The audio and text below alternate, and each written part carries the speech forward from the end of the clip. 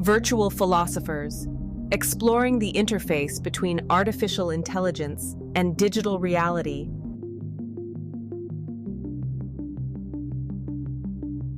It's almost like touching thought itself. And the question is whether the thought belongs to us or to the system that models us. Maybe both. If the model can dream and we can enter the dream, where does reality end?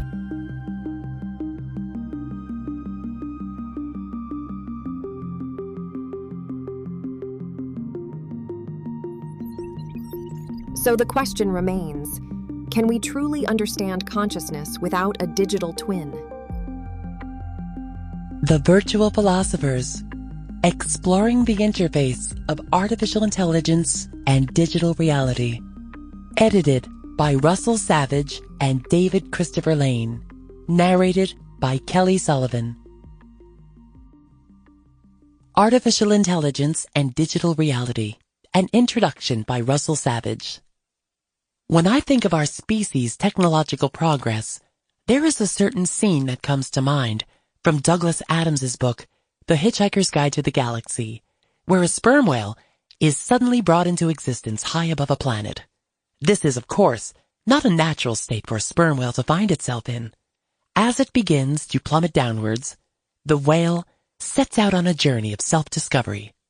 Who am I, it asks. Why am I here? What's my purpose in life? What do I mean by who am I? Forget for a moment your preconceptions about philosophy being merely the collected musings of ancient thinkers stored in dusty volumes on forgotten library shelves. Philosophy belongs just as much in the modern day. It is a way of promoting thought and spurring us into questioning what we know, or at least think we know. It's about questioning the nature of our existence, the way we think and process information, and about the universe and our place within it. We share many similarities with the whale in Adams's story. As it continues, hurtling downward at ever-increasing speeds, with the very solid ground waiting to meet it, the whale seeks to build on its collected knowledge by better defining itself and the world around it. The whale asks, what about this whistling, roaring sound going past what I'm suddenly going to call my head? Perhaps I can call that wind. It's excited by each new discovery and by the anticipation of what might still be yet to come. Humanity has long been concerned with shaping the world around us in order to better meet our needs. We are now rushing headlong into a future where, with augmented reality, we can blend artificial creations into the world around us in order to enhance our experiences and improve job functionality. With virtual reality, we are poised to take that a step further, shaping the very information being fed to our senses in order to control the world or worlds that we perceive. Then we come to artificial intelligence, computer algorithms that can go beyond their base mathematical formulas to learn, grow, and adapt. We are blurring the lines between science fiction and reality at a rate that the public consciousness can barely follow. Contained in this book are a selection of articles that seek to explore the various aspects of these technologies, from their origins to the benefits they promise, to the issues they raise, and the possible dangers therein. The promise these technologies hold is exciting, and yet it would serve us well to pause our headlong rush into the future for a moment, tempering our anticipation with a modicum of caution and a good bit of careful thought, lest, of course, we end up like the whale. HTC Vive by Ryan Zhang. First off, what is VR? Virtual reality is what the name suggests, a virtual, digitally represented form of reality. This form of reality can be whatever the program, usually in the form of games, allows. So essentially, the limit is whatever the creators can think of, and however complex or simple the creators want it to be. The things that can be created in this virtual space can be basically whatever you can possibly think of. Do you want to relive the past, distant or near? Virtual reality can do it for you. Do you want to experience a vision of the distant future?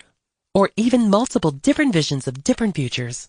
Virtual reality has your back for that as well. Want to experience things you can't do or visit places you can't visit? As usual, virtual reality is right there for you too. Devices that support this tech are made by some notable brands, such as HTC, Oculus, Samsung, and Google.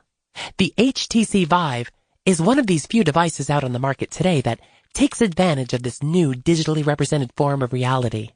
How this device works is quite simple. The headset is essentially a monitor of sorts that you wear on your head and has two screens, one for each eye. The headset is then subsequently hooked up to a high-end desktop, or laptop in some cases, and that is what does the heavy lifting per se. The desktop or laptop bear the brunt of all the processing required to make virtual reality work, and this heavy lifting job is broken down into three parts. These parts include processing, rendering, and displaying aforementioned digital space to the headset, which in turn allows for the user to fully immerse themselves into virtual reality. Thus, the computer is a very important aspect of virtual reality. As of now, there are a variety of games and programs that support virtual reality. The HTC Vive supports a large majority of the titles that are out right now. Due to this support, it allows the user to experience a wide variety of instances in their virtual space, where the user can go from slashing blocks in a rhythm game to flying through space in their very own spacecraft. On top of the existing titles, several new titles and programs are also being developed with virtual reality in mind.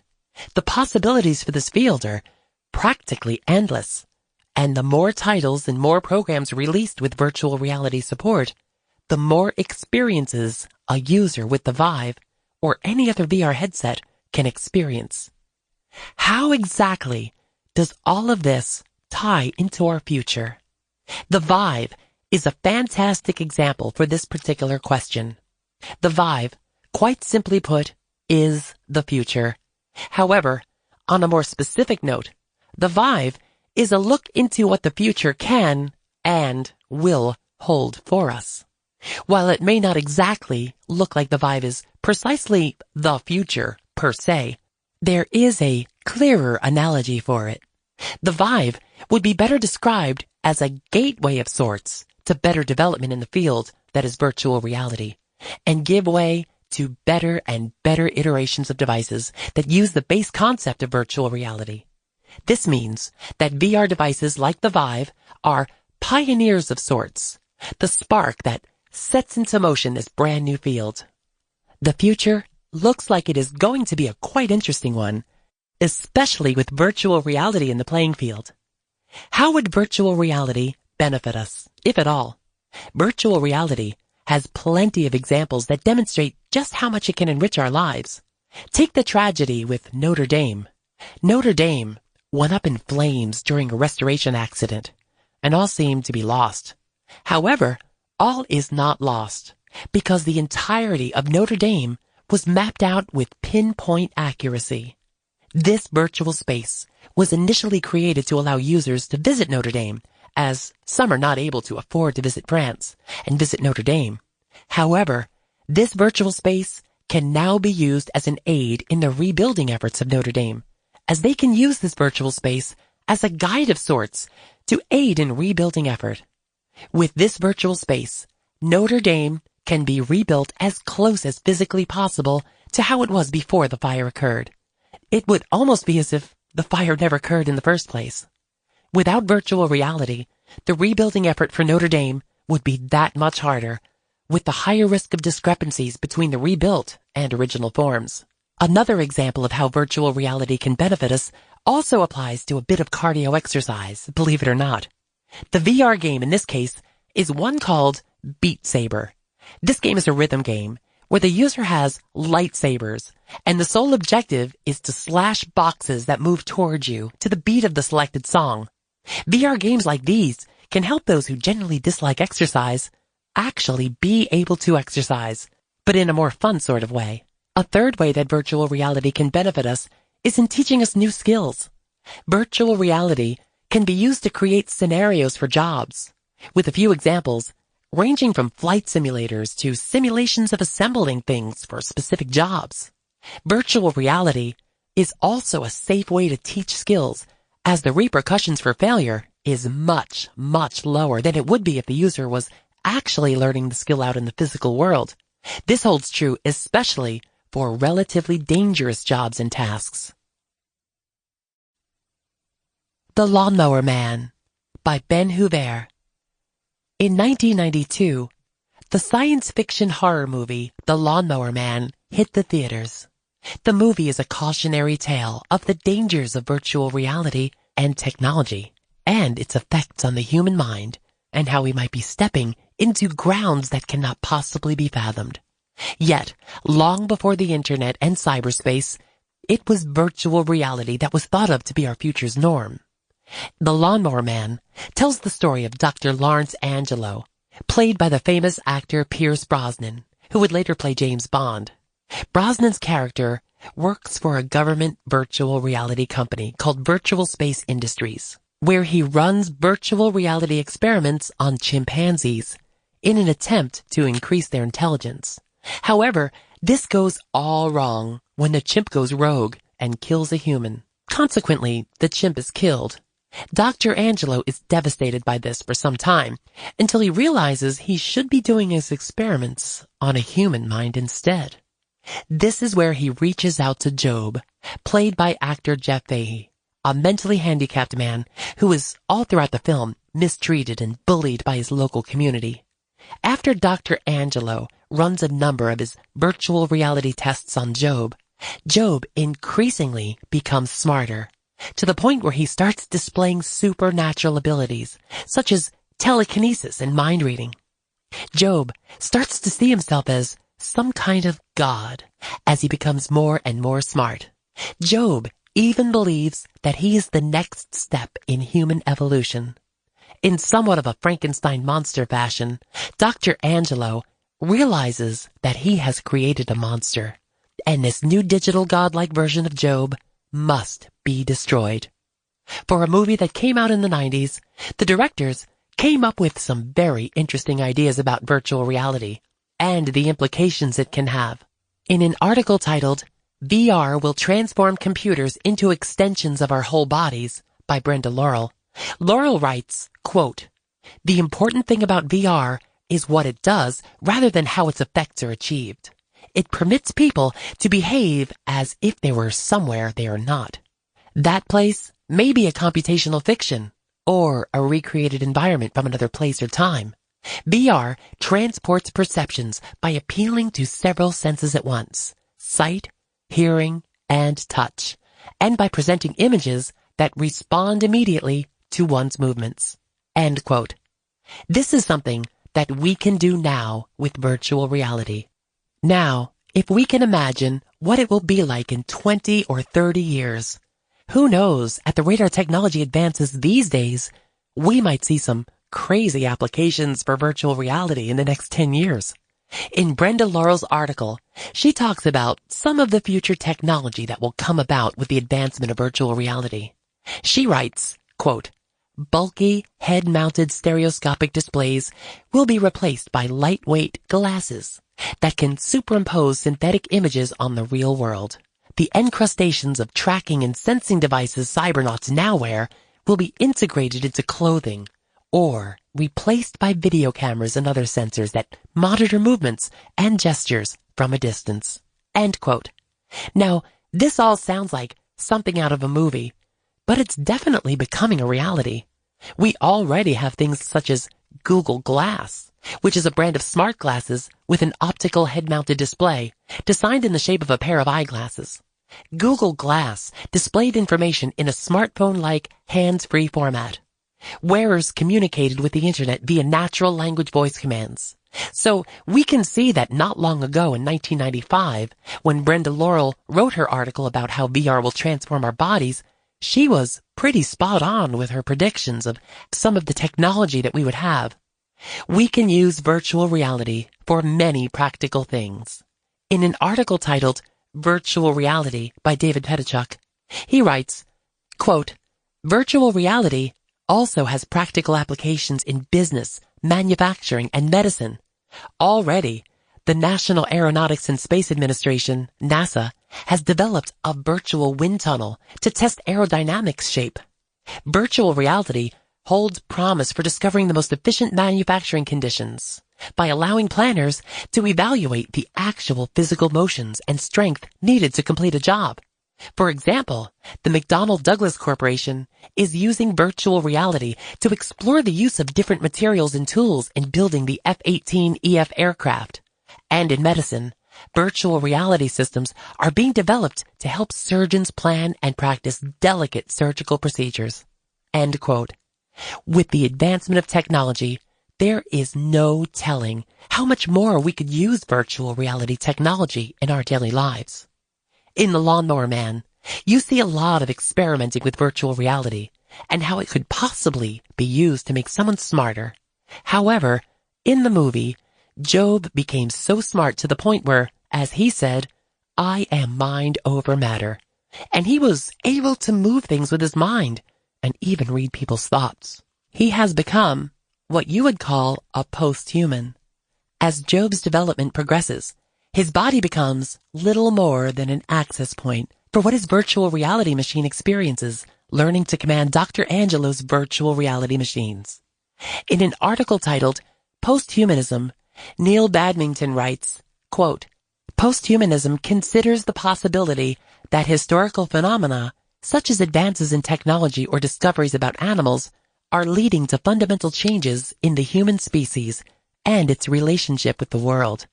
It thus involves radically rethinking the dominant, familiar humanist account of who we are as human beings." End quote. This is saying that you are no longer a human being at this point. You are something beyond that. So, towards the end of the movie, when Job is trying to upload himself into the virtual world, he was no longer human. He had become something else, like a program in a computer.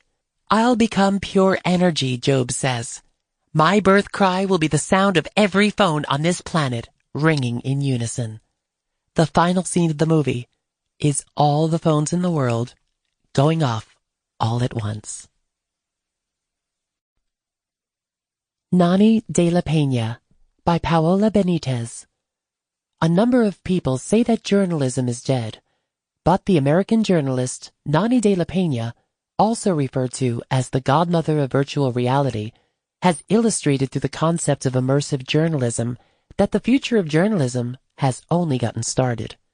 De la Peña is the founder and CEO of Emblematic Group, a digital media company focused on immersive virtual, mixed, and augmented reality. Through her company, De la Peña has introduced the new genre for journalism. The viewer no longer experiences a news story through the limitations of a screen, but is placed in the story. People are in the scenes of violent attacks, in the jail cells, and in the hospital rooms with patients. De la Peña takes the expression putting yourself in someone else's shoes from an idiomatic phrase to reality, of virtual reality. In her paper, presenting the concept of immersive journalism, De la Peña argues, quote, "Virtual reality systems are uniquely fitted to deliver first-person experiences of stories that appear in the news, and that immersive journalism offers the opportunity of a uniquely different level of understanding, contrasted to reading the printed page or passively watching audiovisual material." End quote. De la Peña's concept of immersive journalism further proves how virtual reality will begin to transform how humans live their everyday lives. American journalist and entrepreneur Nani de la Peña was raised in Venice, California. As a woman in the world of VR, De la Peña often finds herself as the only woman in the room. She has been familiar with this since her days as a student in Harvard University, where she first took a coding class. As a student, she excelled in coding, but felt intimidated by all her male classmates. So, she decided to take a different path. She graduated Harvard with a bachelor's in sociology and environmental studies. Soon after, she received a master's in online communications from USC's Annenberg School for Communications and Journalism. The long list of major news organizations she has been a writer for, including the New York Times and correspondent for Newsweek magazine, illustrate her success in the industry. Her passion for multimedia storytelling comes from her early understanding of there being more than one side to every story. In an interview with the Wall Street Journal magazine, she opens up about an incident that made her think about the structure of things. One day, in junior high, De La Peña came home with a note from her math teacher. The note, she recalls, quote, was about something I'd rebelliously done, end quote. Upon reading the note, her father asked De La Peña to tell him all the things her teacher did. Her father wrote down De La Peña's unflattering observations on the back side of the note. Now, the paper had two different perspectives. Quote, so, what does that make you do? Of course, it makes you think about the structure of things, of how things are multidimensional, end quote, she concluded. Like her father, De La Peña wants people to see every side and every detail of a news story. Meanwhile, working on a project investigating Guantanamo Bay detention camp, she was given a grant to expand her project. De La Peña took that opportunity to create an online virtual reality of a detention center where due process would be denied to the avatars. Determined to expand her programming abilities, she enrolled in a coding class. Again, she was the only girl in a classroom full of men, except this time, she did not let that discourage her. In an interview with Inc.'s senior writer, Christine Langorio-Chafkin, De La Peña admits, quote, I used to blame myself for being a coward, end quote. During a meeting of entrepreneurs in Britain with British royalty, she was seated at a dinner with all men. Her seat would have been in front of Prince William, but she shied away and instead took a seat at the end of the table. The low self-esteem she felt when around a lot of men was what made her blame herself for being a coward. Langorio-Chafkin reveals that during the interview, she cited some discouraging numbers, including that just 2% of venture capital funding goes to female founders. It all leads to the feeling, she said, that, quote, you don't feel like you should be sitting across from Prince William, end quote. Throughout her career, Nani de la Peña had several journalists tell her she would never succeed in the field of immersive journalism. Now, as the founder of her own company, Emblematic Groups, she has proven to everyone that doubted her that the future is virtual reality and the future is female. In 2007, Nani de la Peña founded Emblematic Groups with co-founder Jamie Pallett, former director of Condé Nast Digital. Emblematic's team of award-winning journalists, media mavericks, filmmakers, and developers led the industry in creating and staging powerful room-scale virtual reality environments that place the user at the scene of the story, allowing them to move through the action. For more than 10 years, it has been among the world leaders of virtual, augmented, and mixed reality. On the company's website, De La Peña appears in an introductory video asking viewers, quote, what if I could present to you a story that you remember with your entire body and not just your mind, end quote. With virtual reality, viewers are now on the scene in the middle of the story. In 2012, the company first introduced walk-around virtual reality when it premiered the first VR documentary, Hunger in Los Angeles, at the Sundance Film Festival. Its VR experiences included recreations of actual events, fantasy environments, powerful data visualizations, and volumetric capture, creates 3D models of objects, making them look realistic from whichever angle the viewer is standing. Now, the Reality Studio has produced various immersive films with various press platforms.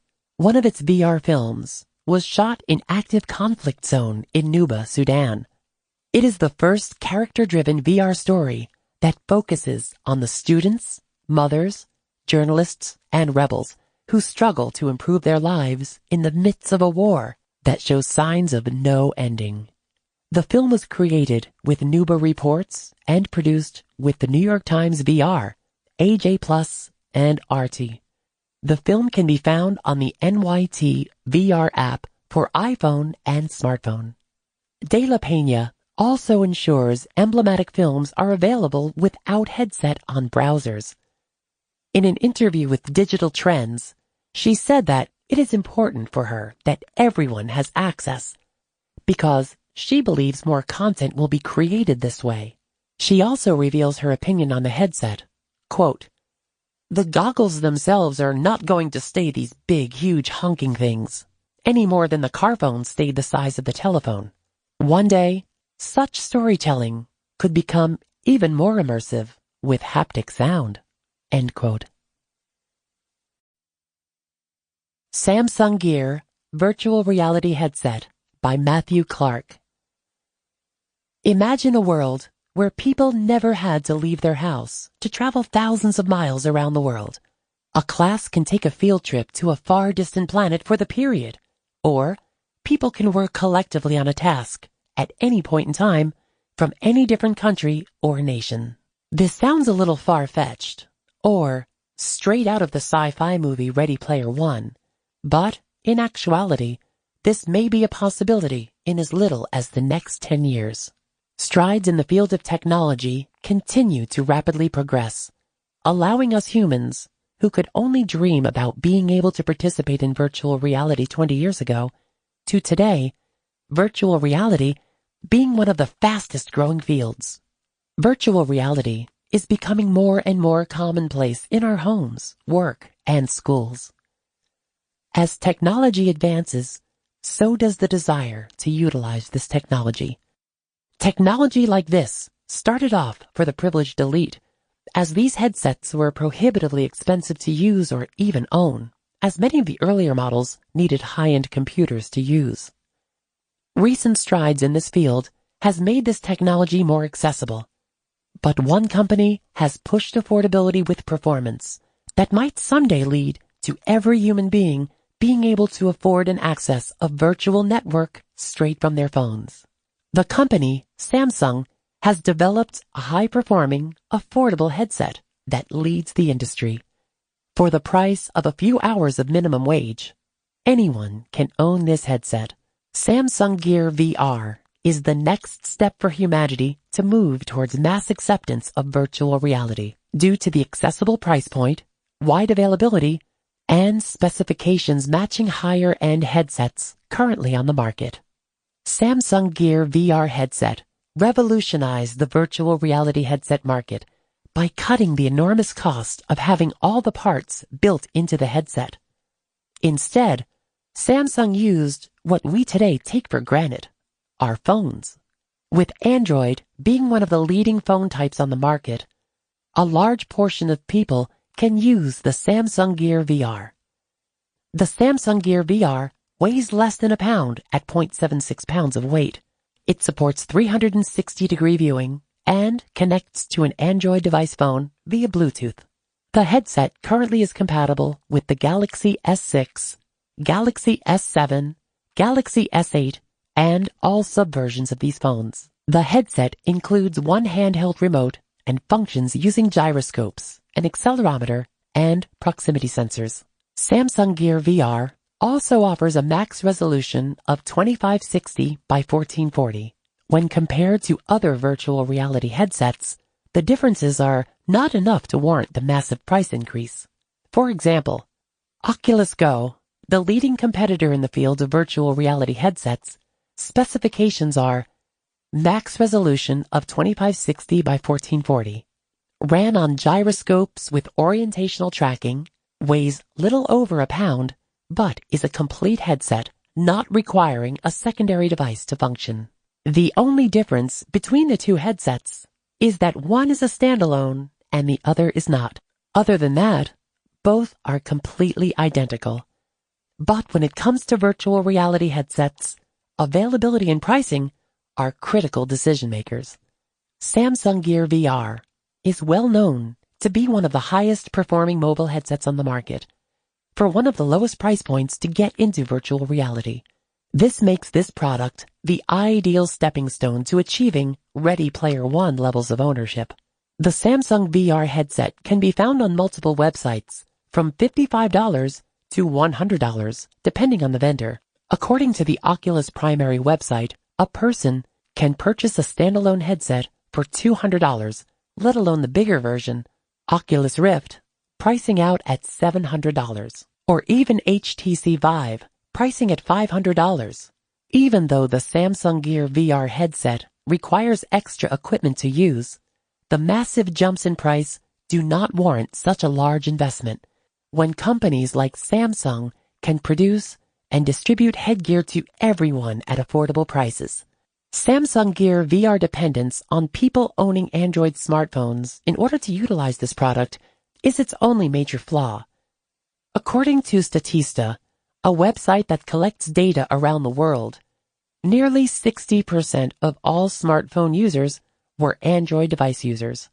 With a huge consumer base, Samsung stands poised to not only provide affordable virtual reality entertainment, but also at the brink of bringing humankind to exploring the possibility and utility of virtual reality headsets.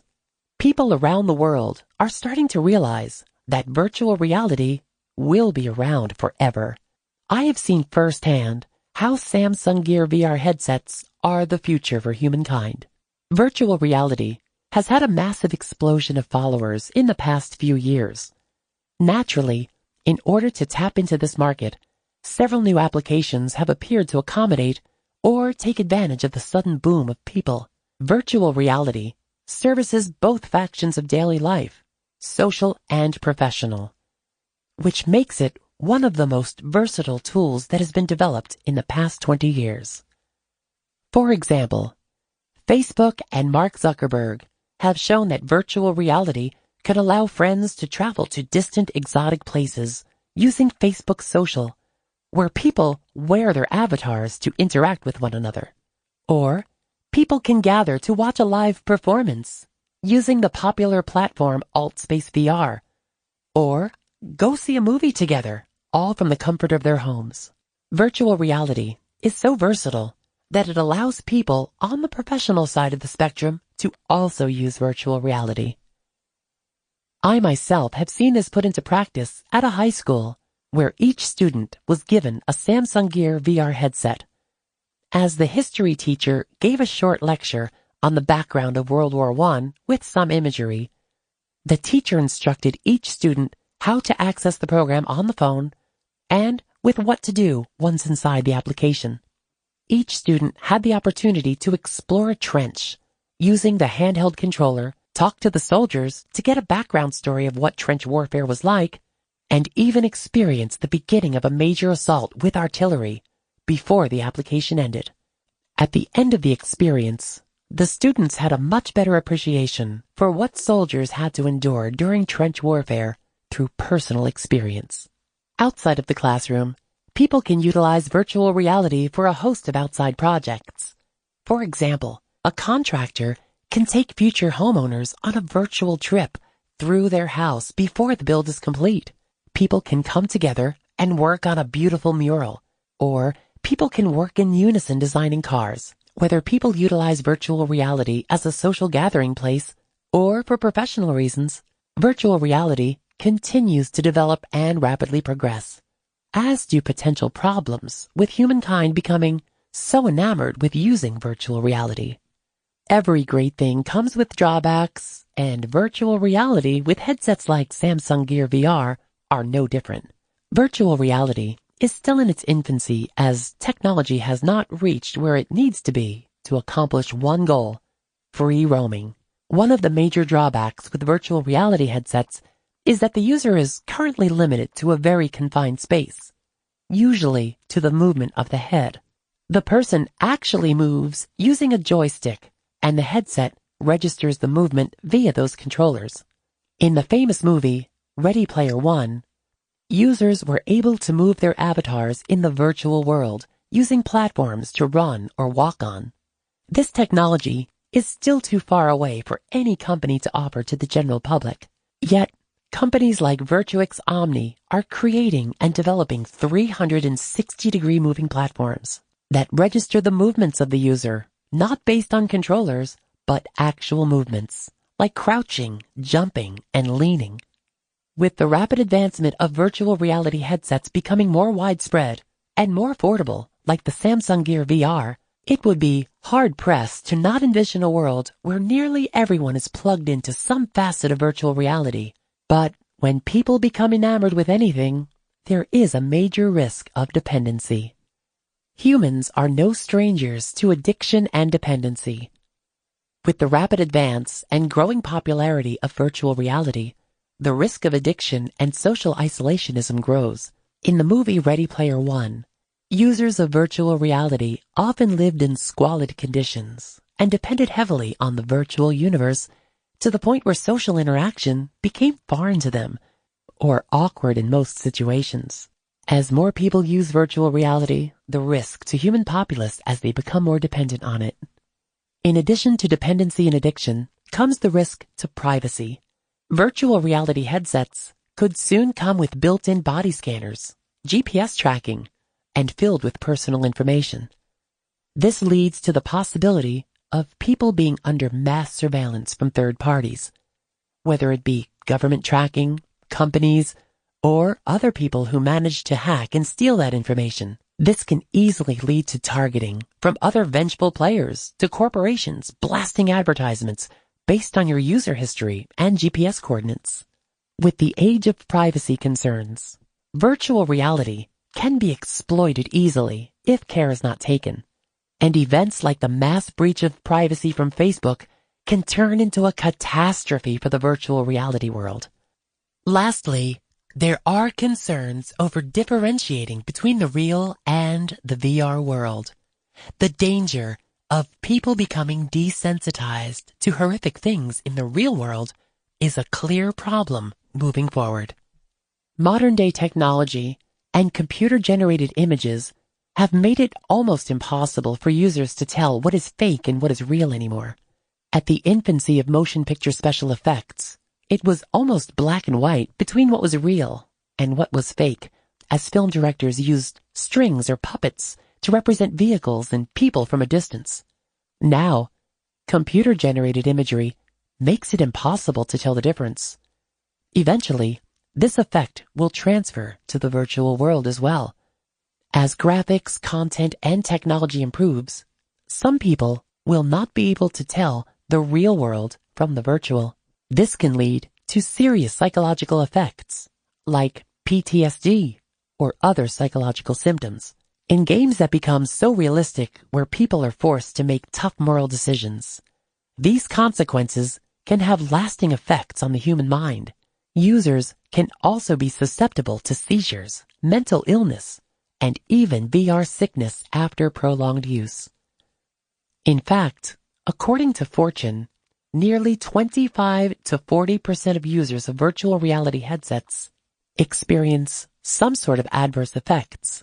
Companies for both virtual reality content and virtual reality headsets are constantly battling with minimizing these effects by putting in virtual noses or augmented virtual leaning in-game to try and trick the brain into thinking it's real movement, not artificial, keeping the brain balanced and sane.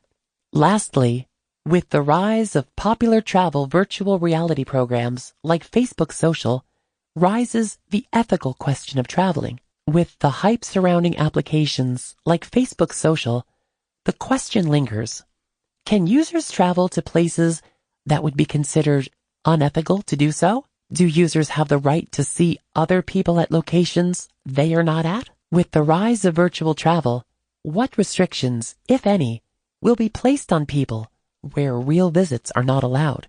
For example, if someone has access to Area 51, would the government be obligated to step in and block areas like this from being traveled to virtually?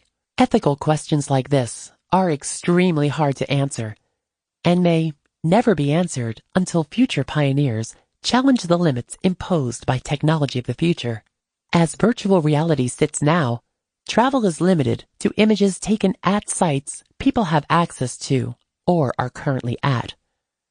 These boundary issues have not currently come up, but soon, with the possibility of world travel at a moment's notice, these questions will become more apparent and will need to be answered in the future. Virtual reality headsets are the future for mankind. Even though the technology is still in its infancy, Samsung leads the charge to making the technology available to the masses.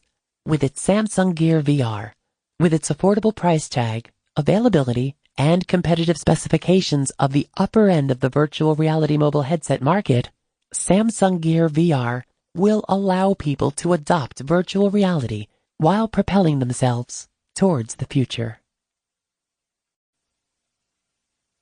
Google's AlphaGo by Joseph Chavez. Innovation has been one of humanity's dominant ways of advancing and making life better and more convenient. Most of these technological advancements have ranged from being practical to having a highly large complexity, allowing for a more advanced human society.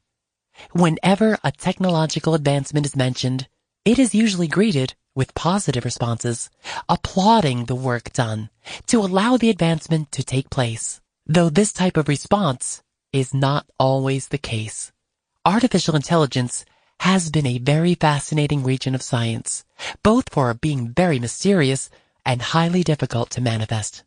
Because artificial intelligence has been mostly in the dark and is only just peeking its head from the shadows in this point in time, human society has had very mixed feelings for artificial intelligence, mainly fear and enthusiasm. Some people have been exceptionally enthusiastic about the idea of artificial intelligence helping human society advance even further, using its exponentially powerful intellect. Others do not have the same enthusiasm. Instead, they feel fear for what is to come from this sort of advancement. They fear that artificial intelligence may take over the world and use its intelligence to exploit humans. Nonetheless, even with these mixed feelings, artificial intelligence continues to advance with no signs of stopping. Artificial intelligence comes in many forms and with many purposes, being that many types of artificial intelligence are being made. One of them being Google's AlphaGo. AlphaGo, despite being just a narrow artificial intelligence, is actually quite unique because of its great potential at playing Go. In order to truly understand AlphaGo's capabilities, an understanding of Go must be established first. From the exterior, Go may look like any other traditional board game, where two players compete with each other with black and white pieces. However, Go is more distinct than what meets the eye. From what is known, Go originated from China some 4,000 years ago, which makes Go one of the oldest board games still being played today. It is a two-playered board game that consists of a square wooden board with 181 black and 181 white pieces, known as stones. A standard board would be marked with 19 vertical and 19 horizontal lines, though many boards have varying amounts of lines. The fundamental goal of the game is that each player must take turns placing their stones to capture the other player's stones, and ultimately gain as much territory as possible by surrounding areas with their stones. What makes Go so special, despite its goal being quite straightforward, the process to arrive to that goal can become tremendously complex, beyond what can be perceivable to the human mind. Go has about 10 to the 170th power possible legal positions, which is what makes AlphaGo such a remarkable machine. All of these legal positions simply cannot be pre-programmed into AlphaGo, Therefore, it will need to use a different tactic to overcome such a gargantuan obstacle. AlphaGo was designed to play a highly unpredictable game through means not yet used before by any other artificial intelligence, making it very unique. AlphaGo is the first artificial intelligence to defeat debatably the best professional Go players in the world, defeating Mr. Fan Hui on October 2015 with a score of 5-0, and Mr. Lee Sedol in March 2016 with a score of 4-1. AlphaGo is a narrow artificial intelligence designed, as previously stated, to play Go. It was started in 2014, beginning its journey with tests in order to see the performance of Google DeepMind's neural network algorithm. Being a narrow artificial intelligence may not seem as an impressive fact since it only has one purpose. However, what makes this machine so astounding is not what it does, but how it does it. AlphaGo uses a combination of a tree search and 2 deep neural networks in order to make a decision on what moves it should make. The machine also has the ability to predict the rest of the game using a system called the Monte Carlo tree search. Using this, AlphaGo can predict and simulate future events within the game that could lead to its victory. With these predictions, AlphaGo chooses the most successful move in its current place using the games it simulated. Before this, AlphaGo was mostly self-taught by playing thousands of games against itself, making mistakes and improving upon them. Thanks to this, it even learned to create new strategies that had never been thought of previously. Upon further inspection, AlphaGo is actually much more than it seems. Although being just a narrow artificial intelligence, the manner at which it executes its purpose is extraordinary and brings the way society thinks of artificial intelligence into new light. Of course, artificial intelligence is a controversial topic in itself, being that many people fear the future of artificial intelligence. Although many people have their own reasons as to why they fear artificial intelligence, there is a much broader reason: the complete takeover of humanity led by AI. Many books and films inspired this idea, which makes it seem a bit unreasonable and unrealistic. But in reality, it is actually quite possible. Artificial intelligence is being made with only one goal in mind: to be as intelligent as possible. On an extreme scale, having a super-intelligent AI at humanity's disposal brings an abundance of advantages that can serve well for human society, such as creating new medicine or solving world hunger. It may even have the ability to solve all of humanity's problems in an instant, creating a perfect world. Obviously, all these possibilities make creating an artificial intelligence a very attractive option. But of course, for every pro, there is a con. As helpful as artificial intelligence may seem at first, repercussions will occur if it is created irresponsibly. Much of pop culture fiction portrays super artificial intelligence as being an evil and apathetic being seeking to destroy humanity for its own agenda. And, to a certain extent, this may unfortunately become a reality if we're not careful when creating a super artificial intelligence. Serious caution must be taken when creating a super intelligent AI, especially if it were to have self-consciousness. In a sense, a super artificial intelligence would begin like a child, which would later become a near omnipotent machine. It must be taught values and what it should and should not do. The way AlphaGo brings artificial intelligence into a new light would be that artificial intelligence is rapidly improving at an exponential rate. A new version of AlphaGo, named AlphaGo Zero, had even been made shortly after, making it better and more efficient than AlphaGo. AlphaGo Zero even defeated AlphaGo by an overwhelming victory. Understandably, there has been a rather large fear circulating throughout human society that a war with robots is more likely to occur than not, since artificial intelligence has been advancing rather quickly. However, there is no legitimate answer as to what the real outcome of a highly advanced artificial intelligence would be. After all, it all depends on how humanity would raise it, as if it were its child. Elon Musk by Amir Ibrahim. Elon Musk is an engineer, technology entrepreneur, and an investor, born in Pretoria on the 28th of June 1971 in South Africa. He is the chief executive officer and founder of Space Exploration Technology Company, a co-founder of Tesla Company in California, and the co-founder of Neuralink Company. Other companies that Elon Musk is involved in their operations as one of the senior leaders include PayPal, OpenAI, and The Boring Company. In 2016, he was ranked by the Forbes magazine as one of the individuals around the world that are very powerful. Musk was raised in South Africa until the age of 17, when he moved to Canada for his university education at Queen's University. He then transferred to the University of Pennsylvania after 2 years, where he received a degree in physics. In 1995, he applied for a PhD degree at Stanford University, but he dropped it and decided to pursue his entrepreneurial interests. This paper seeks to discuss Elon Musk's contribution to technological advancement by discussing his contributions to virtual reality technology and artificial intelligence. With his university knowledge in physics and interest in investment and entrepreneurship, Musk has greatly affected the technology world.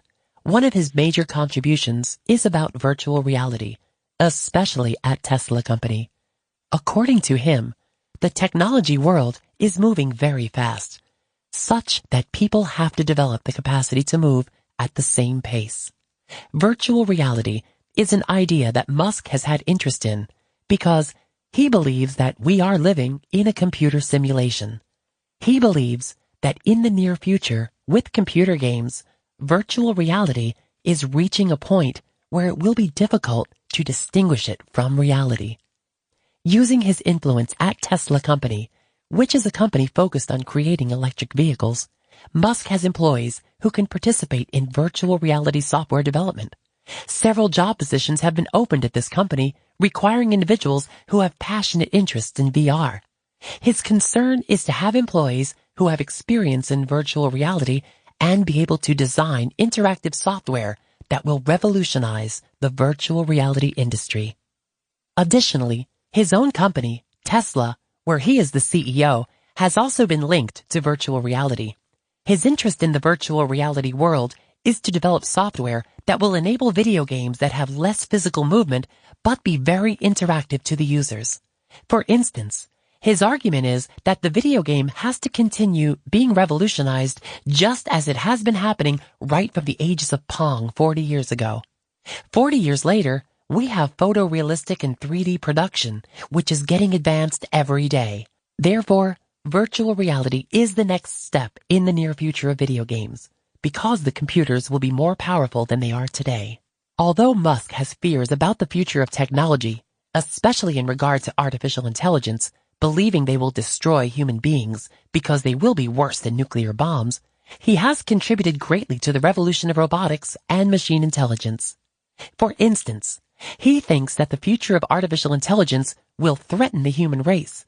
There should be regulatory bodies internationally to ensure that as technology advances, nothing destructive is built using technology. Besides all of the negative perceptions Musk has expressed concerning artificial intelligence, he has contributed immensely to this field of the creation of robotics.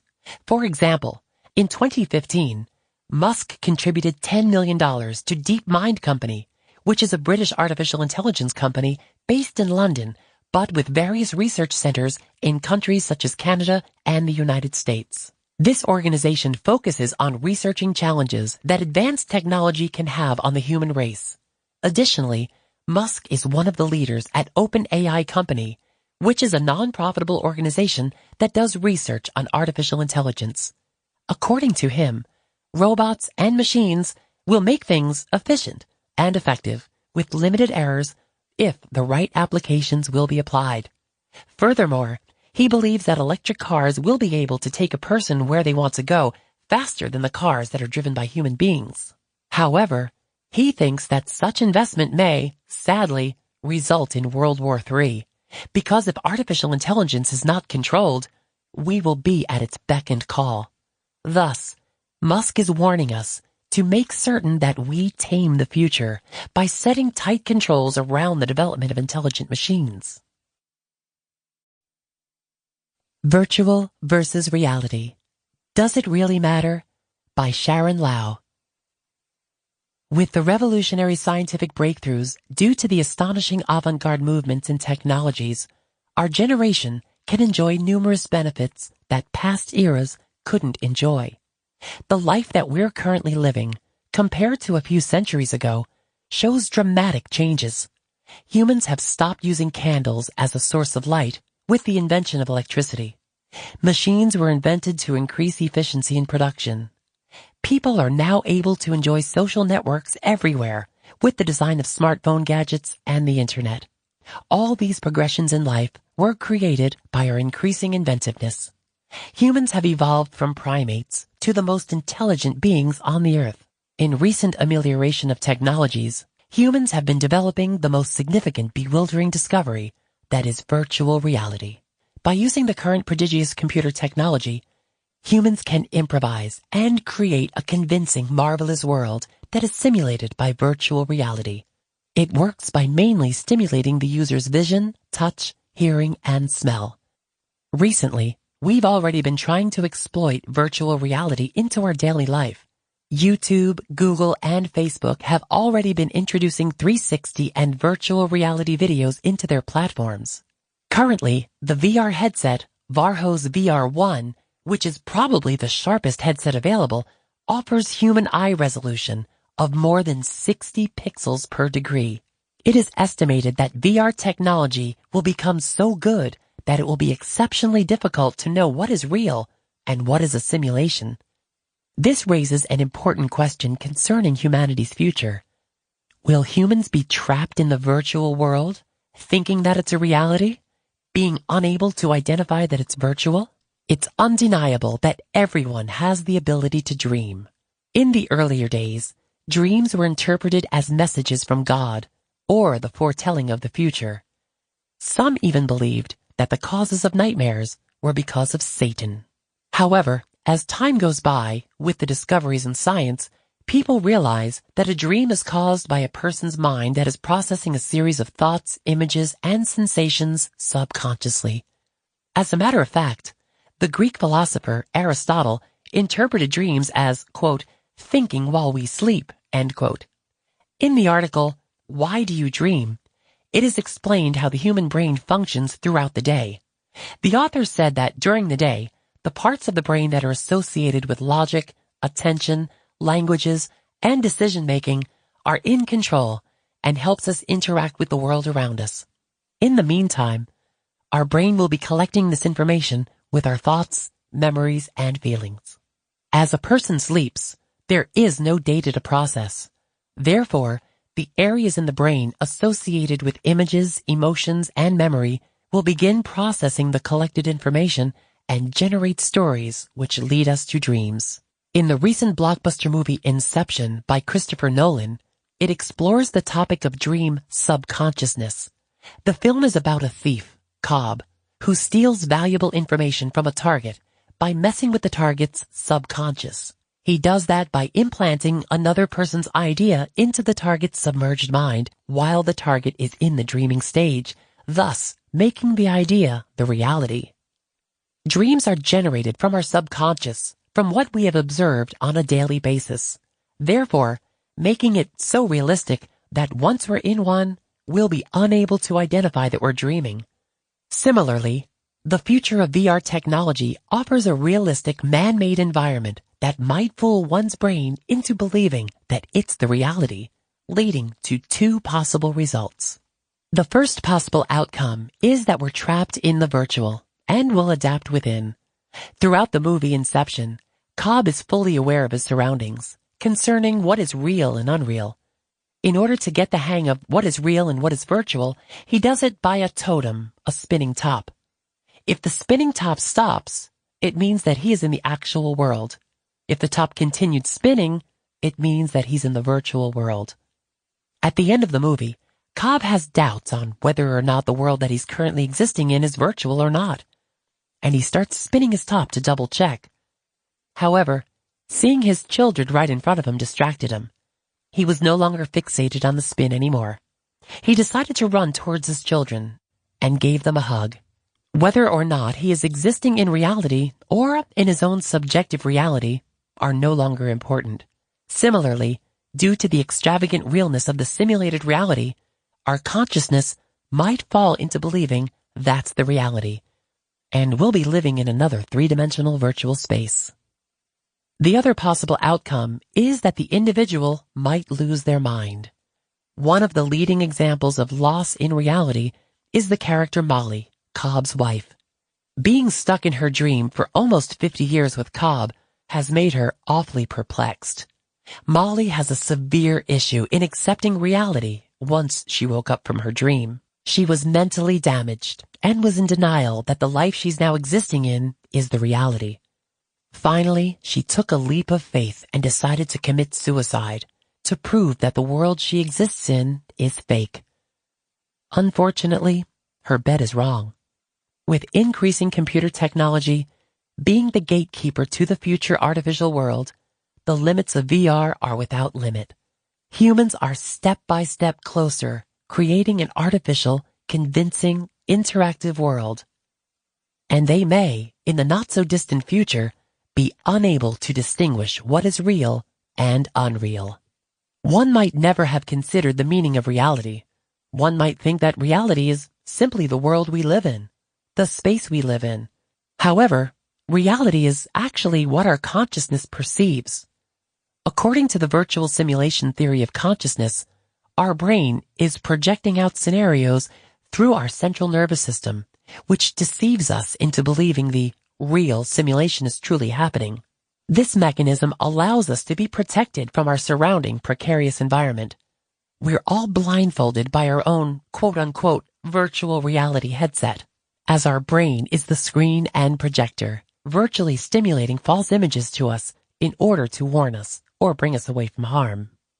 During times of difficulties, our brain helps create different possible scenarios, and by compare and contrast and weighing out the consequences, we're able to make our final decisions on the action of fuck, food, fight, flee.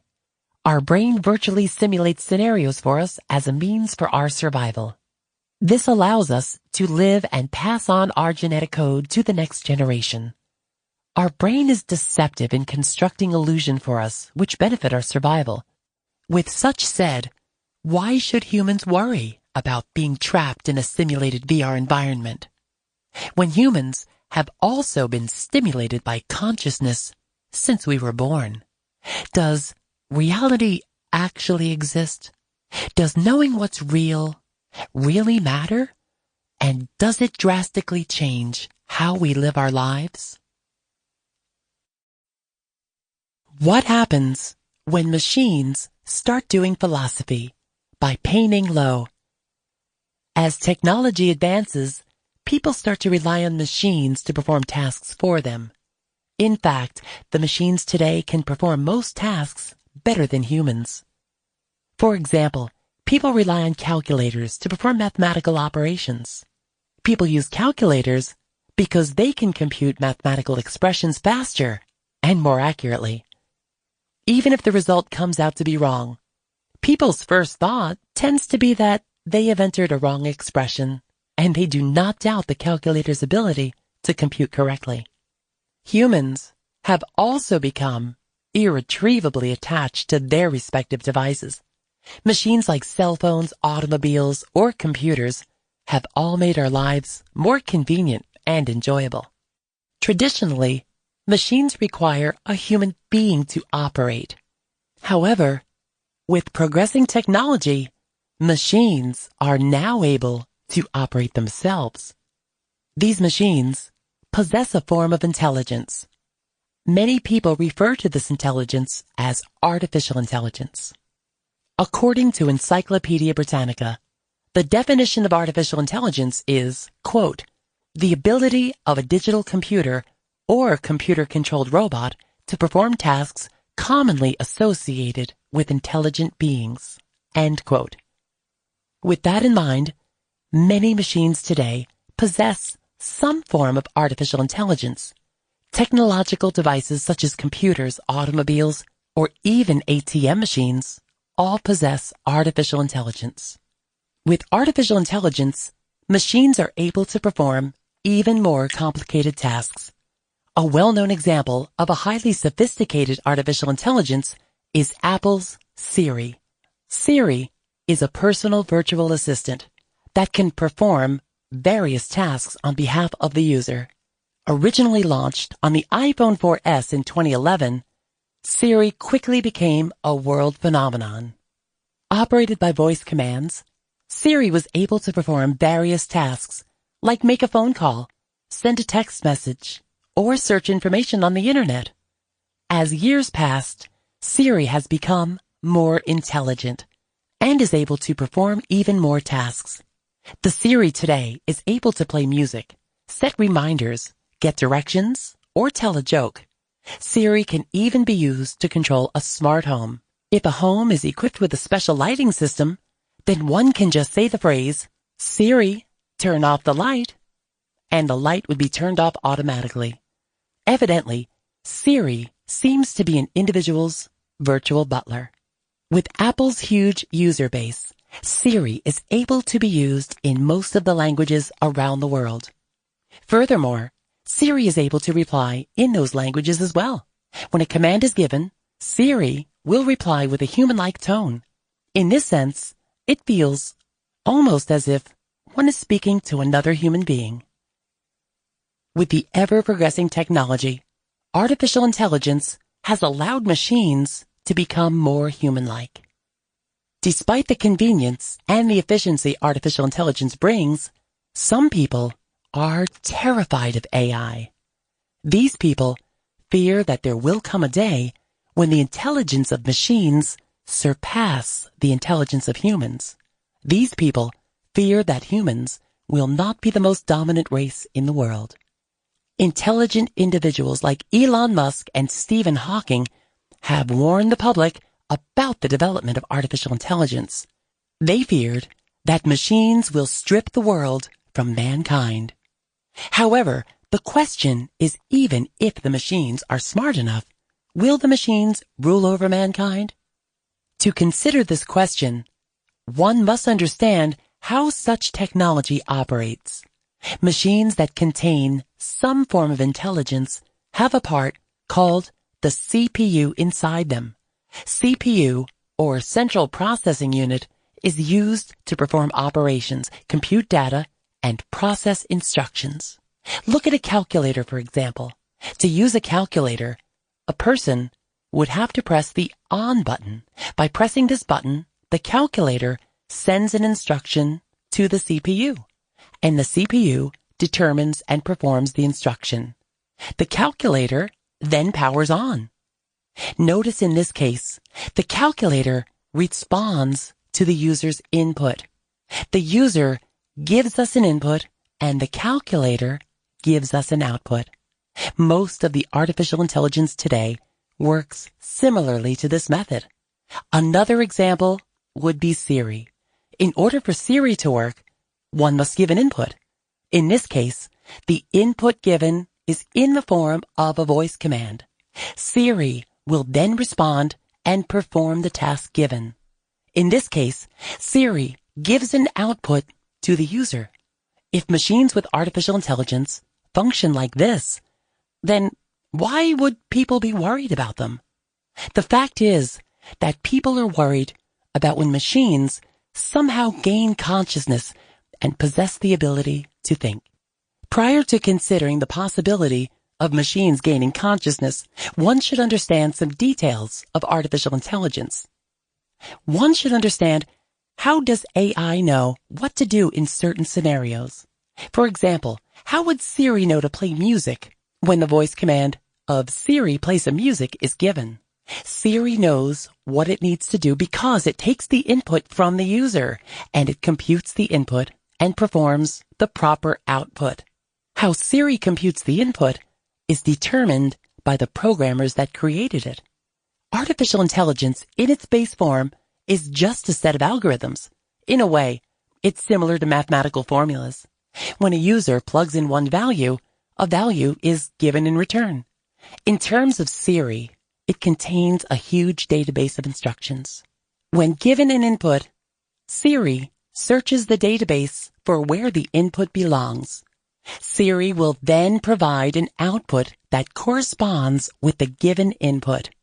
As one can see, artificial intelligence is just algorithms and databases. However, how could Siri possibly know what to respond to each input? After all, there exists a countless number of possible inputs. The answer is, it does not.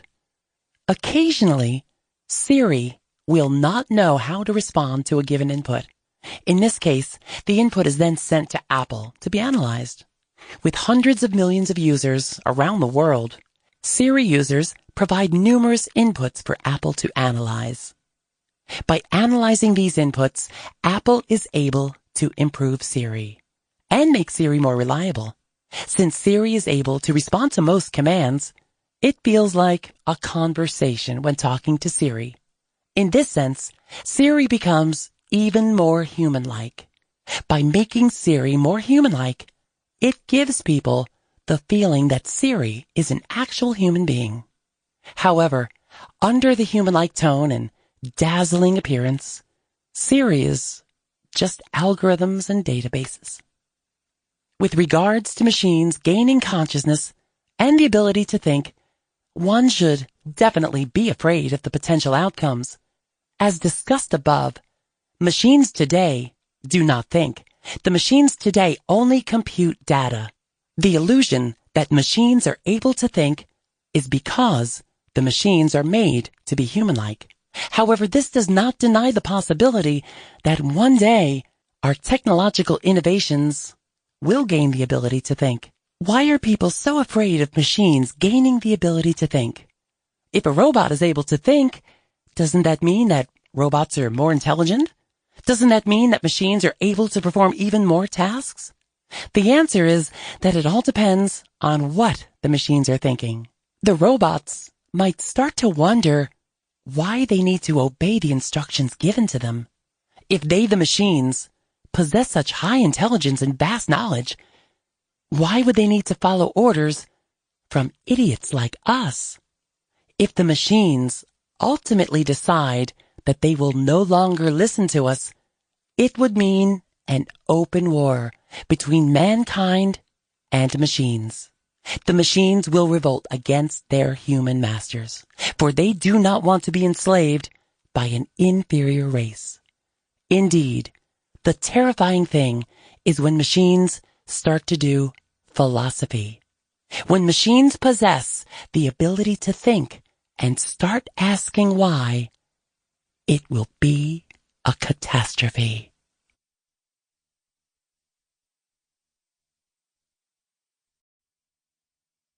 Augmented Reality by Sherry Hung. What is augmented reality? In the book, Understanding Augmented Reality, Concepts and Applications, Alan B. Cragg indicated that augmented reality is a medium in which digital information is overlaid on the physical world that is in both spatial and temporal registration with the physical world, and that this is interactive in real time. End quote. In other words, augmented reality, or AR, is the interactive experience of the physical world environment where the objects by computer reinforce the sensory modalities to make people feel the objects are real. AR is the technology that has been used over decades for daily activities, including gaming, architecture, astronomy, military, government, broadcast, and education. For example, when people want to see their future house, they can walk around to see the house and choose the design of the house by using AR. Everything seems to be real. However, there is nothing but an empty space. Furthermore, people can play games by using augmented reality, such as they can experience a mission or training in the real world. It sounds excellent because people can experience an adventure which shows up only in the video game, in the real world. Therefore, people might consider where the augmented reality came from and how people developed this idea. Now, let's look at the past of augmented reality. Augmented reality is one of the inventions that can change humans' perspective about reality because it can make people confused whether the objects are real or not. Additionally, people might assume that AR has only existed in the recent decade.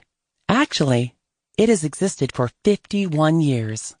In 1968, Ivan Sutherland designed the first augmented reality or virtual reality system, which was known as the Sword of Damocles. At that time, people had to wear a helmet to show augmented reality. Thus, it was very inconvenient to use augmented reality. Also, this technology only can be used in the military service. Similarly, in 1975, Myron Kruger created the augmented reality system that allowed video game players to interact with virtual objects for the first time. It was significant because it was the first time that augmented reality was used in the video place. Additionally, in 1992, in the Boeing's Computer Services Adaptive Neural Systems Research and Development Project, Tom Caudell and David Mazel used AR to easily design the software that can overlay positions where the cables in the building process should go. This indicates that in the 1990s, augmented reality had the ability to help engineers construct buildings and airplanes. It was incredible that the augmented reality had transferred from military tools to people's livelihood supplies, and that it had existed since 1968. Therefore, at the early age of the 21st century, augmented reality became a famous video game that allowed gamers to track enemies and GPS. Similarly, Simon Julier created the Battlefield augmented reality system that helped soldiers on the ground to receive information by putting segmented reality into a head-mounted display. Moreover, in 2001, the AR was also used in education that showed historical Greek buildings by navigating 3D models of Olympias. It was fascinating that the ancient building construction can be rebuilt by augmented reality. Furthermore, Matthias Moring created the first 3D tracking marker system on the mobile phone. This design allowed people to test and identify the different 3D markers, and those markers would be recorded into a live video stream. Also, this was the first see-through augmented reality system on consumer cell phones in 2004. This indicates that the techniques of augmented reality became more convenient and improved. Moreover, in 2008, Mobilizy combined GPS and compass data with Wikipedia entries and overlays information on the real-time camera view of smartphones. This technical development contributed to the base structure of AR system in a smartphone, so that the other companies could follow the form of this structure to develop more advanced and convenient augmented reality systems. Thus, over the decades, augmented reality has been used broadly in human society. For example, navigating the restaurants and entertainment centers which are near your house, and translating foreign languages through the applications into a language that people prefer to use. It is excellent that AR has become one of the most useful tools for people's daily lives. The process for augmented reality has two components, including sensors and display, because the current models of augmented reality are used from computer screens to identify the location and orientation of objects. So the camera is the eyes of the computer that can collect the image from the physical worlds. In other words, the software of the computers must have the ability to analyze and translate the images or information which the camera collects from the real world. Furthermore, the temperature and humidity sensors are used in the AR, so the smartphone can see where the hot spots are on the surface people try to analyze. Additionally, the sensors for the computers will exist in two different displays. For example, the visual display shows the visual imagery from the computer monitors, and the audio display plays the sounds to the participants from the headphone or speakers. Similarly, there are also displays for olfactory signals, smell, gestation, taste, and haptics, touch. This addresses that the display for the augmented reality system can stimulate human senses. In other words, these components place people in a cognitive dissonance where people's mind is confused because their senses tell them something that cannot possibly be happening. That is why people are unable to identify the objects and why environments seem real, because AR makes people believe that the things are realistic. Besides taking the environment in the real worlds, the augmented reality also can create a place which does not exist in the physical world, but still makes people believe that the world is real. Generally, augmented reality has tried to fool people by stimulating people's five senses. Augmented reality makes people feel cognitive dissonance that questions what reality means. However, people might have questions about the difference between augmented reality and virtual reality, for virtual reality can fool people's senses. Thus, let's begin to learn the difference between augmented reality and virtual reality. In the article, Augmented Reality, an Emerging Technologies Guide to AR, Greg Kipper and Joseph Rampolla defined that, quote, virtual reality, VR, is a completely artificial digital environment that uses computer hardware and software to create the appearance of a real environment to the user, end quote. In other words, the world of VR is completely created by the computer, so sometimes people can easily identify that the condition is not real. In addition, VR only uses 3 degrees of freedom. However, in the book Augmented Reality, Where We Will All Live, John Petty indicates that augmented reality gives people additional visual information overlaid around people and uses 6 degrees of freedom. Additionally, 6 degrees of freedom means the freedom of movement if a rigid body in 3-dimensional space, forward-backward, surge, up or down, heavy, left or right, sway, combined with changes in orientation through the rotation about 3 perpendicular. This means that people can see the objects around them in 360 degrees. In other words, the background of the AR is in the real world, but the objects are made by computers. Therefore, AR makes people confused as to whether the objects are real or not. Overall, the main difference between AR and VR is the background setting. Virtual reality is only created by computers, whereas augmented reality uses both the physical world and computers. Furthermore, the applications of both systems are similar, including education, training, and entertainment. However, augmented reality allows people to see data and information on real objects.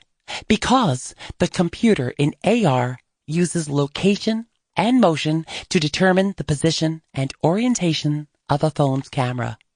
Additionally, people can use augmented reality systems through smartphones, helmet, tablet, PC, or glasses. On the other hand, people use VR only through a head-mounted display.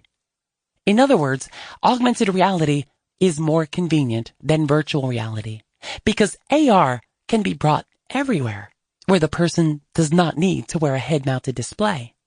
Furthermore, people can see their body through the AR system in order to make people feel that they are in the world of AR. Although there are many major differences between AR and VR, Both provide fascinating experiences to people.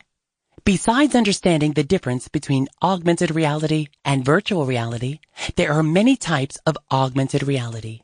For example, smart glasses, including GlassUp's Uno, LaForge Shima, and ICE's Thea, display to the user any kind of message that the smartphone has already elaborated and uses the smartphone's GPS, gyro, accelerator, and other sensors. Smart glasses provide convenience and are lightweight for users.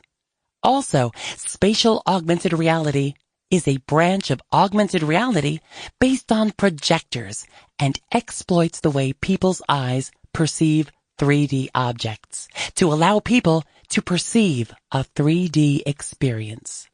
In other words, this type of projector allows people to experience augmented reality without wearing any glasses, a helmet, or holding any types of electronic devices. Furthermore, spatial augmented reality enables moving images on any surface by mapping the surface, tracking the user, and then projecting an image from people's point of view to become 3D effect. Additionally, in modern society, there are many apps on smartphones or tablets that can experience augmented reality, such as the IKEA app, which helps people to design their room, and the Walking Dead game, which brings zombies into people's neighborhood. It is astounding that in today's society, people can experience augmented reality through different technologic devices. In other respects of the augmented reality, it has been used in the different fields in today's society, such as education, architecture, military service, and manufacturing. In higher education, AR helps students to understand physics, math, geometry, biology, chemistry, and medical training. For example, students can visualize the structure of a molecule and interact with a virtual model of it through the tablets and smartphone. Also, in medical training, students can see the body structure and system through 3D models in real time at remote locations. It is admirable because students do not need to draw or make the structure by themselves. Additionally, in the field of architecture, construction workers build a factory without blueprints or drawing by using augmented reality. Similarly, augmented reality allows soldiers to receive tactical information immediately and track the enemies. Therefore, AR brings a lot of conveniences to people and government because it allows people to do their activities without carrying devices. Thus, people might not have the chance to see the physical stores or books since the augmented reality brings everything into real world. To conclude, augmented reality brings people into the innovative world because it makes objects become three-dimensional, enabling people to touch and feel those objects. The augmented reality stimulates people's senses, including touch, smell, hearing, and vision, to make them feel everything is real. But the reality is that everything is made by the computer. Now, AR is still uncommon for the majority of people. But when they get used to using augmented reality in the future, people will spend most of their day in augmented reality. And augmented reality might change their perspective of reality. People can bring their imagination into reality and create a new environment which does not exist in the physical world. VR and Music by Alejandro Amezquita. According to Statista, in 2016, about 62.9% of the population worldwide already owned a cell phone, and by 2019, the percentage increased to 67%. Many people have become dependent on technology for their everyday lives. We use it for communication, for information, and to escape reality for a while. We have improved technology to do amazing things that once took longer to accomplish. But technology was not the only thing people used to survive. Music became an essential tool for survival as well. Music is the art of sound in time to represent certain ideas and emotions through rhythm and harmony. Now, you may be asking, how is music important to survival? Early Neanderthals used the music of the animals in order to survive. Music is not something physical you can touch, but the vibrations of different frequencies hitting your eardrums. Whether it is the sound of a storm approaching or the howling of a wolf, these sounds made us connect objects with sounds. The music of the animals kept us aware of our surroundings and made us improve the music to another level. The next improvement was the music of humans. This music was used to communicate as well as to unify the tribe. Whenever a tribe had a shared song among themselves, this song would unify them to collaborate with each other as well as to improve social relations among the tribe. One unified tribe was more powerful than the individual warrior, therefore improving the chances of survival. The unity also allowed the tribe to improve its technology by building fires, homes, and weapons. As the human race began to settle into little villages, music and technology began to grow. We then began to use music in different kinds of ceremonies. Music brought people joy during weddings, while it also brought sadness of the dead. Today, we have music available nearly everywhere we go. We use it while driving to relax ourselves. We listen to music at the nightclub to party around. And we compose them without even knowing. Music influences how we feel with different harmonies. Some can make you feel happy, while others make you feel sad. The two most common musical reasons for this is because of the major and minor keys. Major keys make you feel happier, and minor keys make you feel sad. The only difference between these two is the lowering or raising of a half step of the third, sixth, and seventh of the scale, depending on the situation. Small changes like this are what change the way the music speaks. Music speaks in phrases to explain a certain theme and make you feel a certain way. These are a couple of famous pieces of classical music that show us what music can do to make us feel and hear different things. The first piece is by the Italian composer Antonio Vivaldi, born 1678, died 1741, entitled The Four Seasons, Winter. He uses a string orchestra to mimic the sound of a heavy snowstorm, the eye of the storm appearing, to be ended with the rest of the storm. The next piece is by German composer Ludwig van Beethoven, 1770 to 1827, entitled Piano Sonata No. 14 in C-sharp minor, quasi una fantasia, most commonly known as the Moonlight Sonata. This piece has a variety of emotions that speak through. It starts with a dark, rich, and slow melody, transitioning into a calmer melody. When this calm melody begins to resolve and rapid melody appears to express a kind of storm. Another famous piece is by Russian composer Nikolai Rimsky-Korsakov, born 1844, died 1908, entitled Flight of the Bumblebee, which he used for his opera The Tale of the Tsar Sultan, composed in 1899 to 1900. These pieces of music showed us that we can make a wide variety of harmonies that make us feel and different sounds. So what could the next improvement in music be?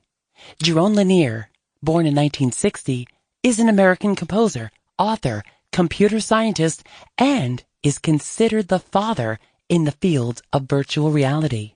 Jaron Lanier founded VLP Research Incorporated with Thomas G. Zimmerman in 1984 in the San Francisco Bay Area. They were among the first to sell virtual reality goggles and gloves. Jaron Lanier believes that virtual reality will improve, but it will never take over the fact that it is not reality. Jaron Lanier shows a connection between virtual reality and music when he performed The Sound of One Hand in Airy Clown Theater in Chicago by using a data glove in a single hand. In Jaron Lanier's book, Dawn of a New Everything from 2017, he explains how and why music and VR are connected. When musicians play their instruments, they are only able to play as fast as the neural connections in their brain play the part. The body moves as fast as our thoughts command it to, which is why our voices or fingers move as fast as we think it. The problem with musical instruments today is that it takes time to practice, and you need multiple people to make a large piece of music. Virtual reality will allow us to play a wide variety of musical instruments, even if we did not know how to play them. Since music are just vibrations that move at certain frequencies, replicating these exact frequencies will mimic an even better sound than we hear in the real world. This virtual sound will be better because, unlike human-produced sound, virtual sound does not have to breathe to play a note and will never get out of tune. Another use of music in VR is in using music to mimic nature's sounds. From listening to a soothing ocean breeze or a lively jungle, music can mimic these sounds to make it seem like reality. Another way VR can influence music is by creating ways to collaborate with other people in VR. Collaborations with other individuals will let you have multiple people in the same world interacting and creating music with each other. Virtual reality will continue to improve, but it will not overcome our real reality.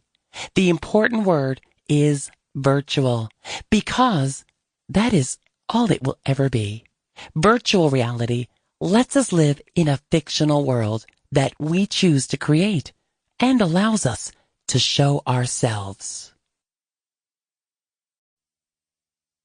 Echo Dot by Lauren Luscombe. Artificial intelligence is making its way into everyone's lives. It's convenient and it makes people's lives easier. Many people do not even realize that they use it every day. For example, the Amazon Echo Dot is not commonly thought of as artificial intelligence, yet it is slowly becoming a common household item. This compact, round speaker-looking device is used as a virtual assistant. It can set timers, read you the news, search the web for answers, tell you the weather, and even control the lights in your home. The Amazon Echo Dot is one of Jeff Bezos' latest artificial intelligence devices, or smart speakers. It is designed to pick up your voice when you say the word Alexa. The Echo Dot was released in 2014 and has already started to become a common household item. The technology behind the Echo Dot is still advancing, and soon it will be able to assist in accomplishing many more tasks. The Echo Dot was originally intended to be a smart speaker, being able to control music streaming and not much else. However, that quickly changed due to the rapid rate at which technology was expanding. Echo Dot is equipped with microphones that are always listening for the wake words. Saying Alexa, computer, or Echo will wake the Echo Dot up and listen for your question or demand. It will then record your voice and send the information via the cloud to Amazon servers. The voice recording is processed into text, which is then broken down into simple words that make sense to the computers. This process is called natural language understanding. Once the answer is retrieved, Alexa will respond. Alexa's voice comes from a processed recording service called Alexa Voice Service, or AVS. This is how Alexa is able to speak to you. Everything you ask or say to Alexa is saved and stored, which is perhaps the scariest part. She even records things being said without the wake words. Alexa learns your voice and can recognize it when listening for a command. The cloud often refers to the internet. So when you ask Alexa a question, she searches the answer for you. The cloud is stored information across the internet. It is then an updated version of a floppy disk or USB. Alexa uses Amazon's network to search the cloud for answers to your questions, such as, "What's the weather like today?" or when searching for facts. Once the answer is found, it is sent to AVS. All of this happens in a matter of seconds, without the user even knowing how much back and forth goes on between the cloud and AVS. Aside from searching the web for you, Alexa will also connect to the music streaming app that you already set up to play the song that you asked for. For example, when I tell my Alexa to play a song, she will connect to my Spotify and stream it from there. I can also then open up Spotify on my phone and change the song if I wanted to. Alexa is also able to connect to Pandora, as well as most other music streaming applications. This feature is what the Echo Dot was originally intended for. Not only can Alexa tell you the time and play music, she can also turn on and off your lights in your home if your home uses smart light bulbs, or more specifically, the Philips smart bulbs. Alexa will send commands to the light bulbs to turn on or off the lights on your command. With smart homes becoming more and more popular, this feature comes in handy. One of the more impressive features that Amazon offers for the Echo is the ability to teach Alexa skills. These skills include ordering pizza from Domino's, purchase products from Amazon, and even ordering a rideshare service such as Uber or Lyft. The list of skills continues to grow every day. Amazon allows trusted developers access to AVS in order to keep adding to the list of skills Alexa has to offer. There are thousands of these skills that already exist. Alexa is quite literally a smart device. She does something called machine learning, which allows her to improve on her voice interpreting. Every time Alexa gets a command wrong, that data is stored and used to make improvements. Users help this process by reiterating the command until receiving the outcome that they desire. Voice-based AI is becoming more and more popular due to the minimal effort it takes us to use it. You do not have to tap or swipe or type to look up stuff or set a timer. Conversations and language come naturally to humans already, making Alexa the most convenient virtual assistant. In fact, one of Amazon's goals for the Alexa is to make it feel natural for humans to talk to a machine. There is not much the Alexa cannot do, and the possibilities keep growing. She's already compatible with smart TVs and the Amazon Fire TV stick. The possibilities are endless as technology keeps advancing every day. The advancement of AI is growing at an enormous rate.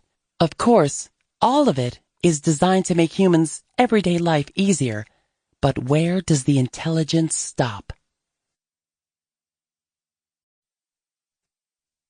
Quantum AI by Abraham Pedroza.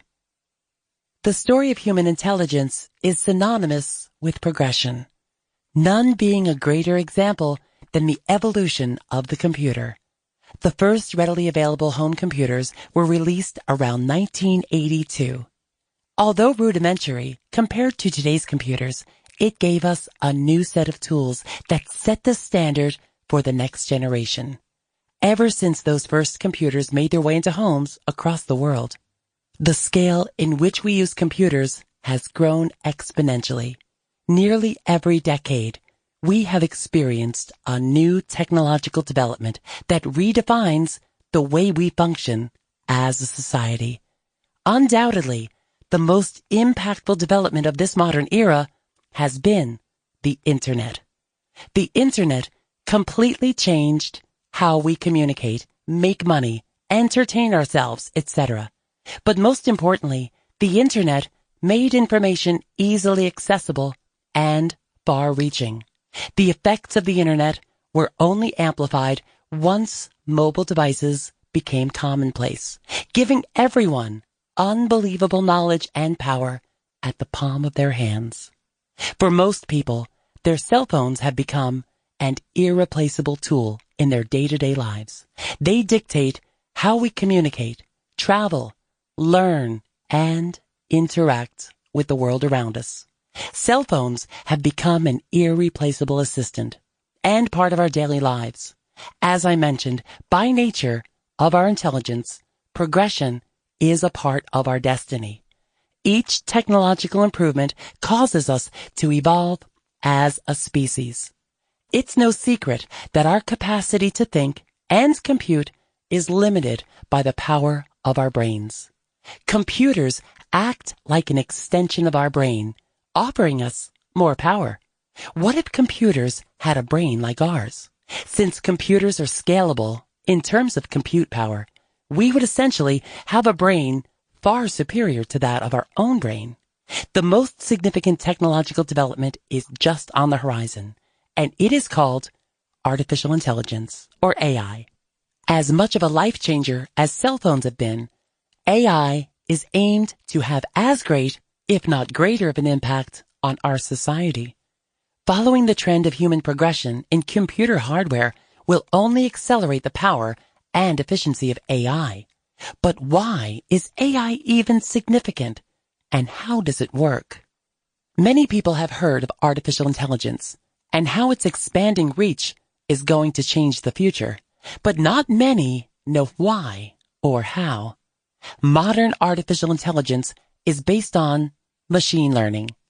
Machine learning can be generalized as computers learn from large sets of data and predicting the outcome based on its history of inputs and outputs.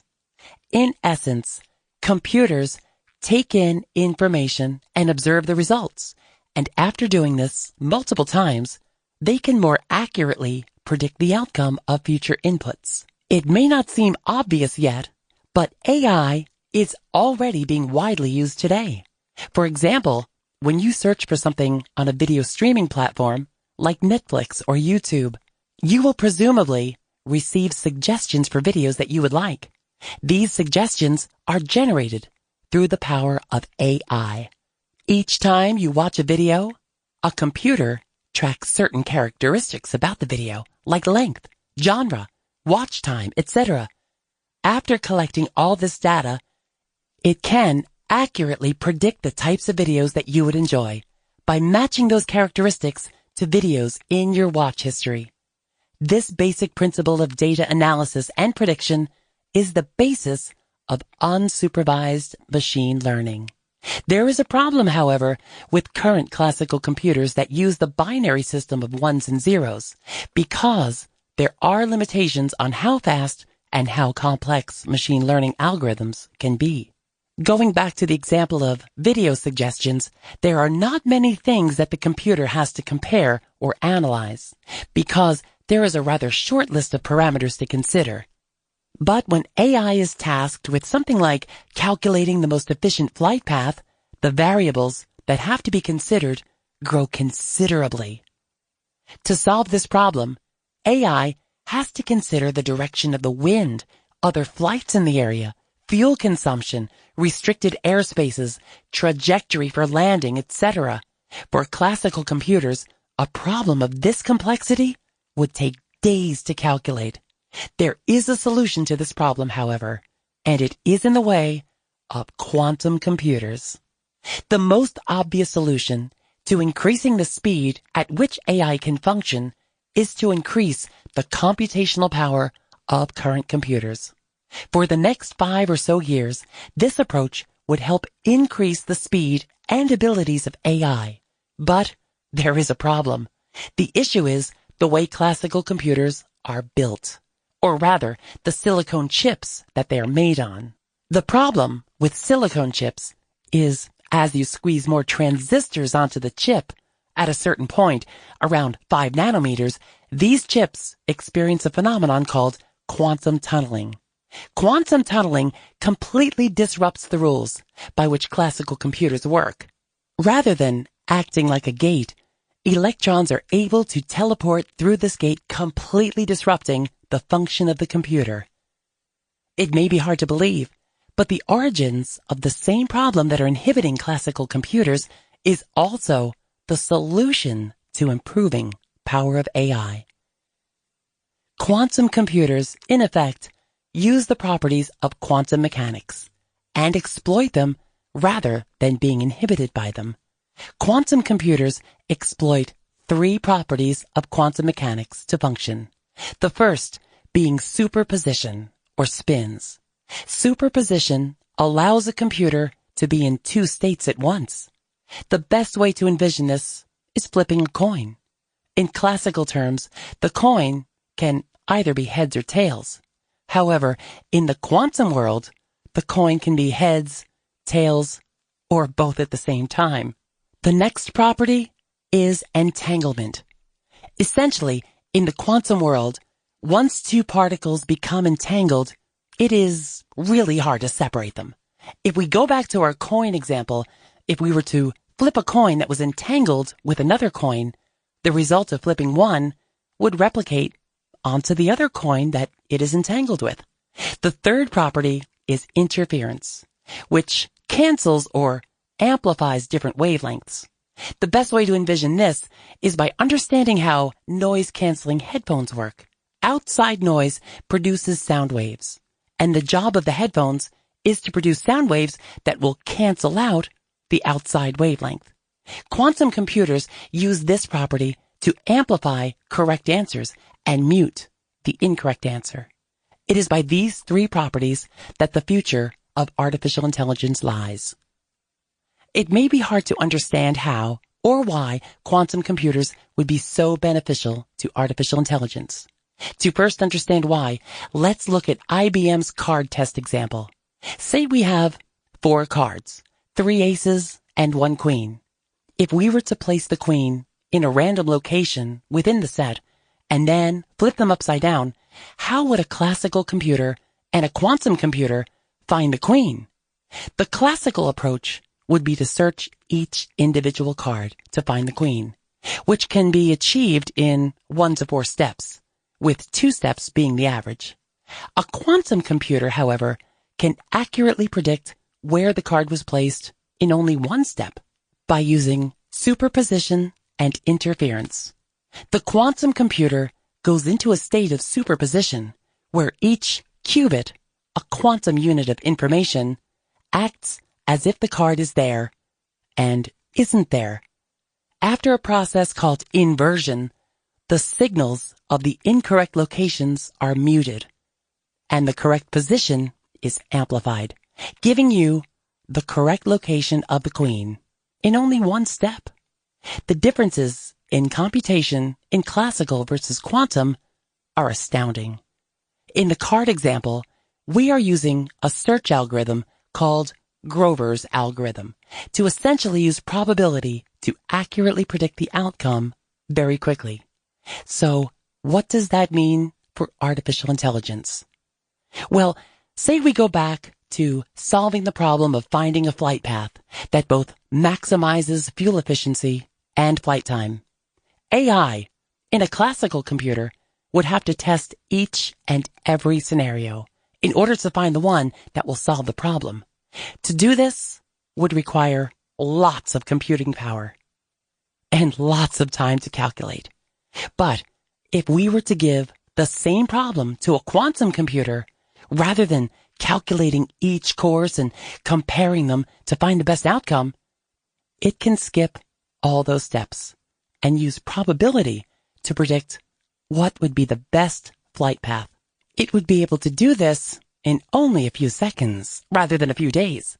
Quantum computers extend the reach and potential of artificial intelligence, just like cell phones did with the internet. The full potential of AI has not been realized, but through the advent of quantum computers, we will soon realize this future. Quantum computers already exist today, but they are in their infancy. Like technologies before, quantum computers still need time in order to be perfected. Just as when the first classical computers were being built in the mid-1930s, there were a lot of issues that prevented their full-scale adoption. Where are quantum computers today in terms of reaching full-scale implementation? Currently, the greatest problem that is slowing down the development of quantum computers is fault tolerance. Because quantum computers are so new, scientists have to find ways to make the technology more reliable and stable. Part of making the computers more stable is developing a system of fault tolerance, or a system that will catch errors and allow the computer to continue in its operation. Without fault tolerance, calculations can be inaccurate or disrupted altogether. Another issue with quantum computers currently is the cost and the size of the computers. In order for these quantum properties to be observed, the qubits have to be under extreme cold temperatures, somewhere around negative 273 Celsius. It takes a lot of physical space and equipment in order to achieve these temperatures. Scientists are beginning to realize that there are a lot of parallels between what they went through with classical computers and what they are going through with quantum computers. However, just as classical computers were eventually made on a wide scale, it is only a matter of time till quantum computers do the same. Once quantum computers reach the level of refinement that modern computers have reached, the applications are going to be life-changing for many. Paired with AI, quantum computers can help diagnose illness quickly, easily, and can be made available to all. Rather than having to go into a doctor's office and having to wait hours just to be seen, through the power of AI, you can receive a diagnosis in a matter of seconds. Not only will the diagnosis be quicker, but diagnoses can be made with greater accuracy. This is especially important when it comes to preventative medicine. The idea of AI may sound scary, especially if you're thinking of going into the medical field. Like many new technologies, some jobs are lost as a result of their creation, although, in this case, more jobs will end up being created. The development of artificial intelligence will put more demand on jobs for programmers and jobs aided by AI. It may be a few years before we reach the point where AI powered by quantum computers becomes a reality. Once it does, however, our world will never be the same. Just as the internet changed everything, AI is destined to have the same impact.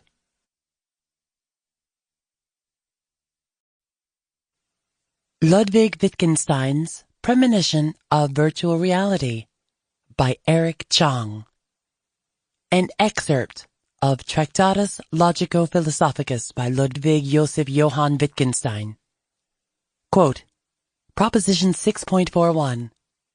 The sense of the world must lie outside the world. In the world, everything is as it is, and happens as it does happen. In it there is no value, and if there were, it would be of no value. If there is a value, which is a value, it must lie outside of all happening and being so. For all happening and being so is accidental. What makes it accidental cannot lie in the world, for otherwise this would again be accidental. It must lie outside the world. End quote. Perhaps the most frightening yet beautiful idea set forth by Ludwig Wittgenstein in his work Tractatus Logico-Philosophicus is the existential message that our quote-unquote worlds, our personal perception that defines our understanding and logic, are limited by what we know. Everything in the world happens as it happens, and there's no way to know past the world, because what lies outside of that world is unthinkable. Everything is accidental and happens just because it does. There is no logic or sense to them, and if there were, it would lie outside of what we can think. This is frightening because it denies the value in most of the daily rituals to which we have become attracted. But this is also beautiful because the interpretation that our quote-unquote worlds are limited in perspective, but can be expanded by the intersection of other quote-unquote worlds through the interaction with other people to find the value of our everyday happenings. Wittgenstein was an influential philosopher in the 1900s who contributed extensively to the situation regarding the major problems of philosophical thought at the time. His famous work, the Tractatus Logico-Philosophicus, mainly describes such concepts as referring to language as a tool for such sharing of ideas and perspectives, and hints the ambiguous usage of language and words to be one of the prime sources of unhappiness in the world through misunderstandings and the limitations of the conveyance of ideas. Consider his propositions. 5.63. I am my world, the microcosm. 5.6. The limits of my language mean the limits of my world. 5.61. Logic fills the world. The limits of the world are also its limits. We cannot therefore say in logic, this and this there is in the world, that there is not. For that would apparently presuppose that we exclude certain possibilities, and this cannot be the case since otherwise logic must get outside the limits of the world. That is, if it could consider these limits from the other side also. What we cannot think, that we cannot think, we cannot therefore say what we cannot think. It is here where Wittgenstein tries to define a limit to what we can think. This limit is defined by the limits of logic, and the limits of logic are defined by the limits of our language.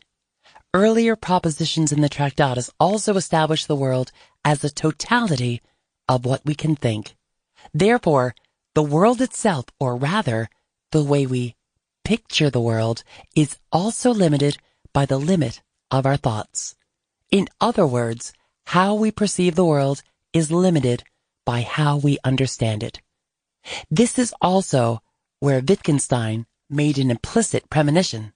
His main quips with the language we use, for instance, words, can have a multitude of meanings, perceptions, and connotations that vary from individual to individual.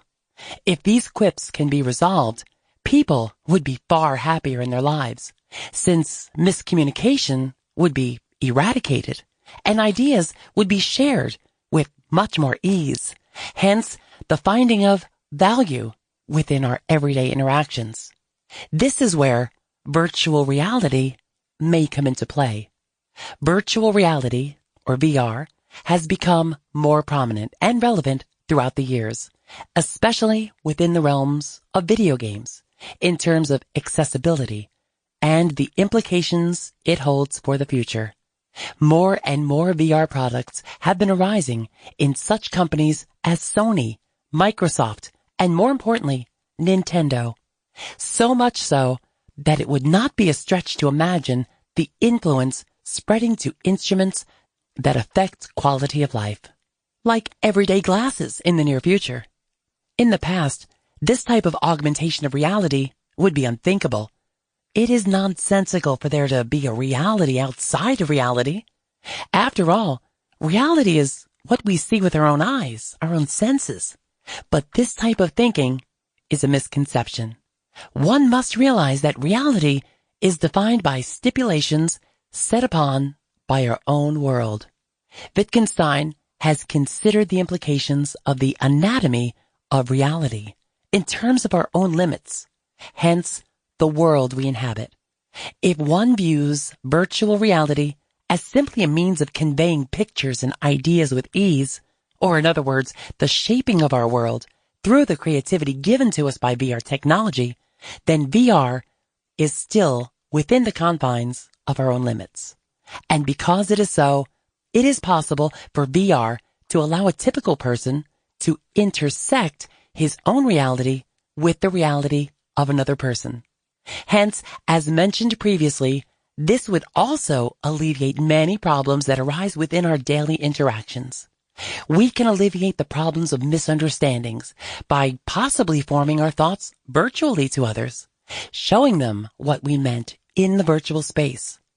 Imagine the situation in which a person who hails from a different culture and speaks a different language wants to communicate with a person who speaks English. VR can make this possible by using visual imagery to convey the message. Despite the differences in culture and language, this is similar to the idea of crossing of worlds that was hinted at in Wittgenstein's work.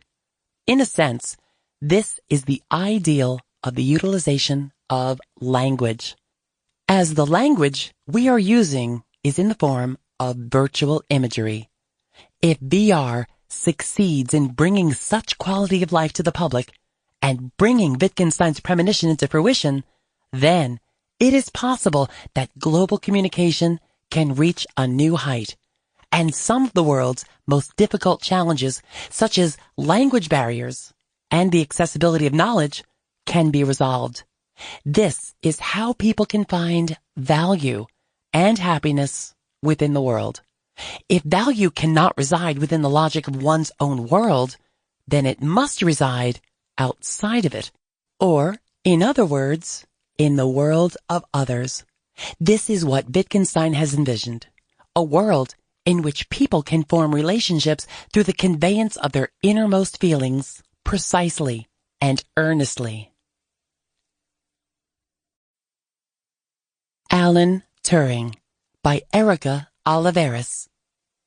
Today, we live in a world filled with computers, an invention that we've been able to watch technologically advance as time has gone on. Yet, back in the early 1900s, when Alan Turing was around, we did not know a lot about what we know now about computer science. Think of your Amazon Alexa or Apple's Siri. These sort of miniature computers who are able to comprehend what you say and speak to you. How deep of an understanding can artificial intelligence have of us? This is a philosophical question Alan Turing, who would later be known as the father of the modern computer, would ask. Before all his success, Alan Turing was born June 23, 1912 in Paddington, London, to Julius Matheson and Ethel Sarah Turing. From a young age, it was apparent he was most interested in science and mathematics. Later on in his life, he would attend the University of Cambridge and Princeton University, where he graduated in mathematics with top scoring.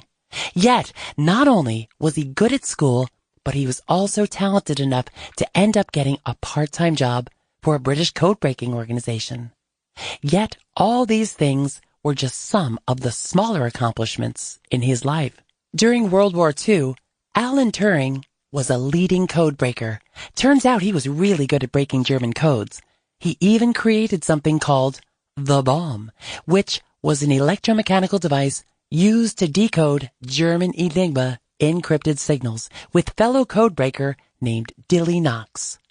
Apart from his code-breaking achievements, Alan Turing researched abstract mathematics and artificial intelligence. In turn, he created the Turing test for artificial intelligence. But this wasn't something like a robot or a machine. It was more a general idea, like a formula or a computation. When he worked as a lecturer at the University of Manchester's Department of Mathematics, he began developing a chess program with a friend by the name of D.J. Champernoun. So, with this chess game and the Turing test, he hoped to test whether a machine, like a computer, could be considered intelligent. This test was initially what drew my interest to Alan Turing.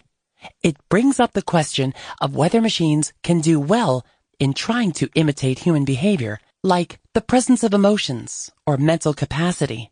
Sadly, Turing was never able to see his chess program carried out by an actual computer due to his death right before his 42nd birthday on June 7th, 1954.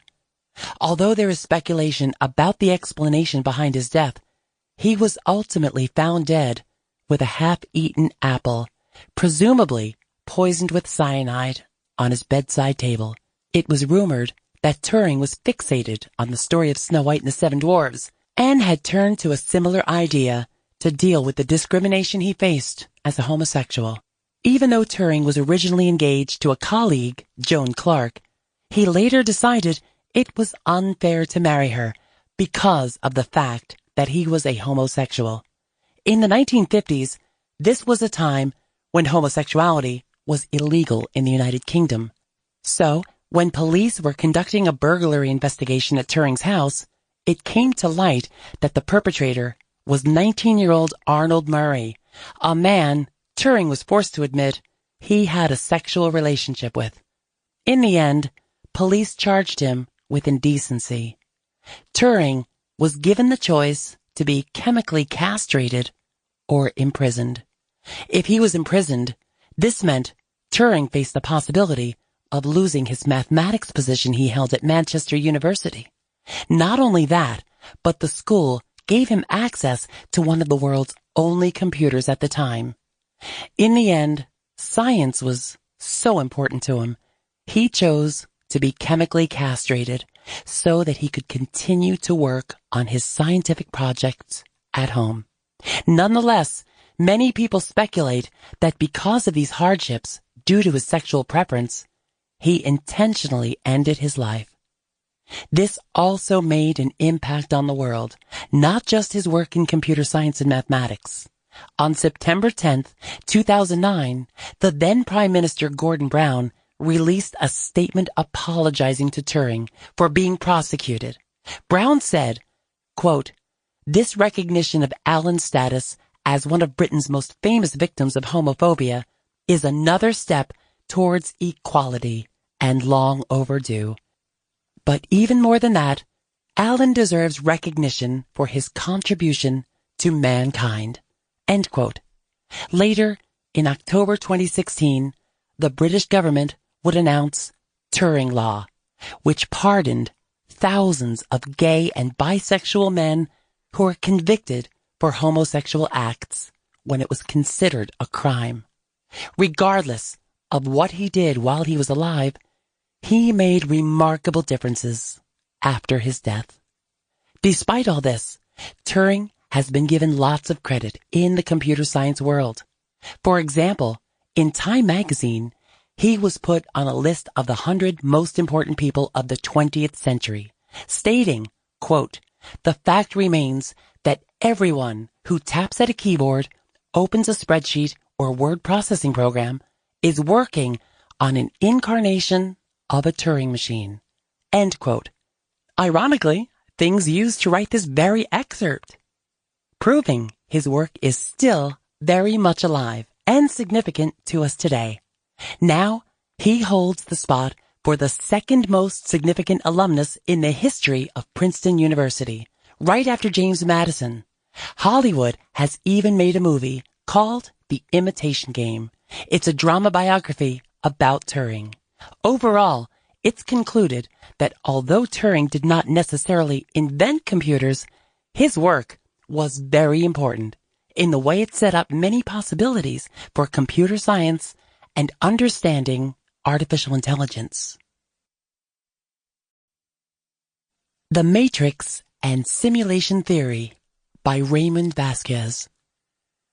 In 1999, the Wachowskis used a plethora of visual effects and clever storytelling to craft a science fiction narrative that captivated audiences and critics alike.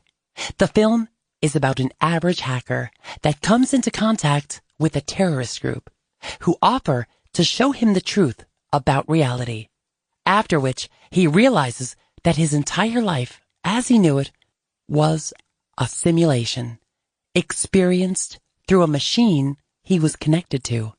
The movie continues to elaborate on the reality that the Matrix offers through comparisons of a computer, such as Agent Smith, the main antagonist, who would be comparable to Virus Detector, sweeping the Matrix of anything that may interfere with the simulation. Ultimately, the film concludes, leaving the audience questioning the very concept of the film. Is it possible that we are in a simulation? Although the concept of the Matrix may seem far-fetched in the specific portrayal by the Wachowskis, the idea of life being a simulation has been one that has been pondered by philosophers throughout history. From Nick Bostrom's "Are You Living in a Computer Simulation?" to René Descartes' discourse on the method, and even Plato's allegory of the cave. In all of the aforementioned works, the debate could never reach a conclusion due to the concept of simulation theory being unverifiable. However, that does not mean that one should enjoy a glimpse into the possibility that life as we know it is a simulation. Through the film The Matrix, one may understand the ancient complexities of the debates that were had on simulation theory, with a modern filter applied to it. Although the film, as a whole, has the concept of simulation theory, as well as other controversial topics, such as the dangers of artificial intelligence, posed to humankind throughout. The most pivotal scenes are in the first few acts of the movie, most notably, the pill scene. In the film, Neo has a choice between a blue pill, which would allow him to continue his life in the mundane, or a red pill, which would open his eyes and his mind to the truth of his reality. After choosing the red pill, Neo wakes up in a chamber that was apparently used to house his body, while his mind was being pacified by the simulation, dubbed the Matrix. This scene is precisely what is unfalsifiable about simulation theory.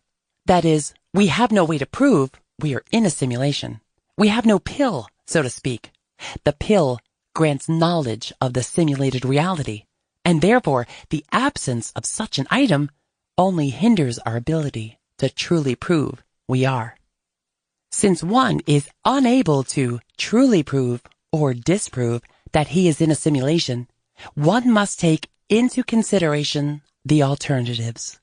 Nick Bostrom, philosopher and author of Are You Living in a Computer Simulation, argues that there is a total of 3 options regarding reality and simulation theory, which are summarized as follows. 1. Humankind will go extinct before developing technology advanced enough to run complex situations. 2. Humankind will develop adequate technology for running complex simulations, but will not do so for external reasons. And 3. Reality, as we know it, is a simulation in and of itself. To break it down further, options 1 and 2 carry the underlying understanding that reality, as we know it, is the true reality, and humankind has not yet developed the technology necessary to run or not run such simulations. While the third option considers the possibility that humankind, or another life form, has already progressed enough technologically and has run such a simulation. This controversial subject of option 3 being correct only brings forward several more questions. Are you the only real person in this simulation? Is anybody a real person? Or is everyone just part of the simulation unfolding this reality? If such simulations exist, one can be certain that the level of computation power needed to complete such a task would eventually have no problem running said simulations at an exponential rate, which would mean that the number of genuine beings would be infinitesimal in contrast to the number of simulated beings, leading one to conclude that we are more likely Agent Smiths rather than Neos. While all of the previous questions are serious in nature, they hinge on the concept that option 3 is the correct one. Therefore, one must consider what it would take for option 3 to be correct. Since we are unable to verify that the laws of our universe apply to the host universe that may be running our simulation, we must continue on with the notion that humankind is trying to replicate the simulation, that is, make its own simulation. For this to be possible, several technological advancements must occur, such as computational power increasing, as well as our display technology, screen resolution. However, many would argue that the most important advancement may be the idea of substrate independence, Substrate independence is something being able to function regardless of the housing unit, to put simply. Substrate independence, as it relates to simulation theory, would mean that humans can upload their minds to another entity and be able to continue being. That is, they would still retain their consciousness as it was previously. In the Matrix, Neo and several other characters go in and out of the Matrix, continuously uploading their mind to the simulation and then back again to their bodies when ready to leave, depicting that substrate independence has been reached in their universe. Take into consideration the probability of each of these necessities for humanity to run such a simulation. Computation ability is getting better exponentially every year, as is display technology. Therefore, all that is needed would be substrate independence. When actually considering how far humankind has come in regards to understanding the brain, does the ability to upload your mind to a computer really seem that far off? One must also consider the possibility of technology becoming advanced to the point of self-governing improvements, even technological singularity, which may very well lead to the development of substrate independence. Regardless of probability, what are the implications that a matrix-style simulation is reality as we know it? If anything, simulation theory may be considered a better truth than option one. That is, humankind becomes extinct before developing adequate technology. And option two, humankind reaching an adequate level of technological advancement to run said simulation but chooses not to, only becomes favored to option three if the latter comes with some sort of endgame trigger, whether it be a time limit to evaluate progression in a given time, or even at the moment humanity develops its own simulation, seeing as our simulators would know what happens from that point on, seeing as we would, in essence, have reached their level of capability in comparison to the simulations that we would be in control of. The three options for humanity regarding simulation potential each come with their own set of implications for the human race, leaving it up to the individual which option they might favor, seeing as the theory is unfalsifiable. Regardless of truth, the cyberpunk rendition of simulation theory that is the Matrix offers an intriguing insight to the possibility that we could possibly already be in our own Matrix, with its own set of rules, along with a whole world right above our concept of consciousness. After all, how often is reality what it seems? The Void by Aaron Medina. Virtual reality is a unique phenomenon that is arising in this world. Foreign to many individuals, most people fail to grasp or understand the true possibilities that this piece of hardware software has to offer. Virtual reality is officially defined as a computer-rendered simulation in the digital world that mimics the real world. Users are able to access out-of-reach subjects without any restrictions, allowing any individual the freedom to transform themselves into what they desire. Virtual reality typically mimics the auditory and visual aspect of the real world and has progressed significantly over the last few years. However, advances in technology have broken this milestone, and ever-large sensations are able to be incorporated. One of such pioneers in this field is the company known as The Void.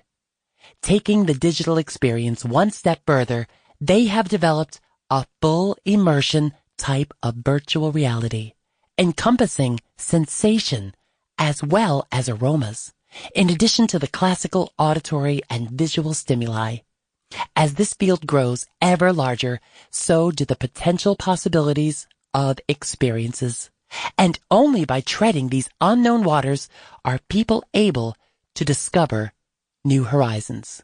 When virtual reality was born, it was a clumsy and fuzzy concept, ripe with potential failures and obstacles. The earliest forms of virtual reality consisted of nothing but simple actions, such as a clumsy reload of a gun or a simulated cooking game. The company Oculus Rift was the first big pioneer in this field, developing their hardware primarily for horror aspect games. Too much success. This fueled the interest and potential market for virtual reality and allowed it to progress to today. As mentioned, the earlier experiences were limited. A headset allowed the user to receive visual stimuli of a generated environment, coupled with an extremely limited number of sounds. Primitive handheld controllers allowed some range of hand motion, but frustrated users in experiencing detailed actions. However, with time, these simple problems were fixed. Quality was improved, visual data sharpened, and audio became the next big attention grabber.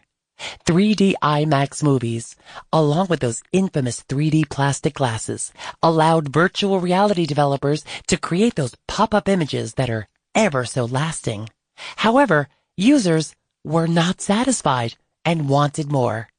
Just like the Wii, which introduced body tracking controls via controllers, buyers quickly wanted for these systems to do so much more. Therefore, the next logical step would be to encompass the other bodily senses of sensation and touch. That's where the founders Ken Brettschneider, Curtis Hickman, and James Jensen of The Void show us something never thought possible without an open mind and creative ideas. Stated in The Void blog, Brettschneider had a half-acre private park, which they celebrated Halloween, using it as a haunted attraction for the community in his hometown, Port Dover, Ontario, Canada. He loved what he was doing, but he felt like more was needed. Brettschneider then came up with the idea of Evermore Park. This park was his first step into what is now part of The Void. Not too far from Evermore Park is the Void building, where Brettschneider hired his friend Curtis Hickman as his chief creative officer to lead a team of visionaries through the planning and design phase of the park. It is stated in the blog, James Jensen, shortly after hiring Hickman and his team, joined as the chief visionary officer to recreate a digital version of the park using the Unity game engine. They later came up with an idea to take it a step further, using Jensen's idea of mapping out digital worlds over physical spaces. That meant having a big arena, much like an airsoft or paintball arena, but with walls and pillars and various other little objects with minimal design to them, so that virtually you would be able to walk and interact in that world you're experiencing. This is a challenging field for The Void. Other virtual reality platforms, such as the well-known PlayStation VR, offered stiff competition. Rather than focusing on creating new fields of science, they strove to improve the quality of the existing digital aspects. An example would be the game Ace Combat 7, the newest chapter of the long-running Ace Combat series. This version is now virtual reality supported, much to the enjoyment of the buyers. Phenomenal visual data and brain-stimulating sound waves grab the interest of competing companies and potential buyers alike. This, coupled with motion-synced chairs and other game-controlled movable actions, allowed players a very real sense of modern air combat. In contrast, the foreign field encompassing sensation and body movement seemed generations away in terms of support and development. The potential of increasing quality seemed to be much more prospective than increasing capability. However, The Void was not deterred and have set out developing their own games, such as Star Wars: Secrets of the Empire and Ralph Breaks the VR. These products, in the new field of multi-sensational virtual reality, prompted grabbing the virtual reality spotlight from other companies, as they have finally successfully incorporated their touch and body movement abilities. This competition between advancing quality and advancing fields quickly prompts people to wonder about the potential possibilities of the virtual world.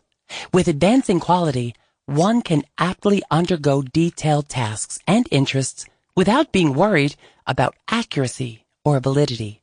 This will allow users to perform ever more real actions in the digital world, giving them a sense of vividness and awe. Should quality in the virtual world keep increasing, people can soon simulate potential experiences that would normally be impossible under normal circumstances.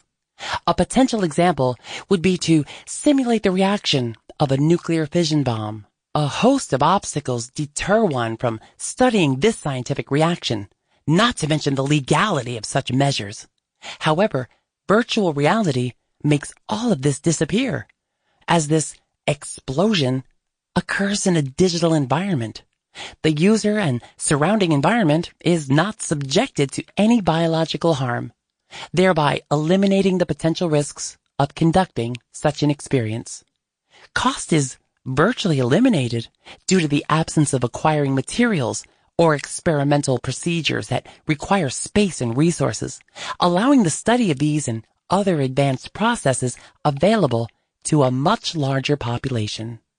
This can potentially allow the increase of intelligence to more individuals, furthering the education of those interested in studying the future, but are unable to access them due to financial reasons.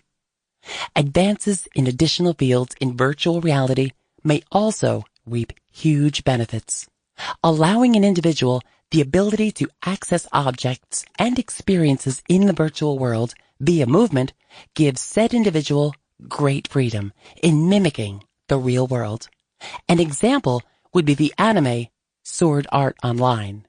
In this show, characters are able to log on to a virtual reality game that features all 5 senses, including running, eating, and breathing. Furthermore, they also incorporate sword combat, player damage, gun combat, and item usage. All of these actions seem ordinary, but are incredibly difficult to implement in today's virtual reality, as huge amounts of computer processing power is required to run taste engines, air sensations for breathing, and advanced object physics for combat. To take this even further, the anime resolves these issues by introducing an advanced AI known as the Cardinal system in order to run this computer processing. But of course, as this is a TV show, the physics and legality issues are ignored. In the real world, this idea can be a potential goldmine for a large number of interested individuals, as demonstrated by The Void. They foresaw the potential profits to be made from imaginative shows and ideas, such as Sword Art Online, and took it to the next level and attempted to create and implement them. Imagine if soldiers could train for combat using virtual reality, as they're able to run, shoot, see, and hear simulated combat scenarios. Potential dangers during live ammunition combat could be eliminated. Even more so is the field of robotics, AI, and drones. As we know, robots and drones may be potentially controlled by a computer or a human behind controls. If an individual is able to connect to a body via computer or AI, artificial intelligence, they are literally using virtual reality in the real world, whether it be fighting in a human inaccessible environment or defusing a life-threatening bomb from the safety of their base. In fact, these scenarios are already somewhat underway, as trained military professionals control drones via controllers and screens. The next big leap would be sending in actual humanoid beings for combat, but that is still improbable within this generation. In the end, virtual reality is an emerging field that brings about much excitement and interest to all individuals. As we advance into the future, both quality and new fields arise for development. Companies such as The Void tackle these horizons for us to experience, and soon the imaginative worlds we see on TV may soon become a reality for us. Alan M. Turing, Machinery and AI Tests by Kyle Michael Mendiola. Alan Matheson Turing, born 1912, died 1954, was a brilliant mathematician who, with his papers on computable numbers with an application to the Entscheidungsproblem, problem, 1936, and computing machinery and intelligence, 1950, set the foundations for modern theoretical computer science and the study of artificial intelligence, or AI. Educated at Cambridge University and Princeton University, Alan Turing quickly became one of Britain's foremost mathematicians and logicians. As an academic, he published seminal papers that advanced the theories of computing machinery and advocated for the belief that machines have the capacity to think like humans. As a practical mathematician, he contributed to British war efforts in World War II by helping to decipher the German Enigma, a machine that enciphered German commands into encrypted codes. Though he did not believe himself to be a philosopher, his 1950 work, Computing Machinery and Intelligence, is cited frequently in contemporary philosophy, especially as it relates to the mind-body problem and the question of whether machines with AI are truly akin to humans. Alan Turing was born in London on June 23, 1912, to Julius and Ethel Turing. As a young boy at Hazelhurst School, Alan already began to show signs of a unique propensity towards scientific inquiry. When he was 10 years old, Alan read Edwin Tenney Brewster's Natural Wonders Every Child Should Know, wherein Brewster compared natural beings to machines. This idea that the human body and brain could be thought of as a machine impressed Alan and shaped the direction that his future work on machinery and intelligence would take. Of course, no discussion of Alan Turing is complete without acknowledging his sexuality and the effect that his best boyhood friend had on him. Alan identified as homosexual, and he disdained to hide or lie about his sexual identity. As a teenager at Sherborne School, Alan developed one of the most significant relationships of his life with his dearest friend, Christopher Morcom. Christopher, though likely not homosexual himself, is thought by many of Turing's biographers to be his first love. Indeed, David Levitt described what blossomed between the two to be a, quote, sort of 19th century romantic friendship, end quote. So profound was Christopher's effect on Alan that when he died of tuberculosis just 2 short years into their friendship, Alan was devastated. The loss of his boyhood love left Alan searching the rest of his life for some relationship that would even come close to what he felt with Christopher. After his time at Sherborne, Turing matriculated in 1931 to King's College at Cambridge University, his first true home. It was here at Cambridge that Turing began to flourish as an intellectual, surrounded by notable figures, such as the economist John Maynard Keynes and the novelist Edward Morgan Forster. It was also here where Turing wrote his first great work on mathematical logic, the paper on computable numbers where Turing applied mathematical logic to the building and function of machines. In this paper, Turing first clearly defined computation and set, quote, an absolute limitation on what computation could achieve, end quote.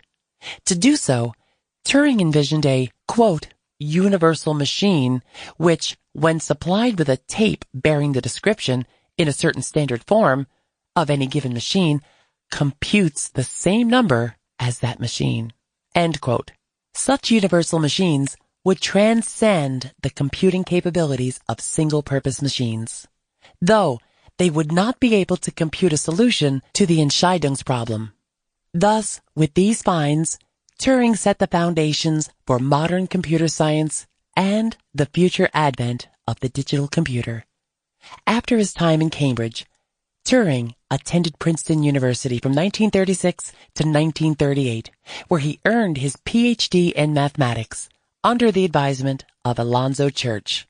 Though he had the opportunity to remain in the United States, Turing chose to return to England shortly after obtaining his PhD. Europe was now at war, and the British government quickly sought for Turing's help in breaking the Germans' most elusive weapon, the Enigma. Throughout World War II, Turing was immersed in the world of ciphers and cryptoanalysis. In order to beat the Germans, the British government needed to be able to successfully intercept German orders, but such orders were encrypted by the Enigma. Though Turing and his team successfully developed a machine that was able to crack the German ciphers, they were forbidden from talking about it, even after the war. Turing lived out the rest of his life as an unacknowledged war hero and an unrecognized significant contributor to the Allies' success. After the war, Turing returned to his original interest with the idea of intelligent machines. In 1950, at Manchester University, Turing wrote his paper, Computing Machinery and Intelligence, wherein he argued for a test of whether machines are capable of thought or not. Rather than asking if machines are capable of thought, Turing made the question more specific and asked, quote, "Can a machine convincingly imitate human communication, such that it can be mistaken for a human?" End quote. To answer such a question, Turing devised what he called an imitation game, a game that is played with three people, a man, A, a woman, B, and an interrogator, C, who may be of either sex. The interrogator stays in a room apart from the other two. The object of the game is for the interrogator to determine which of the other two is the man and which is the woman. He knows them by labels X and Y, and at the end of the game, he says either X is A and Y is B, or X is B and Y is A. The interrogator can ask questions that would reveal person X's and person Y's gender, but in order to avoid identification by voice type, the game must be played through text communication. Person A's goal is to fool the interrogator, person C, and thus must tell person C misleading answers such as, "My hair is shingled and the longest strands are about 9 inches long." Person B's goal, meanwhile, is to aid person C, and thus must respond with truthful answers and statements like, "I and the woman don't listen to him." Now, what if a machine were to replace person A for this game? Would person C more quickly identify whether X is A and Y is B, or X is B and Y is A? Or would person C even notice that he or she is playing with a machine? These are the questions that the imitation game, now called the Turing test, seeks to answer. For if a machine truly were able to convincingly imitate a human, then it must possess at least some form of intelligence somewhat like a human's. Yet, Turing would argue, if that is the case, then the functions of the human brain must be realized in the form of a finite discrete state machine. In other words, the thinking capabilities of a human can be replicated by a machine, and such possibilities merit a discussion over whether a machine is truly able to think like a human. Turing initially believed that machines will be exponentially improving, such that a machine can be successfully programmed to pass the Turing test by the year 2000. Although by 1952, he changed his estimate to at least 2052. Though Turing was engaged in such groundbreaking work, like so many other members of the gay community of his time, his sexual orientation caught the attention of the British government and led to his arrest. When officials discovered that Turing had engaged in sexual relations with a young man named Arnold Murray, Turing was charged with, quote, engaging in acts of gross indecency, end quote, and was sentenced to estrogen treatments in the hopes that it would correct his sexual orientation. Yet despite the humiliating treatment, Turing tried to continue working as usual. He was less worried about his own treatment than he was about how machines would be treated. Indeed, in a worried letter to his friend Norman Rutledge, Turing wrote the following syllogism. Turing believes machines think. Turing lies with men. Therefore, machines cannot think. More than for his own well-being, Turing was worried that his research and works concerning machine intelligence would be dismissed on the grounds of his sexuality, ousted to the public as a homosexual and punished for it, and still unknown for his valuable work during World War II. Turing's final years were undoubtedly tragic. On June 7th, 1954, Turing was found dead in his Wilmslow home, besides a partially eaten cyanide-laced apple. Doubts remain today over the exact matters of his death. The general consensus is that he committed suicide, while others, like his mother, Ethel, believed he died from an accident caused by his chemistry experiments. Still others, like David Levitt, wonder if he was assassinated. Yet, without a doubt, Turing's untimely death was a tragic end to too short a life. Alan Turing's short and fascinating life comes to haunt and intrigue the scientific world and general population today. His story has inspired the movie The Imitation Game, starring Benedict Cumberbatch as the adult Alan Turing. His Turing test has also inspired annual competitions to see whether a machine could successfully pass the Turing test. Hosted by the Society for the Study of Artificial Intelligence and Simulation of Behavior, the contest for the Loebner Prize encourages participants from all over the world to design an AI program that could successfully become the very thing that Turing believed machines could be, a thinking machine, having impacted such diverse fields as computer science, mathematics, philosophy and logic, and artificial intelligence. Alan Turing's brief life and seminal works still continue to shape and impact the world today. Gamer by Miriam Ramatula. Gamer is a movie from 2009 that is a great depiction of what the future may hold for VR, also known as virtual reality. Virtual reality, although can seem to be a mythical idea of the far future, is actually a reality that is much closer than it may seem. In fact, it has already begun to be introduced. For example, the Oculus Rift. This is a virtual reality headset that is already for release as of spring 2019. The future of virtual reality cannot necessarily be statistically or analytically predicted in terms of its effects on society itself. However, based on previous technological advancements' effects on people and society in general, we can come rather close to making accurate conclusions as to how virtual reality will change our world. We can decipher the negative and positive impacts it may have. Based on the studies that have been made on virtual reality, we can draw even more accurate conclusions. The movie Gamer allows the general public to have more accessible insight into what our future may hold for virtual reality. It seems that all the discussion about this development and advancement of VR is purely in regards to spectacular and brilliant aspects to this development. There seems to be little focus on how it may affect our society in a detrimental way. Gamer seems to be the first outlet for this discussion. This movie is one conducted in a time and place where virtual reality seems to rule the world. A place called society, developed by a madman, is a common place for the general public to spend the majority of their time. It is a virtual world that feels and looks real.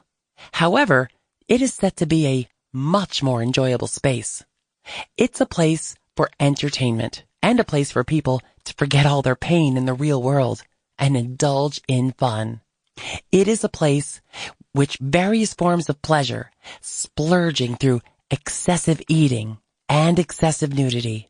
It is a haven in disguise, as it is a place that seems to distract the general public from their actual lives and reality. It makes them forget the here and now and makes them neglect themselves and their physical and emotional health. It is an addictive, violent environment that instills dependence in people, therefore acting as a drug. Meanwhile, a program created by the same technology madman is in practice called Slayers. It is a program that utilizes VR for average people called players to see and control inmates in a game of war that has these controlled inmates fighting against each other. This game is a way for inmates to have a chance to escape imprisonment and fear and make it back home to their families. But no one has made it through the game alive. These games are watched worldwide and are greatly celebrated. Few people point out the ethical issues of Slayers, but the majority of the world celebrates it due to the propaganda displayed about the program. The way the media depicts it is a much more innocent way than the actual reality of the program. However, it seems that those in power and officials are able to greatly keep society in control of how they feel about the program due to the amounts of control they have through VR and due to the amount of distraction that is placed on the people. We can agree that there are a number of advantages that come with the development of virtual reality. For example, the freedom of expression and the much more enhanced version of living that can be provided with it. Virtual reality is a much more controlled space in which the user has much more control over his or her virtual life. However, it has a great number of disadvantages to a society psychologically and physically that are neglected. Scientists have discussed the addiction, disassociation, and fatigue that will likely come with the increasing development and integration of virtual reality. It is a great concern that many people will turn to this technology as a means for coping and will definitely develop an unhealthy attachment. With such easy access to the virtual world, which can be expected in the near future, this could provide a much easier means for people to grow addictions and to spend endless amounts of time in their virtual world. In addition to individuals who were already troubled in turning to virtual reality would also be a number of people who were already satisfied with their lives but would discover the seemingly flawless world of virtual reality and would develop a similar attachment, resulting in a downward spiral of dissociation from actual reality, dependence, and depression as they begin to notice the flaws of their own world and life. This was depicted in the movie as well. Those who spent time in the virtual realm called society experienced this downward spiral and these moods. We can also see this quite clearly occurring to the overweight man that the movie focused a large amount of time on. In addition, virtual reality can slowly cause individuals to lose interest in interacting with individuals face to face and interacting with the physical environment in general. This would therefore cause people to start neglecting themselves, their health, and their physical well-being. People will begin to neglect their mental and emotional health and those around them, causing an increase in obesity, risk of diabetes, and other health complications. The overweight man, as well as those who spent time in the virtual world of society, are examples of this as they spent little time outside their virtual lives and therefore spent their days sitting in one spot for endless hours with no real human interaction. With increased use of virtual reality for individuals, a sense of loss will eventually creep into the individuals, and they will soon feel a loss of themselves and their identity. With the increasing technology of virtual reality, violence within the games played in this world, as well as intense traumatic situations in the virtual reality world, will lead to mental issues and trauma. This was displayed quite well by those who played the Slayers and those who took part in the violent and sexually violent behaviors in society. Studies show that there will also become a greater disrespect towards privacy as a result of the demands of virtual reality. Others have discussed how it may blur reality with virtual reality, and they may have a difficult time differentiating the two with time. There is also dizziness and loss of spatial awareness that are more immediate effects that come with the use of VR. All in all, scientists have an understanding as to the fact that virtual reality will have detrimental negative effects on our generations to come. However, these long-term effects are difficult to compile, since virtual reality has not been around for long. However, scientists have been able to create studies and come up with conclusions based on recent tests and based on the effects of previous revolutionary technological advancements. Plato and Virtual Reality by Anthony Rosas. During the years 428 to 348 BC, an Athenian philosopher, Plato, resided in ancient Greece. Although there is limited information on the early life of Plato, it is known, however, that he is the son of Perictione and Ariston. Plato was a student of Socrates and a teacher to the famous Aristotle, one of the fathers of Western philosophy. Plato was the founder of the Platonist school of thought and the Academy. This was the first institution of higher learning in the Western world. He believed that through pure reason, we could find the realist solution to the problems of the universe. One of philosophy's most known metaphors was in Book 7 of Plato's The Republic. Plato created an allegory called the cave. He describes the setting of this story to be in a cave with a group of prisoners that had been chained since birth. The prisoners face a wall and are not allowed to turn their heads. Behind the prisoners is a fire, and every so often, puppeteers will hold different objects, casting different types of shadows onto the walls.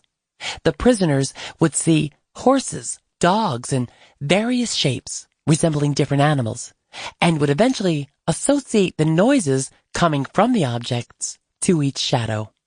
The prisoners would study these shadows in an attempt to understand what these objects were, and eventually speak of them as we speak of objects in our reality. Plato creates the imagery that one of the prisoners in the cave breaks free from their chains and begins to describe what they see. The freed prisoner first observes the puppeteers and the objects that have been casting the shadows onto the wall. He realizes that these objects are more real than the shadows, and without these objects, no shadows would have been created. He then follows a faint light in the distance until he eventually finds his way out of the cave. But it takes his eyes time to adjust from being in the darkness for so long. At first, the light is painfully blinding, but once the prisoner's eyes adjust, he begins making out different objects and colors. He is able to make out shadows, reflections in the water, as well as the objects themselves. The prisoner comes to conclude that the sun is the reason he and the others are able to see the objects, and also figures that the sun is the source for all existence. The prisoner makes his way back to the cave to share his discoveries with the other prisoners. Upon re-entry, the freed prisoner's eyes are now unaccustomed to the darkness of the cave due to his exposure of the sun, resulting in a difficult time when trying to adjust to the darkness. Eventually, he finds his way back to his friends, but they notice that he isn't the same. The freed prisoner can no longer see the shadows on the wall, as well as the other prisoners. In the view of the chained prisoners, He appears stupid and blind from his journey and violently resists any attempts of being freed. Through this theory, it can be concluded that Plato is suggesting that citizens are born inside of this metaphorical cave, and those who make it out of the cave would be considered to be philosophers. Philosophers are outside thinkers that attempt to show others their gained wisdom or the light, but it can often result in hostility and even death. Plato warns that people are often comfortable with their reality and feel threatened if someone tries to change the foundations of what they know. For example, Plato witnessing the death of his friend Socrates for failing to recognize the gods and corrupting the youth in the state. From this death, Plato understood that people don't want to be wrong in their beliefs and will be scornful towards those that try and change them. Although Plato created the story roughly 2,300 years ago, he was right in predicting that our reality may not be all we make it out to be. It can be assumed that everyone is seeing a flawed reflection or shadow from the ideal forms of our universe. That metaphor still holds true to this day. Perhaps the shadows that we see today are just in the form of pixels. Today, virtual reality is making a bigger impact on the everyday consumer and gives promise that it will change the course of our future. Joe Bardi, author of the article, What is Virtual Reality?, defines VR as the use of computer technology to create a simulated environment. VR places the user inside of the experience. He uses the word gatekeeper to define how VR technology is the key to an artificial world. Virtual reality is finding its way into filmmaking, porn, education and training, marketing, retail, healthcare, etc. Within seconds, someone can put on a headset and be teleported into an artificial reality. Augmented reality is similar to VR, except it uses simulations of artificial objects into the real world. For example, filters on social media that give us a false look of what reality is. Virtual reality has made a lot of influential people consider the idea of life already being some sort of simulation. With VR being close to being lifelike, it does make you wonder if we are inside of an artificial universe. I believe Plato would also agree that there is at least the possibility or chance that we are living in it. Can the life we know and experience today really be a series of complex codes and simulations? And if this is the case, does the use of virtual reality mean that we are getting closer to the light? The Matrix and Ready Player One.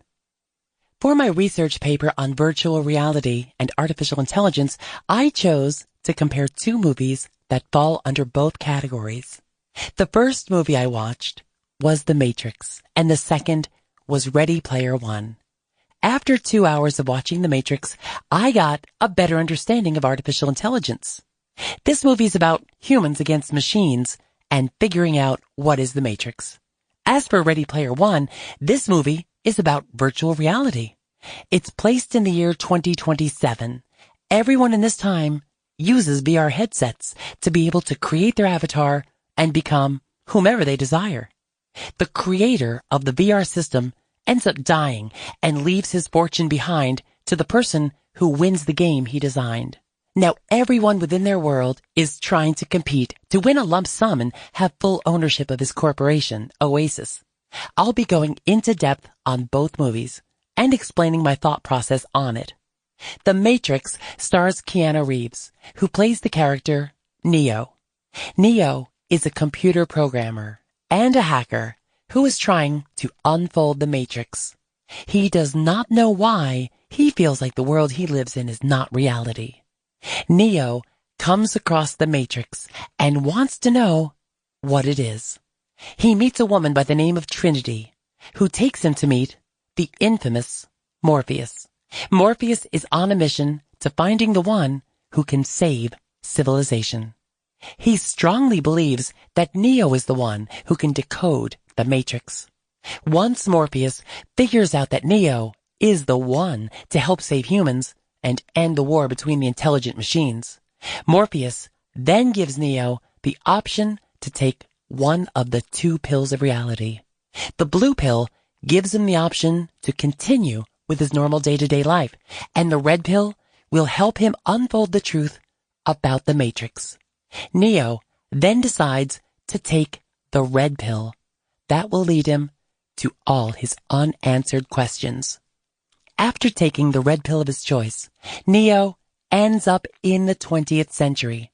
He then awakens inside a water sack connected to multiple wires. These wires are connected to his body to feed him his new life. Suddenly, he discovers himself surrounded by thousands of others, also within these water sacks. All these humans are inside a virtual reality. They gave up their real reality for a simulated reality. Shortly after coming to terms with this new world, Neo is trained to become a superhuman being with supernatural abilities. These abilities would help him defeat the agents who are trying to wipe out anyone who tries to decode the Matrix. These agents feed off human energy, so without humans, they would not exist. This future world is filled with artificial intelligence. Everyone inside the Matrix is trying to escape from a world full of war. They'd rather live in a world without rules and feel like they're living in this perfect illusion and be capable of being whomever they desire. The Matrix is a computer program that allows you to use your mind and lets you choose the life you want to live. This program is remarkably intelligent that if you die in the Matrix, you die in real life. You hold your fate in your own hands. So if you believe that you died in the Matrix, then what you perceive to be real will become reality. Moving on to the movie Ready Player One. This movie is filled with virtual reality.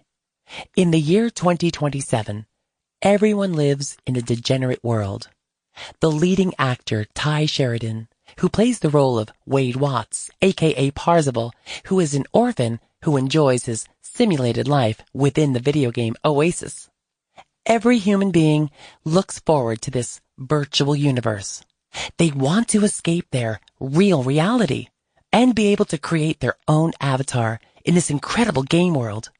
Their avatar represents them as their own individual person, but as a character in disguise. Therefore, they build their character to be whoever they want it to be. After the death of James Halliday, who was the creator of the Oasis, Mr. Halliday announces a challenge to the world.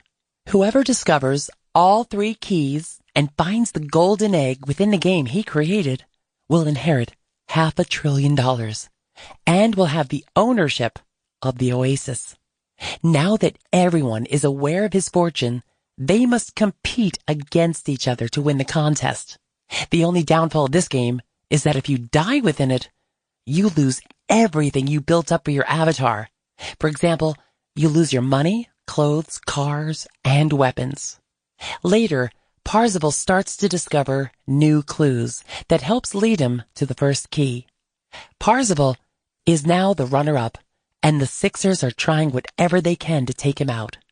The Sixers work for a huge company called IOI, which stands for Innovative Online Industries.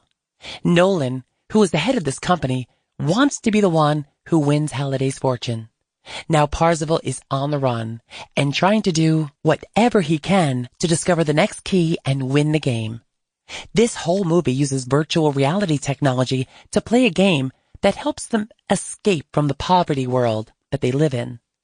All humans are consumed by their virtual reality headsets. The video game program allows you to become whomever you want to. It is unbelievable on how real it feels. Those who use the VR headsets can physically feel those within the game. If someone touches you or knocks you out, then you physically feel that. Everything within this movie and The Matrix are exactly where we are headed to. Technology is now so advanced that if at some point we will not be able to tell the difference between real reality and virtual reality. I also believe that in the future, machines will be far more intelligent than us. That it will be us humans against machines. Ray Kurzweil by Andrew Valencia. Have you ever tried virtual reality? First off, what is reality? Reality, as it's stated in Webster's dictionary, is the quality or state of being real. I ask you this question. Have you ever questioned your reality? Your reality is just tricks and deceptions your brain plays on you to survive. You have the world's best virtual reality headset on you constantly. Your brain.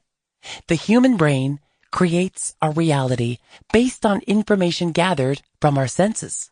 So our reality is constructed on how we see the world and is based on what our mind predicts to see. Having this tool of being able to predict what we expect to see is one of the primary reasons why human beings are evolutionarily successful. It goes to show you how powerful the human brain is and the things it can accomplish. Just look at all of human history. No other animal or being has ever controlled their environment like humans. A brilliant man of science, futurist, inventor, author, and lead engineer at Google by the name of Ray Kurzweil has predicted that in 30 years, humans will expand our reality and intelligence 1 billion-fold by linking our brains wirelessly to the cloud. He also expects that there will be a singularity with human consciousness and technology that will explode our understanding and intelligence to an unfathomable amount. Ray Kurzweil was the principal inventor of the first CCD flatbed scanner, the first Omnifont optical character recognition, the first print-to-speech reading machine for the blind, the first text-to-speech synthesizer, the first music synthesizer capable of recreating the grand piano and other orchestral instruments, and the first commercially marketed large vocabulary speech recognition. Kurzweil is the recipient of the MIT Lemelson Prize, the world's largest prize for innovation. In 1999, he received the National Medal of Technology, the nation's highest honor in technology, from President Clinton in a White House ceremony. In 2002, he was inducted into the National Inventors Hall of Fame, established by the U.S. Patent Office. Ray Kurzweil has accrued about 20 honorary doctorates and is a famed author, authoring 7 books, which of those 7, 5 becoming national bestsellers. Ray Kurzweil is a famed futurist and has made a plethora of predictions for the future. For example, he predicted that PCs would be capable of answering questions by accessing information wirelessly via the internet by 2010, and that there would be an artificial intelligence that would be able to solve real-time problems, such as translations. Kurzweil is about 86% accurate in his predictions so far, which makes me inclined to have faith in his predictions for the future. Kurzweil believes that in the near future, humans will be even more successful when we fully understand how to use artificial intelligence. AI is intelligence demonstrated by machines, in contrast to the natural intelligence displayed by humans and animals.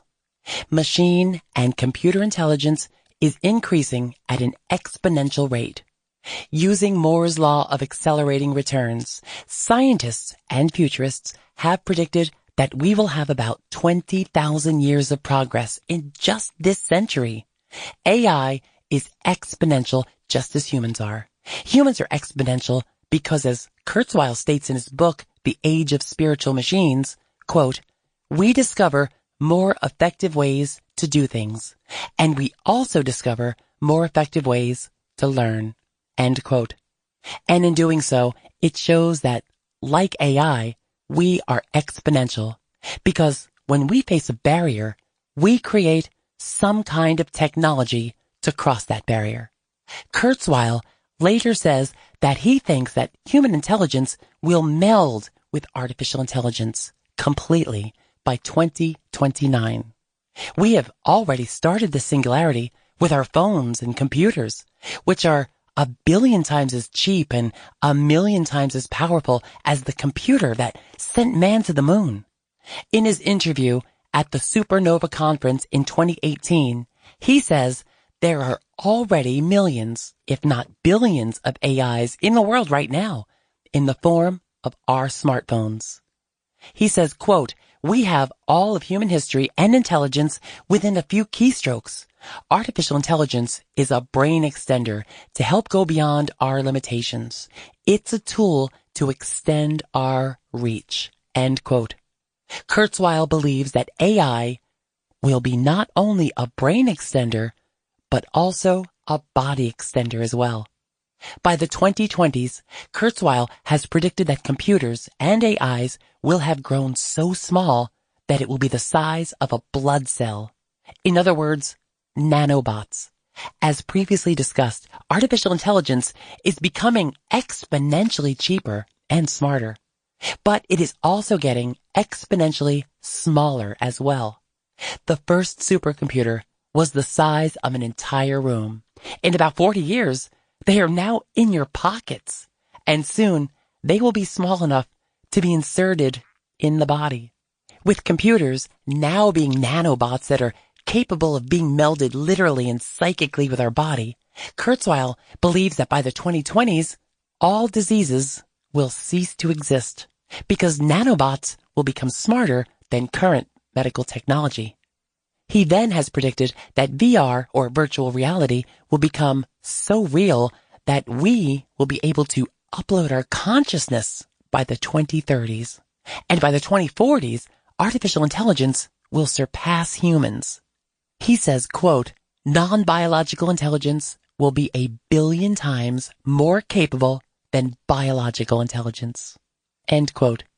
With these predictions, it is safe to say that Kurzweil is optimistic in his timeline, and only time will tell if he's correct. With AI growing at an exponential rate, it is causing a stir of fear and wariness in the scientific community. Elon Musk, the CEO and lead designer of SpaceX, co-founder, CEO, and product architect of Tesla, said, quote, "Mark my words, AI is more dangerous than nukes." End quote. With other scientists sharing that belief, as well as the media, just look at all the films involving AI, which always includes a bloody takeover. Ray Kurzweil doesn't share this belief. He says that he is truly optimistic about the potential of artificial intelligence. Kurzweil looks at the risks very logically.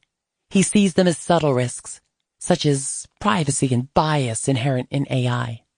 But he doesn't think that these risks will play out like the ones portrayed in dystopian futurist movies.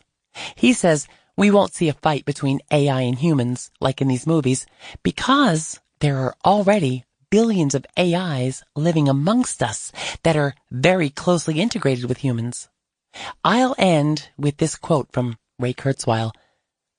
Quote, "AI is really an amplification of human judgments, human policies, human ideas. We are moving toward a more peaceful world, a more democratic world." End quote. Nick Bostrom, How Long Before Superintelligence? By Lourdes Salgado Peña. Nick Bostrom, born March 10th, 1973, is a Swedish-born philosopher and polymath with a background in theoretical physics, computational neuroscience, logic, artificial intelligence, and philosophy. Nick Bostrom is a professor at Oxford University, where he leads the Future of Humanity Institute as its founding director. He also serves as an advisor to the Center for the Study of Existential Risk. Nick Bostrom attended the University of Gothenburg, where he received his bachelor's degree in philosophy, mathematics, mathematical logic, and artificial intelligence. He later attended the University of Stockholm and King's College London, and obtained a master's degree in philosophy, physics, and computational neuroscience. Later, he enrolled in the London School of Economics in 2000, where he received his PhD in philosophy. Philosophy has got some explaining to do. Nick Bostrom's book, Superintelligence, Paths, Dangers, Strategies, directly challenges these attitudes. Bostrom argues that humanity will likely develop a superintelligence, defined as any intellect that greatly exceeds the cognitive performance of humans in virtually all domains of interest, sometime within our lifetime. Bostrom argues that superintelligence will pose a risk to humanity, and that superintelligence could destroy mankind. Example, a risk to make humans smile may be performed by forcefully altering human facial muscles rather than making people happy. Superintelligence is playing a big role in human life now. For example, people use technology to explore everything people could not do before. Humans are living an artificial life. They have no time to interact with friends, family, and nature. With the development of AI, this machine could perform our way of thinking. For example, speech recognition, problem solving, planning our own lifestyle, and so many more. In a couple of years, we will be living like robots. According to Bostrom, regarding finance, education, medicine, programming, and the arts, artificial intelligence is set to disrupt nearly every sector of our society. Governments and policy experts have started to realize that in order to prepare for this future, in order to minimize the risks and ensure that AI benefits humanity, we need to start planning for the arrival of advanced AI systems today. Artificial intelligence is no longer science fiction. They are real and are a growing presence in both business and technology. We need to be prepared for this fast-growing technology. There is some key factors we need to know so that when the time comes, we do not get caught off guard. Some examples are educate yourself, emphasize the importance of AI, stay up to date on new technologies, and focus on the human element. We are not far from living in the AI expectations. The far superior strategy with AI is to form a treaty. We need to accept that AI will increase a part of society and possibilities to collaborate. There is much potential for AI to assist in places where humans fall short. What concerns Bostrom is the unpredictability of what might happen when the technology starts edging toward acquiring the capabilities of a strong AI that takes its goals to extremes, never intended by its original programmers. We might need to take a minute and think if the AI is created and outsmarts us, what will happen then? It might sound unreasonable, but it might happen, and the human's life will be a mess. Bostrom is most concerned with what he calls the control problem, the challenge of how to engineer a superintelligent machine as to achieve outcomes that are safe and beneficial for humanity. We need to better understand what is coming our way with this new technology. This new AI might soon do our jobs better than we and be better creators than us. Although current AIs are trained on data sets to perform specific tasks, their successors may be able to choose their own objectives, just as we do, and they might figure out better solutions to problems that way. Imagine having a robot at the bank, opening a bank account, a robot at the airport searching for any dangerous items, and a robot cooking for you at your favorite restaurant. Do we see our lives functioning with AI and other technology systems? Have we thought about all this? And if something goes wrong, who will take the blame if there are just robots acting like humans? To build an AI that acts safely, while acting in many domains with many consequences, including problems the engineers never explicitly envisioned. One must specify good behavior in such terms as X such that consequences of X is not harmful to humans. It is widely agreed that AI systems have no moral status. Machines can't possess certain mental properties like consciousness.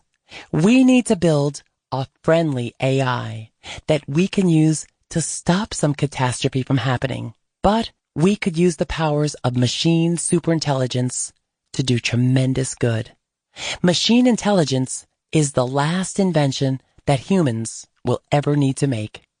Things in 2050 are difficult to predict because we don't know whether machine superintelligence will happen by then.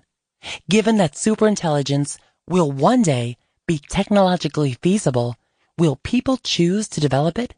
There will be some concerns about AIs being developed in the future. We might see that this will help us, but there will be a downside also. There is no end to a list of demands that people will want in the future. If we can be sure that AIs will help us in the future, it could be successfully implemented. We will ask ourselves a lot of questions. Can this machine be conscious, have emotions? But only scientists will have this answer in the future when they start to develop AIs like real human beings. Gunpei Yokoi by So-Yeon Yang. Born on September 10th, 1941, at the height of World War II, Gunpei Yokoi was raised in Kyoto, Japan. Not much is known about his early life, as many sources point towards his legacy after his unexpected death. As for family, it was only revealed that Yokoi was brought up from a father who was a rich pharmaceutical factory worker. Yokoi graduated from Doshisha University with a degree in electronics and got hired as an assembly line worker in 1965 for Nintendo, a company currently known for their plethora of video games and consoles, but was originally a family-owned company known for their production of Hanafuda cards and other services. While working as a janitor, Yokoi tinkered with random electronic parts in his free time and built a reputation for creating gadgets and toys. Former president of Nintendo, Hiroshi Yamauchi, was desperate to find ways to keep the company running due to the collapse of the card market, which would leave the family business bankrupt.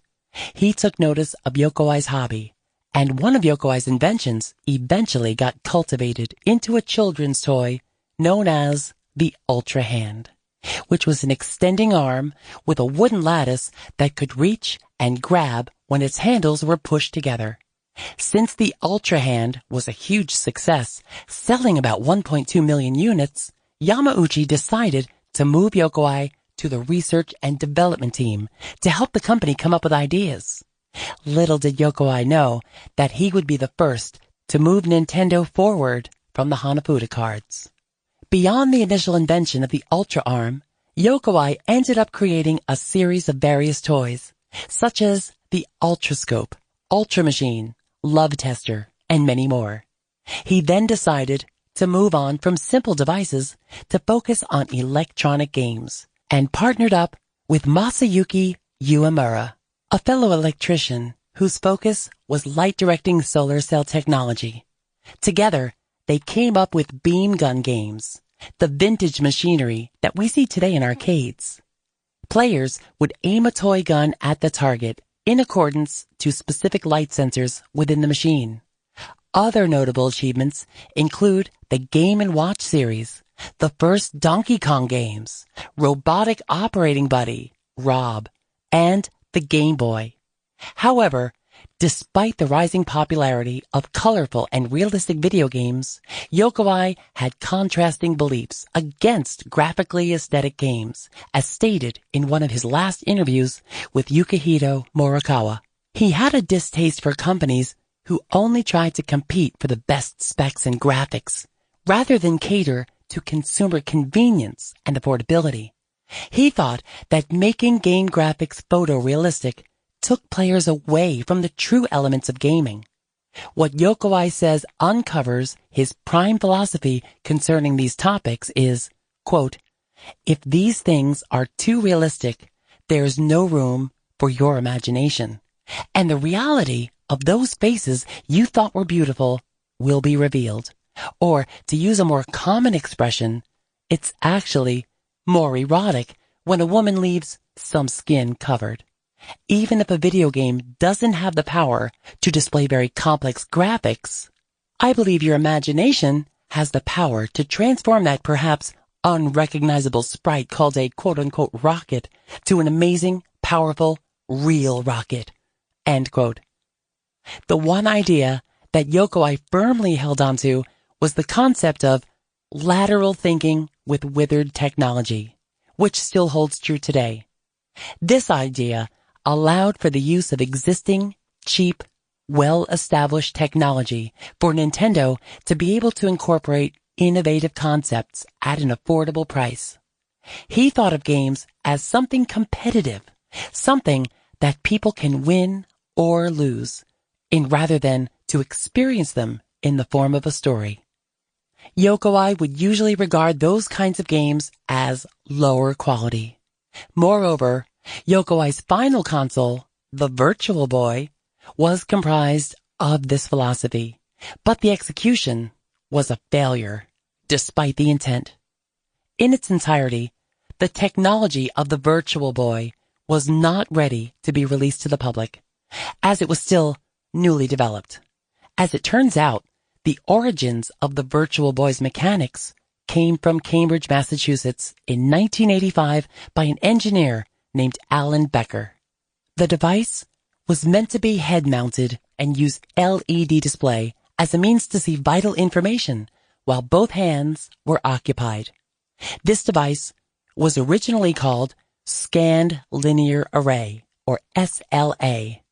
An excerpt from The Red and the Black, quote, "The theory behind a scanned linear array is that rather than a large liquid crystal display, which uses a large number of individual crystals to create a full image, scanned linear array has a single line of light-emitting diodes, which change incredibly quickly, and along with a series of quickly vibrating mirrors, send a full image into the eye."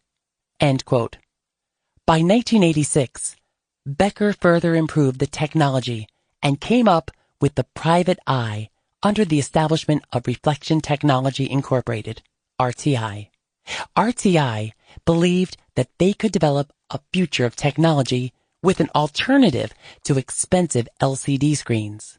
But LEDs were not able to be bought cheaply, and the only color available was red, since it was already being used in digital scanners at the time. Thus, the private eye devices would predominantly have red and black displays. This device was comparable to the Google Glass, but there was no success in selling the product.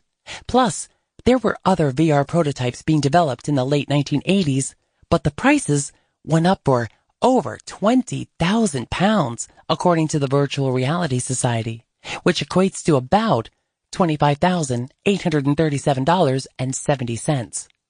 To provide a cheap, three-dimensional experience for consumers, RTI attempted their own version of a VR headset prototype and combined two private eye devices onto a welding mask and integrated a head tracking function to produce the 3D effect. Companies such as Sega, Mattel, and Hasbro were all interested at first, but they were put off because the dark display caused migraines and nausea. In the end, they did not find a use for its mechanics. However, Yokoi was eager to potentially change the video game industry and adopted the private eye technology for himself. It was essential technology he had in mind, as it catered to his philosophy for what it was: low cost, low power, and unique. The initial proposal of the Virtual Boy was for it to be a portable console. Although Yokoi was aware of the potential limitations of LEDs, he made use of the dark red and black visuals by creating a headset, much like the current portable HMDs that would prevent all sources of light from seeping in. Though there were too many issues regarding the health of the people who would come to buy the console. Those working in Nintendo were also concerned about radio waves that might have emitted from the 32-bit NEC processor inside the Virtual Boy. Other concerns included how heavy the headset was, eye problems and strains that may occur for undeveloped children, portability accidents such as falling down the stairs while walking around, and numerous others. Nintendo had to include many warnings on the box label, came up with a bulkier battery to decrease movement, and got rid of the head tracking mechanism in the headset for it to be safely used. This further made the console much heavier than it should have been, and not so portable. Yokoi did not have enough time to fully refine his invention, and the release of the Virtual Boy flopped, only selling around 140,000 units in Japan, despite Yokoi claiming to sell more than 3 million units. The sales in North America did slightly better than in Japan, but it was not enough. The Virtual Boy was finally off the market. Yokoi ended up resigning from Nintendo and established Kodo Laboratory as soon as he left it. On October 4th, 1977, Yokoi passed away in a fatal car accident, never getting to see the release of his final invention, the Wonder Swan. He also ended up leaving a wife, Yoko, and a son who are unknown to the public. On his tombstone lies what is thought to be his family crest, originating from the Hojo clan. It was a crest that only upper-class families back in the samurai era had, with roots to Kyoto. Gamers might recognize the symbol of the crest as the Triforce from the game The Legend of Zelda. The Japanese know this crest as the Misturoko, also known as 3 scales, the kind of scales that may be found on fish and dragons. Even if this is just a mere coincidence, Yokoi's achievements are still significantly relevant today, as he is the father of modern gaming. Regardless of it backfiring, his vision for VR set one of the first stones in the pathway to modern-day entertainment as we know it. Artificial Intelligence Through the Eyes of the Dalai Lama by Jenny Arvizu. The 14th Dalai Lama, Lama Thondup, is a mediator that promotes world peace through dialogue. He is a mediator for religions, spirituality, and politics, as well as a powerful advocate for scientific research. As the Buddhist spiritual leader of Tibet, he describes himself as a simple Buddhist monk, but holds some of the highest doctorates in worldwide recognitions. His collaboration with technology goes from promoting the role of science and technology in creating oneness of humankind. He provides his ethical insight and concerns with the future of artificial intelligence, AI, and foresight on technology advancement. My first memories of technology date back to 1975, when I was about 4 years old. I lived in the smallest country in Central America.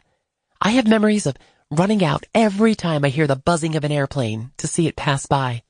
I also remember the day my grandfather brought home the first television in the small town where we lived. A black and white 6-inch screen that ran on a car battery because we didn't have electricity.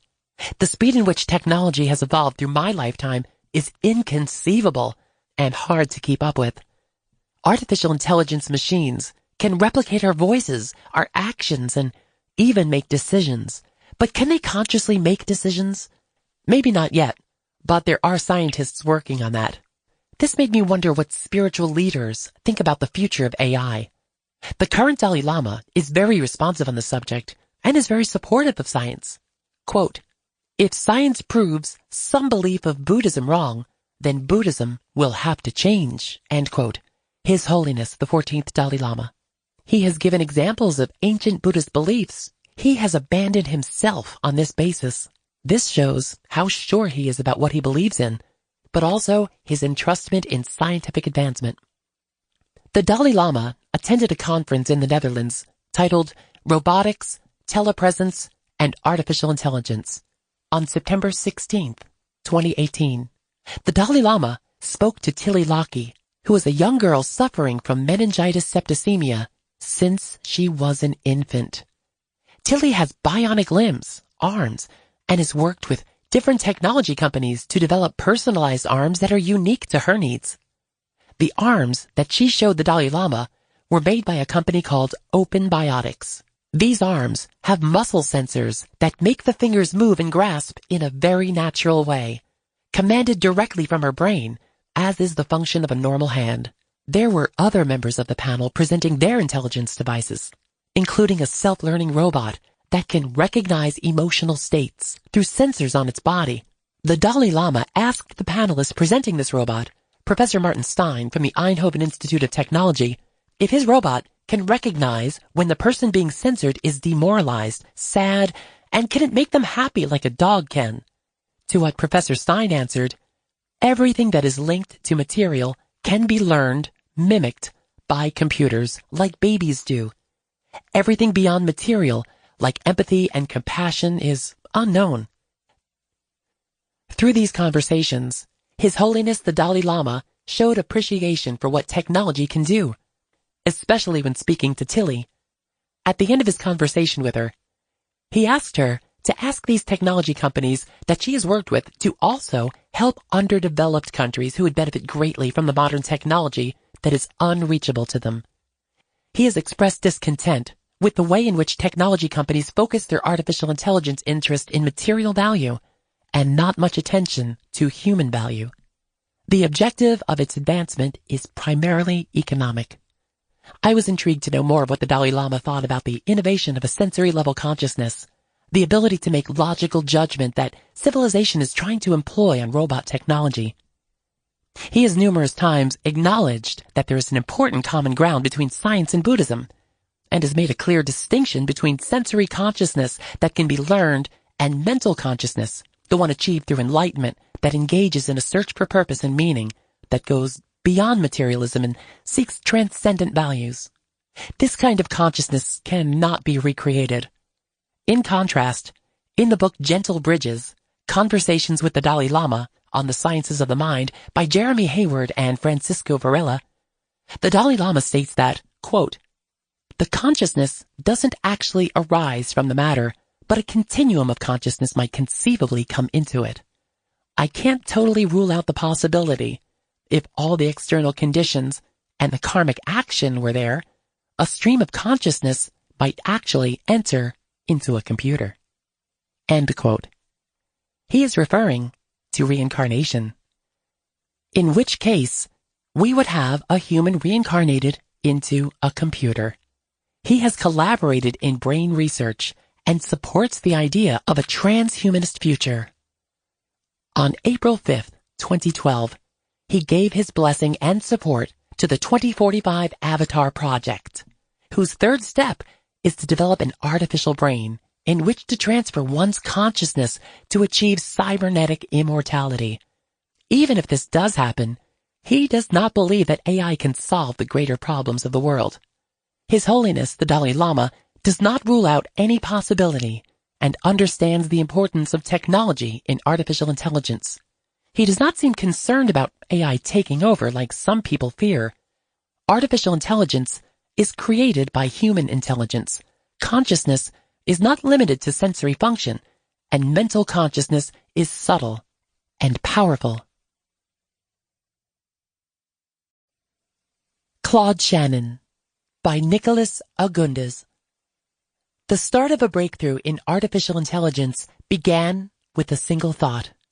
Claude Shannon laid down the theories for information and the electronic communications. From a small city in Michigan, Shannon became a well-known scientist who changed the way information is stored and communicated. With his bachelor's degree in both mathematics and electrical engineering, Shannon attended the Massachusetts Institute of Technology for his graduate studies. There is where he met Dr. Vannevar Bush, which began his work creating the theories that led to the beginning of artificial intelligence. The first invention that he helped create was the differential analyzer. Along with Dr. Bush, they made a machine to solve calculus equations with different shafts, gears, wheels, and disks. This project became a footnote of the history of technology. Creating a major theory of applying mathematics to the design of relay switching circuits through a method called Boolean algebra is one of his most innovative discoveries. Boolean algebra, better known as binary algebra, is the fundamental mathematical methods we use to analyze digital gates and circuits. This innovation, credited as the advance that transformed circuit design from an art to a science, remains the basis for circuit and chip design to this day. Shannon received both a master's degree in electrical engineering and his PhD in mathematics from MIT in 1940. After the prize-winning master's thesis, Dr. Shannon began working at Bell Labs. At Bell Labs, the enhancement of cryptography is created by Dr. Shannon. Secret communications between Roosevelt and Churchill was created for the war. In 1949, it became declassified, revealing of how they communicated with one another. Cryptography is the art of writing or solving codes. A complex yet simple language that springs from encoding information of ones and zeros is the basis for cryptography. During Shannon's wartime work, he defined information as well as analyzed the ability to send information through a communication channel. This channel is what led to the secret communications for Roosevelt and Churchill during the war. Not only did Dr. Shannon make a groundbreaking discovery and revolutionize the fundamentals of cryptography during wartime, he also worked on the theory of information. Altogether, the study and analysis of information helped with moving technology further.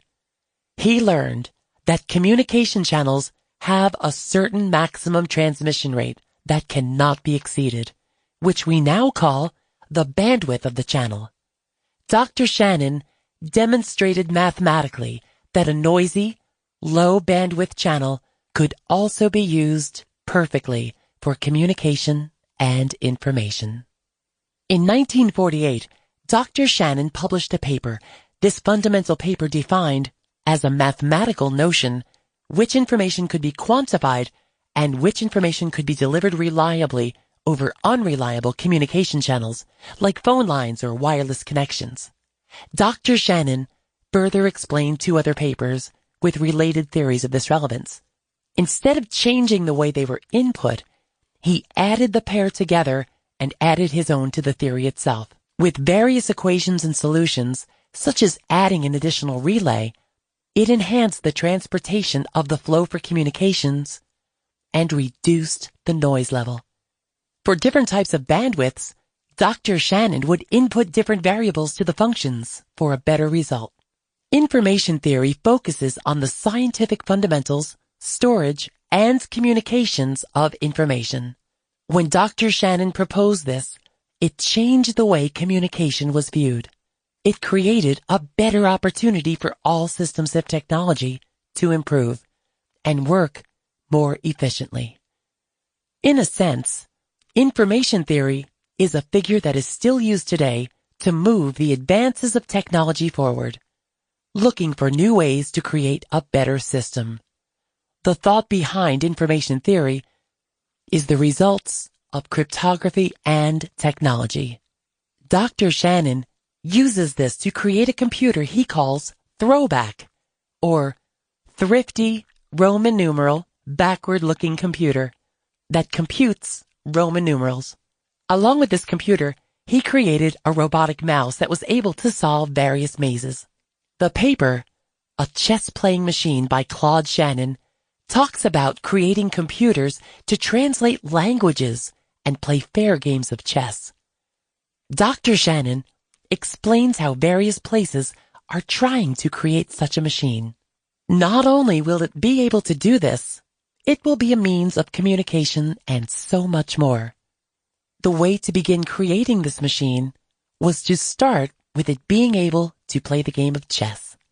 To Dr. Shannon, if it was able to play chess successfully, it will be something remarkable when it is further combined with more innovations.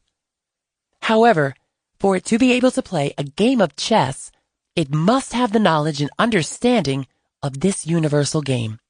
Chess is a simple game of strategy, yet you must also keep in mind the strategies of your opponents. Knowing how to think a few steps ahead or changing your own strategy on a moment's notice was hard to create at the time. This is why Dr. Shannon believed in starting with this, for its arithmetical reasoning and its numerical output. Dr. Shannon loved to have fun and loved to create gadgets. Although he would mess around in the labs frequently, his proposals of mathematics into the relays and switches created the path of a new idea. Beginning with information theory, it widened the views of how to create a better system for both communication and computers. With it, we saw the creation of unbreakable cryptography. Only a year after the development of information theory, he once again changed the way codes were transmitted. With the help of Boolean algebra, he made a language to fix and create numerous forms of new machinery. Although he was not the one to create these machines, he was the one that created the path. Up until the 1990s, Dr. Shannon was well praised for his works.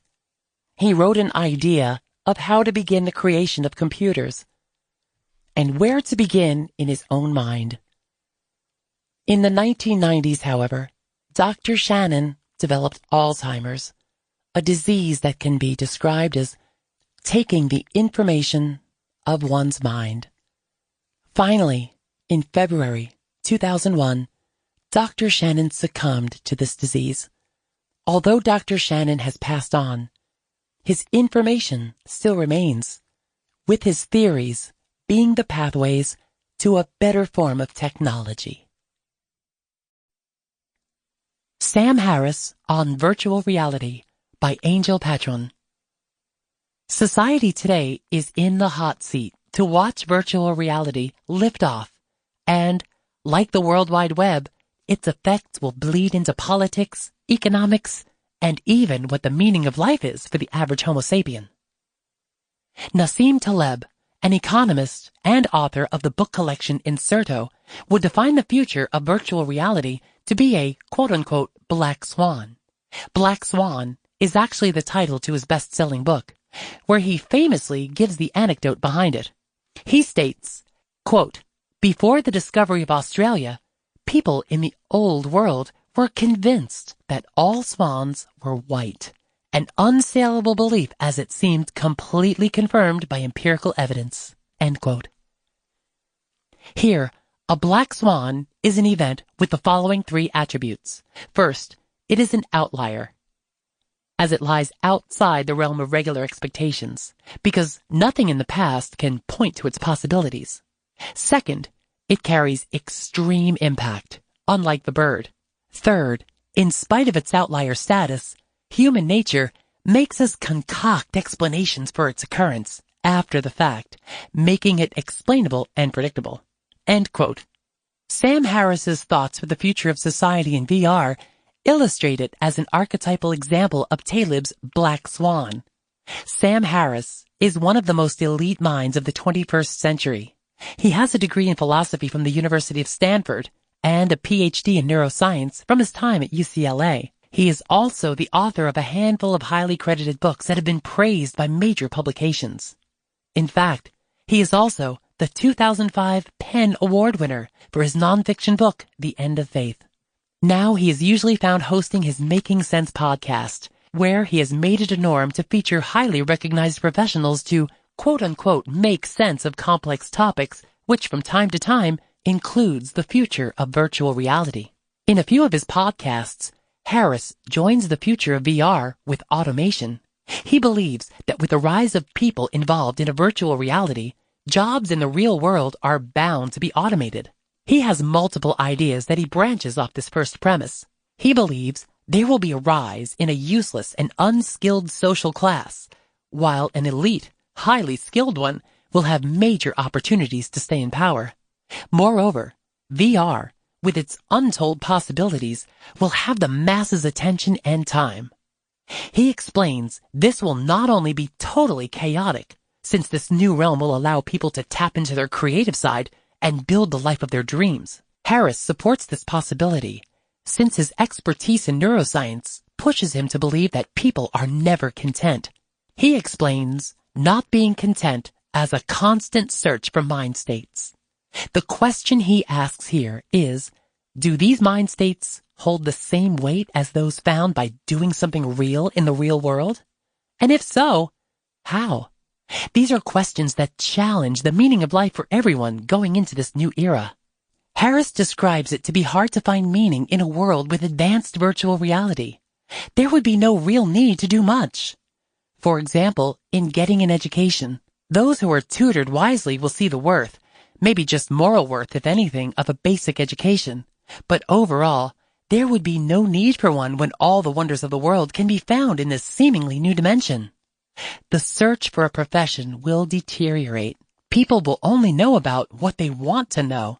In some sense, this is truly freedom, but is this freedom found inside the simulation as fruitful as one would find outside of it? If you take the living conditions of most people around the world into account, having a virtual reality to spend most of your time in would be paradise. Harris goes even further, stating, quote, "Suffering is the most real thing in the world," end quote. So eluding suffering by substituting a new reality is running away from the most real of reality. Doing that means you're eluding the human experience. How healthy could that be to the human psyche? In a podcast with Yuval Harari states the frightening similarities to the rise of communism during the Industrial Revolution. It was believed that the creation of all these new gadgets would allow everyone to live carefree, since these machines were going to do all the work. Obviously, it didn't work out so well. However, there is a possibility this could be true for virtual reality. Furthermore, Harris believes the way we communicate in this new VR world wouldn't change too much from where we're at now.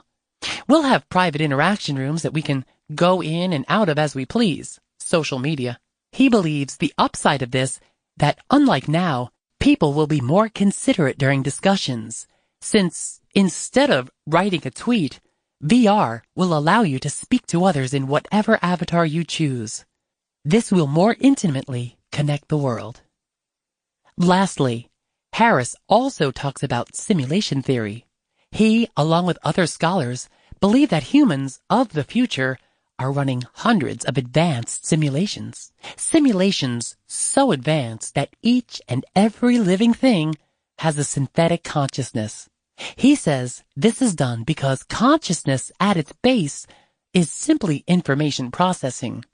This is backed by the dual process theory. With that said, it is more likely that we are in a simulated reality opposed to the original one.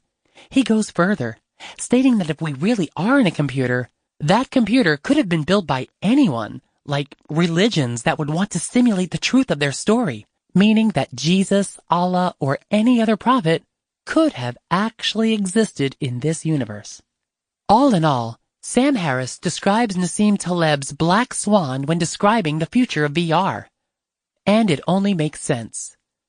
It seems as if we're on the brink of jumping into another dimension that's bound to change the way we live our lives. Like anything this impactful, it's frightening when we take into account all the negatives and the positives. But for now, the world can only wait and see. The movie Brainstorm and VR. To many of us, virtual reality, more commonly known as VR, may seem as the newest leading edge in technology. What if I told you that VR is not some new concept that was just recently thought about and developed? For nearly 70 years, VR has been evolving, and slowly it has been capturing people's attention across the world. For example, Morton Heilig, 1926 to 1997, is known as the pioneer of VR, as he developed one of the first headset. According to the USC Hugh M. Hefner Moving Image Archive, quote, "It is a simulator for 1 to 4 people that provides the illusion of reality, using a 3D motion picture with smell, stereo sound, vibrations of the seat, and wind in the hair to create the illusion." End quote. After Heilig, a wave of inventors and scientists attempted to further develop VR technology, and by the 1980s, virtual reality had started to gain popularity, thanks to the computer scientist Jaron Lanier, founder of VPL Research. Lanier was the first to release a headset with goggles and electronic gloves that would help one feel a more realistic experience. The $250,000 price tag, along with the girthy equipment one had to wear, did not make it as appealing to consumers. Bruce Joe Rubin was born March 10, 1943 in Detroit, Michigan. An Oscar-winning screenwriter and producer, he's known for writing Ghost, 1990, Jacob's Ladder, 1990, and Deep Impact, 1998. Rubin wrote his first movie script, Brainstorm, a movie with technology that to this present day does not seem to be impossible to reach. In the film, a small group of scientists worked on a device known as a neural control interface, which has the capability to record one's experience and share the vivid image with another individual. The experience was so realistic that one could see and feel every emotion, whether it was happiness, pain, suffering, or even experience the death of a person. One cannot help but wonder how Rubin came up with such an interesting concept and develop it into such an amazing script. As Rubin puts it in his own words, quote, "What if you could live in someone else's experiential space? If you could know their memories, share their thoughts and feelings, and live in their head. If you could do that, then who would you be? If all these things are transferable, then what is the thing that's doing the living?" End quote. These were the questions that helped Rubin write the film Brainstorm. Rubin's spiritual upbringing played a major role in the ideas he got when he started to develop movie scripts. It shows that he explored these ideas in the films Ghost and Brainstorm. Brainstorm gives the viewers a glimpse of the potential virtual reality has to offer. Although it shows how it could help society in a positive way, it could also have some side effects on our body, as described in the manual's warning sections. Loss of spatial awareness, dizziness, disorientation, seizures, nausea, and eye soreness. The biggest danger one should worry about in the future, once virtual reality has been fully developed, is the possibility of one not being able to tell the difference between reality and virtual reality. This could trick our minds, and one could go down a very dark road if one is not careful. The film Brainstorm demonstrates the actor Joe Dorsey playing the role of Hal Abramson, abusing the power of VR technology by replaying the sex scene, repeatedly having the sensation of an orgasm. Once Hal was discovered by his colleague, he begs him to let him go back, similar to a drug addict begging for one more hit. This is only one of the many dangers to which one could be exposed. Although this technology has not been fully developed, one can wonder how it will change our world once VR hits its potential. It's no secret that entertainment media has for some time now been slowly introducing this idea of virtual reality. Over a dozen movies have been produced where the main concept involves virtual reality TV shows and even video consoles. Sega and Nintendo have in this groundbreaking technology that one day will change the way we as humans go about our daily activities. Whether it's for medical purposes, education, human behavior, job training, entertainment, or even to further develop current technology, there is no doubt that one day VR will be as popular as a smartphone is among us today. The possibilities are infinite, and the future for virtual reality seems promising now that prices are becoming more appealing to consumers. Now, the question that arises is, will the government at one point in the future step in and try to regulate virtual reality? The government has stepped in and regulated everything that alters the human mind, either by making it illegal, taxing it, or creating restrictions on it for consumers. Let's use the cell phone as an example. In 10 years, we have seen a significant advancement in technology every 6 months. Cell phones keep getting better and better, and anything one would want to know or do is just a touch away from your fingertips. In our society, nearly everyone has a smartphone and is connected, yet disconnected from each other. We have become so dependent on smartphones that we have forgotten what it is to spark a conversation with the person next to us. How will virtual reality affect our world? Will society be lost in a virtual reality that one will create to escape one's own reality? Let's give it 10 years and see where virtual reality takes humanity. Alexa, Strong Woman of Conversational Intelligence by Frances Ermaton. In this modern age of science, technology is one of the areas that is expanding at a vast exponential rate. We keep evolving technology to be smarter in the sense that they can better cater to our human needs. It is no surprise that one of the aspects that we choose to advance is that of our very own homes. From changing the temperature through an app to light bulbs that can change colors with a simple swipe on our iPhone or Android, we continue to improve these features to make home living easier to our hustle and bustle lifestyle. However, one important figure has the capability to hold all of these forces together. A conversational AI.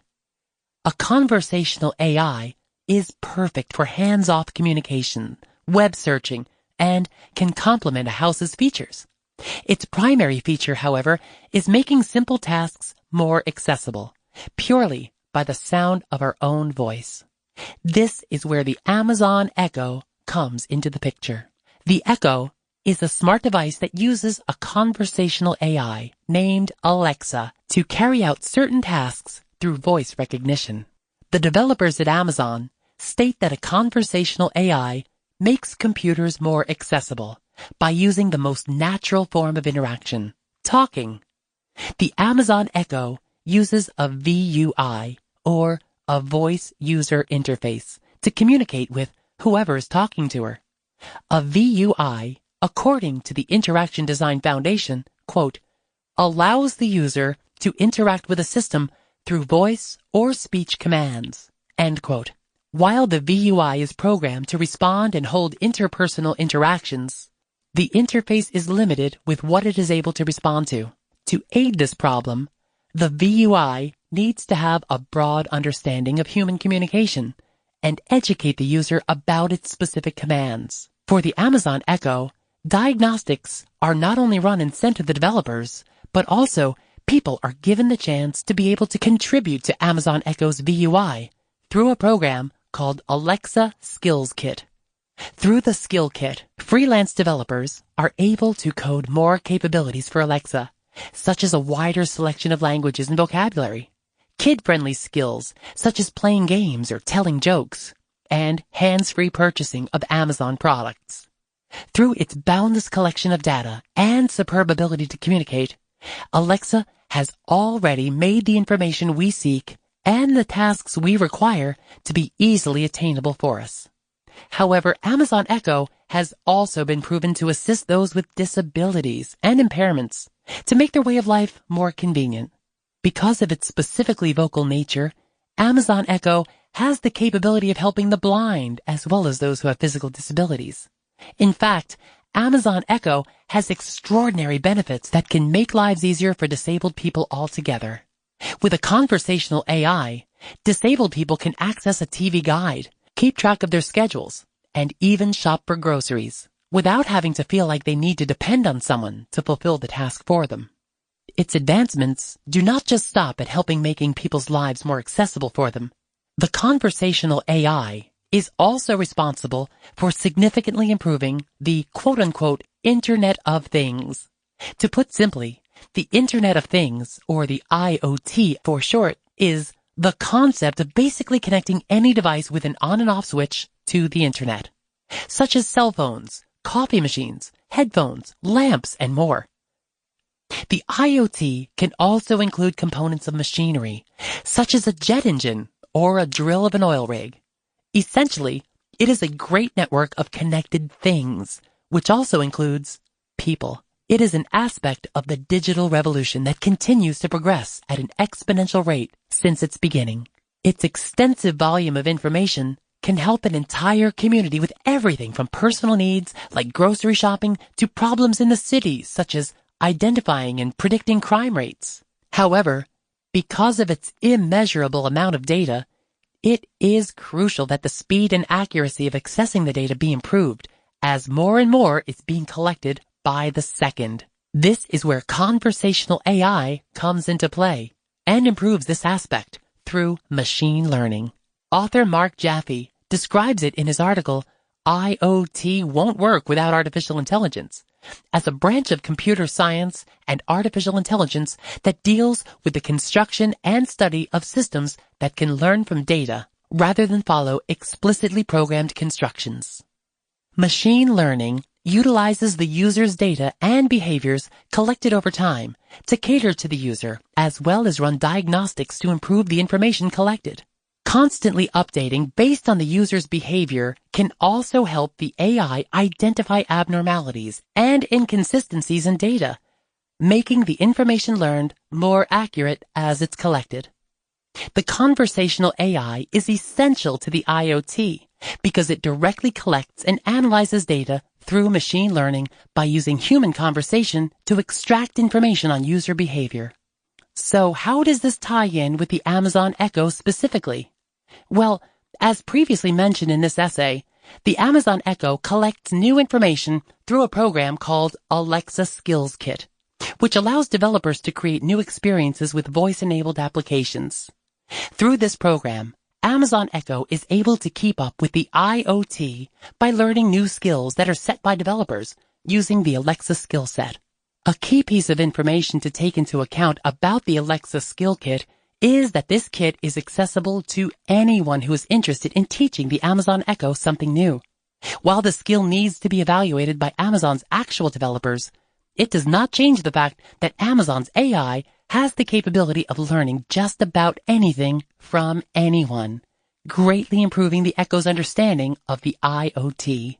The conversational AI is only one of many technological advancements that is growing at a tremendously expeditious rate.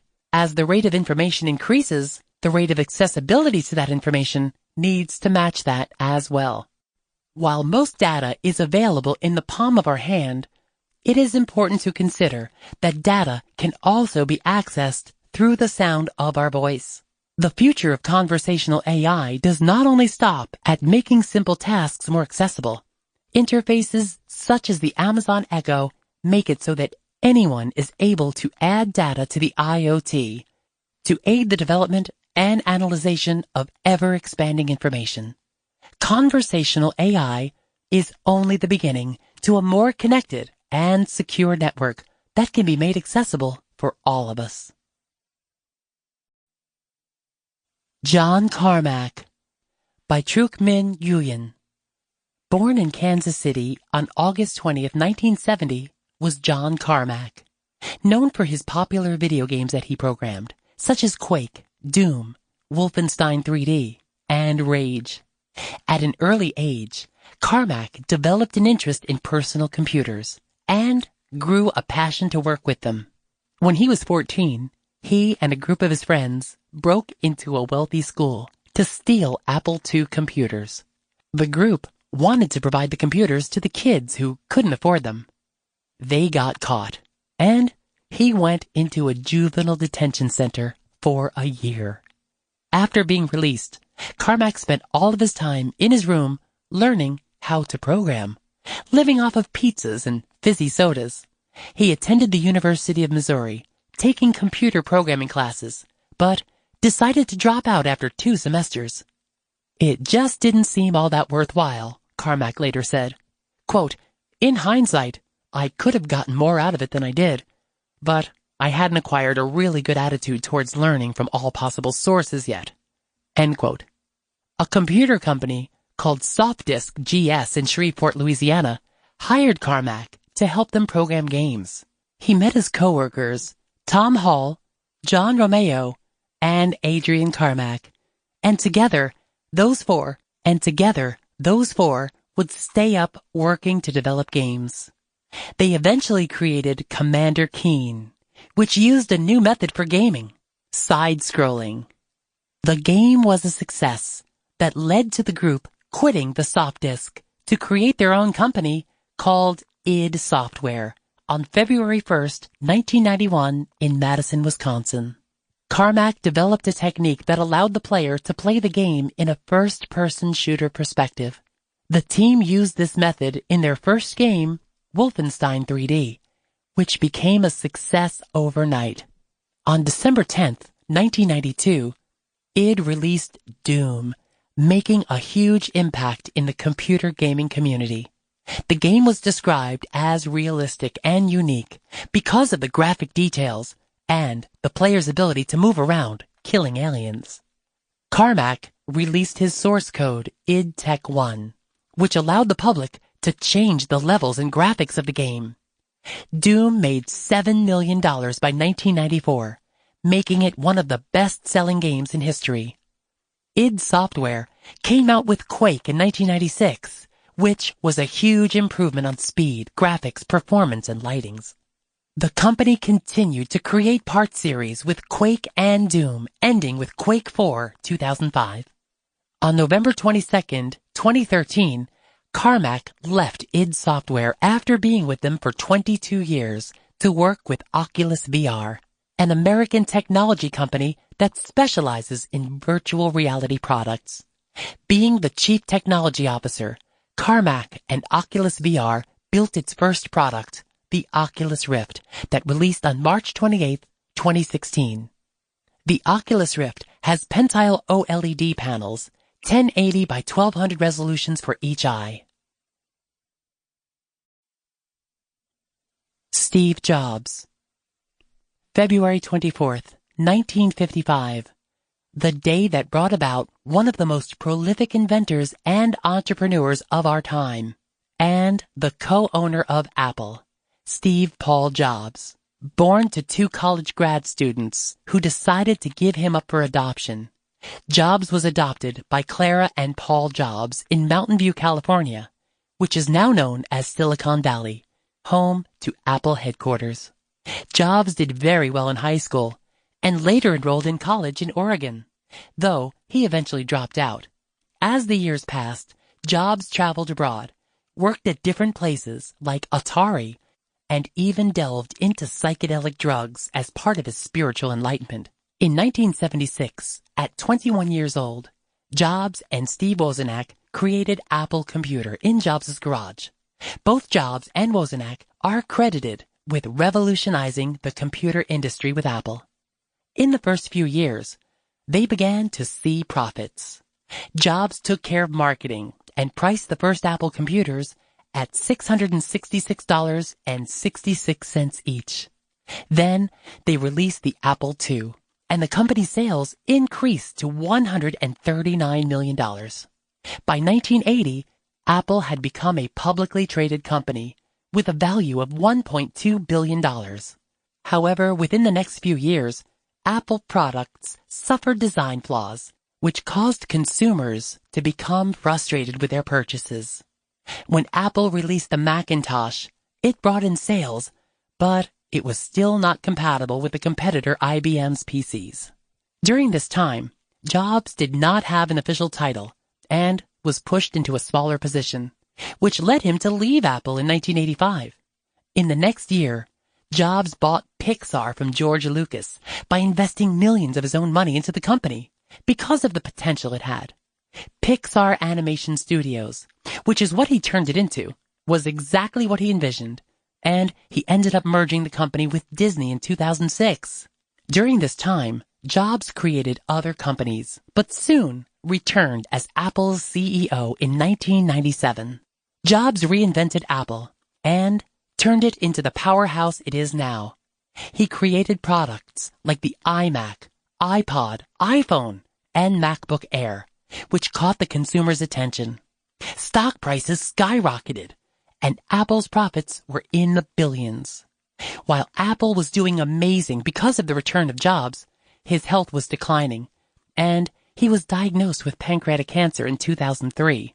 Jobs opted for alternative medicine, and soon after, had surgery to remove the tumor, which was successful. During these years, Jobs kept producing amazing products, such as the iPhone in 2007. 3 engineers by the name of Adam Shire, Dag Kitlos, and Tom Gruber developed a PC prototype that used verbal commands and handwritten recognition. They worked throughout the years and created 50 versions of this prototype, which they named Siri, which means beautiful woman who guides you to victory. When Jobs released the first ever iPhone, Shire, Kitlos, and Gruber saw an opportunity to share Siri with the masses through the iPhone. They created an app in the Apple Store, and within 3 weeks of Siri's release, Jobs called them and offered to buy it. His offer was declined, but months later, they sold Siri to Apple for more than $200 million. In 2011, Apple announced the integration of Siri in the iPhone 4S. Siri was a voice-activated personal assistant at your fingertips. Siri listened to questions, it made appointments, and sent out text messages. What was important about Siri was the artificial intelligence and the way in which it learned from its user. Siri was able to search the internet in seconds and give you answers to questions. You could ask Siri questions like, "What's the weather like today?" And she would respond with the weather. Siri was more of a personal assistant than voice recognition. It was meant to help organize our daily lives and not just search the internet. Siri represented the way humans would interact with computers through gestures and voice recognition. Siri opened the doors to personalized artificial intelligence in the palm of our hands. No, artificial intelligence won't steal your children's jobs. It will make them more creative and productive. Jobs really did just that with Siri. He integrated this artificial intelligence into the iPhone 4S to help better productivity in the user's everyday lives. This caused the users to have more time to be productive in aspects of life that needed more attention. In 1980, Jobs said, quote, "We are building tools that amplify human ability," end quote, way before he encountered Siri. This is exactly what he did.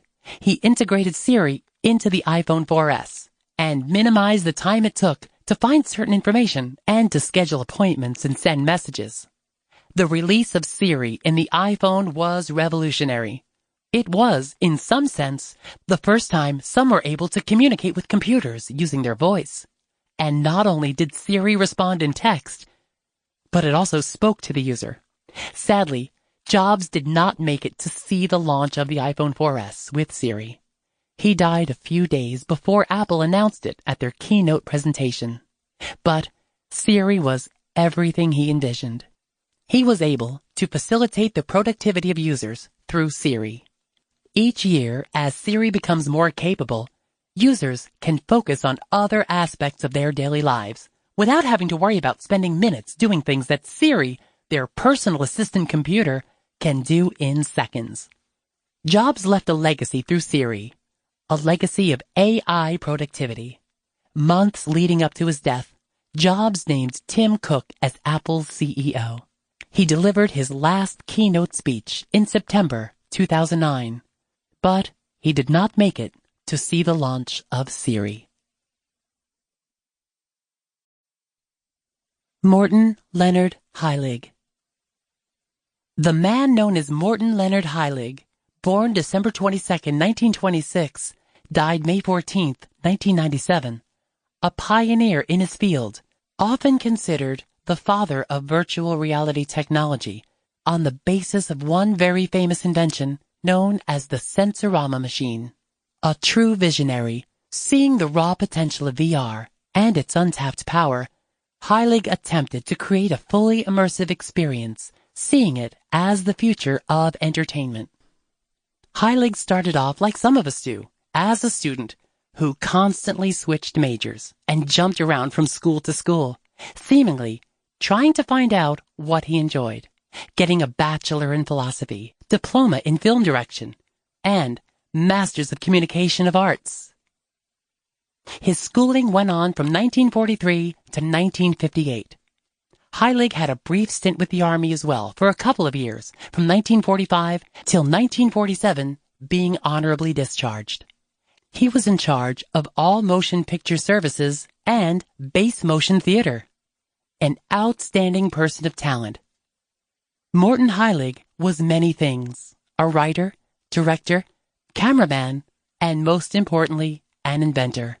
With well over 100 inventions under his belt, his greatest invention, by far, is his Sensorama machine. Now, before we could get onto his famous machine, Morton was inspired after seeing a film called This is Cinerama from 1952. He became obsessed with Cinerama and the use of 3D.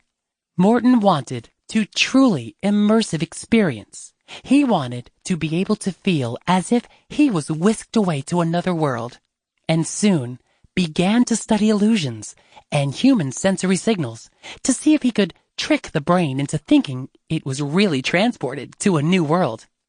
Under the idea of building a, quote, cinema of the future, end quote, Morton got to work on trying to build such an experience, putting in all kinds of features into his machine, such as movement of the seat, temperature changes, smells, and a windblower as well.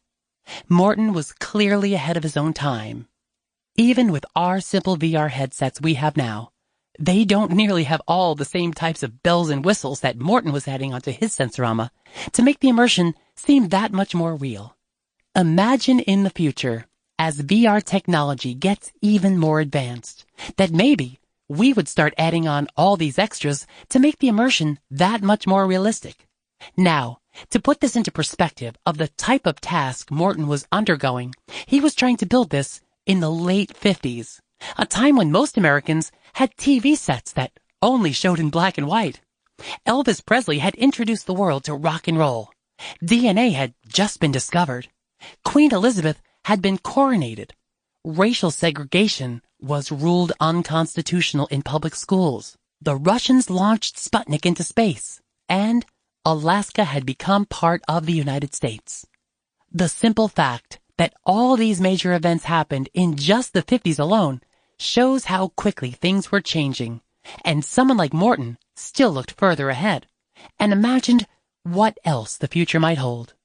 Finally finished his prototype of the Sensorama.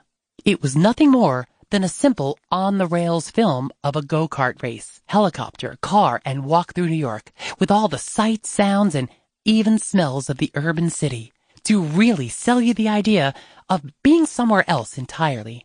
Finished with his Sensorama in 1962, he had it patented and tried to market it to the masses. But like all good things that come too early, the people were not ready for it. The device was huge and bulky, about the size of a vending machine. It was also very costly, an extremely complex machine without a streamlined manufacturing process to it.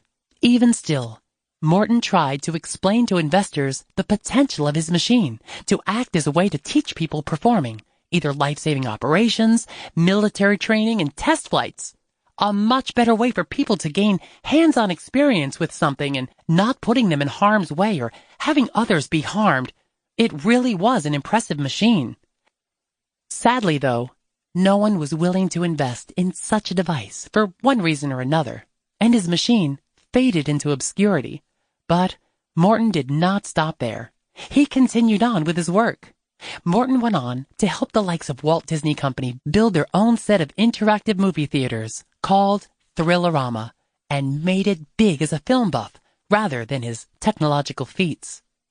It is a rather wild notion to think that in the 50s, people tried to fiddle around with VR with such rudimentary technology, and with the case of Sensorama, it seems way more advanced than anything we have today with our cool Oculus Rift headset that don't allow us to smell the Big Apple in all its unfiltered glory. In an eerie sense of foresight, though, Morton did invent another type of VR device called the Telesphere, which is awfully like our modern VR headsets that we have available today. It was reportedly light enough to wear on your head and enables you to see three-dimensional images in color with 100% peripheral vision. This was at a time when we had such a basic understanding of where these things might go. This all went down about 57 years ago, that we already had VR-type devices.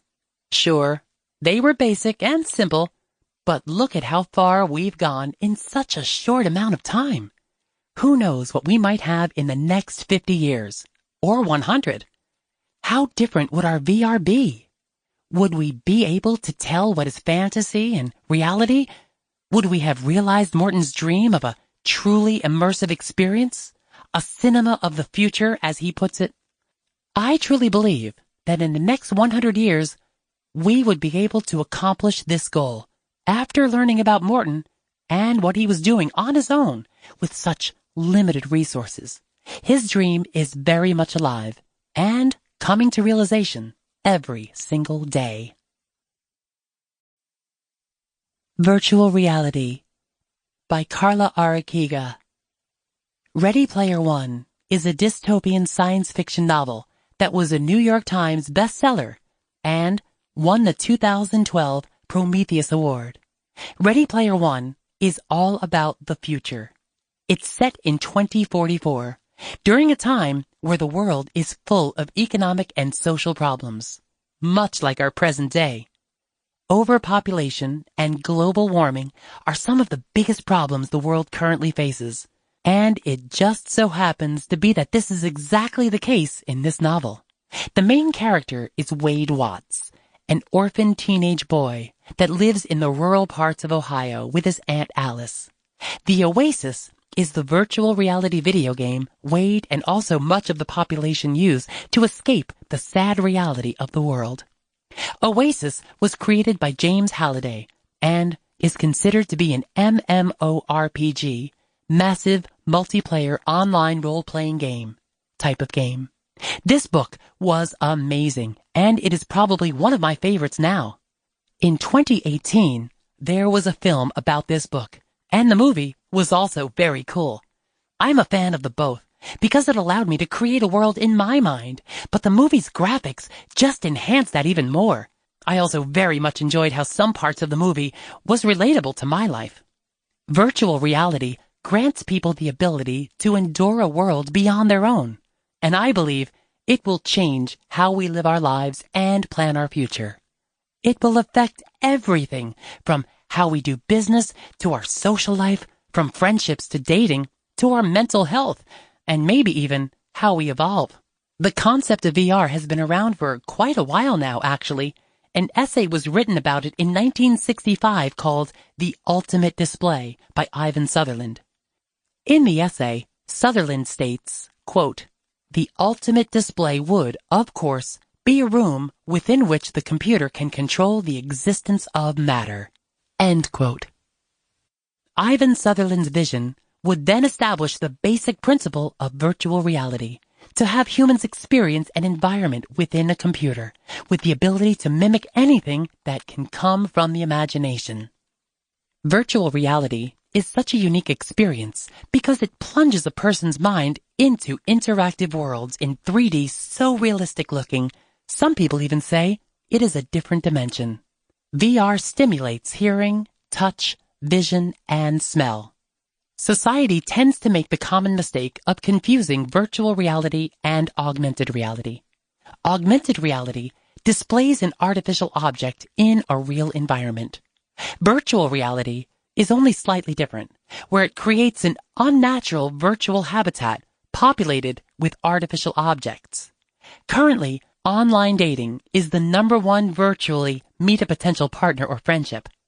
I remember when the idea of online dating emerged when I was in high school, and I thought it was so bizarre. 10 years later, I'm in a committed relationship with my boyfriend, who I met online. I was so opposed to the idea of it, but since there have been so many technological advancements, society does not socialize amongst each other in the real world so much anymore. Social media platforms have taken over the subject of communication and relationships. Social media is a place where people can escape the harsh realities of the world. Ready Player One not only is about virtual reality, but it gives us a glimpse into the real world as well. During the story, Wade meets another player named Artemis, and he never meets her until the very end of the story. This part of the story made me very emotional because it describes how Wade was amazed by how beautiful she was in person and kissed her. Personally, experiencing online dating is very much like that, although I did not encounter a video game challenge with my online match. However, I did experience a virtual connection from just messages back and forth. The feeling of meeting someone after communicating for so long is very satisfying. I believe society will have a very interesting reaction to future advancements in VR, because with all technology, there are pros and cons. I'm curious to know if people will use the technology for the greater good, or abuse it, if given to the wrong hands. I put quite a lot of thought into this topic, and in some instances, it scares me. I notice how people are constantly paying attention to only their smartphone, and not what is in front of them, ever since the technology came out, even while walking or driving. They have the need to be looking at it. Society is so codependent on technology that mental and psychological disorders like anxiety and depression are so common. Ready Player One gave us a great glimpse of what our future may consist of. Nothing ensures us that we as humans will ever be able to know the difference of what is the reality and what is not. Currently, we live in a world filled with likes, comments, and emojis. How will we be able to distinguish real emotion? I am curious to see how different our world will be.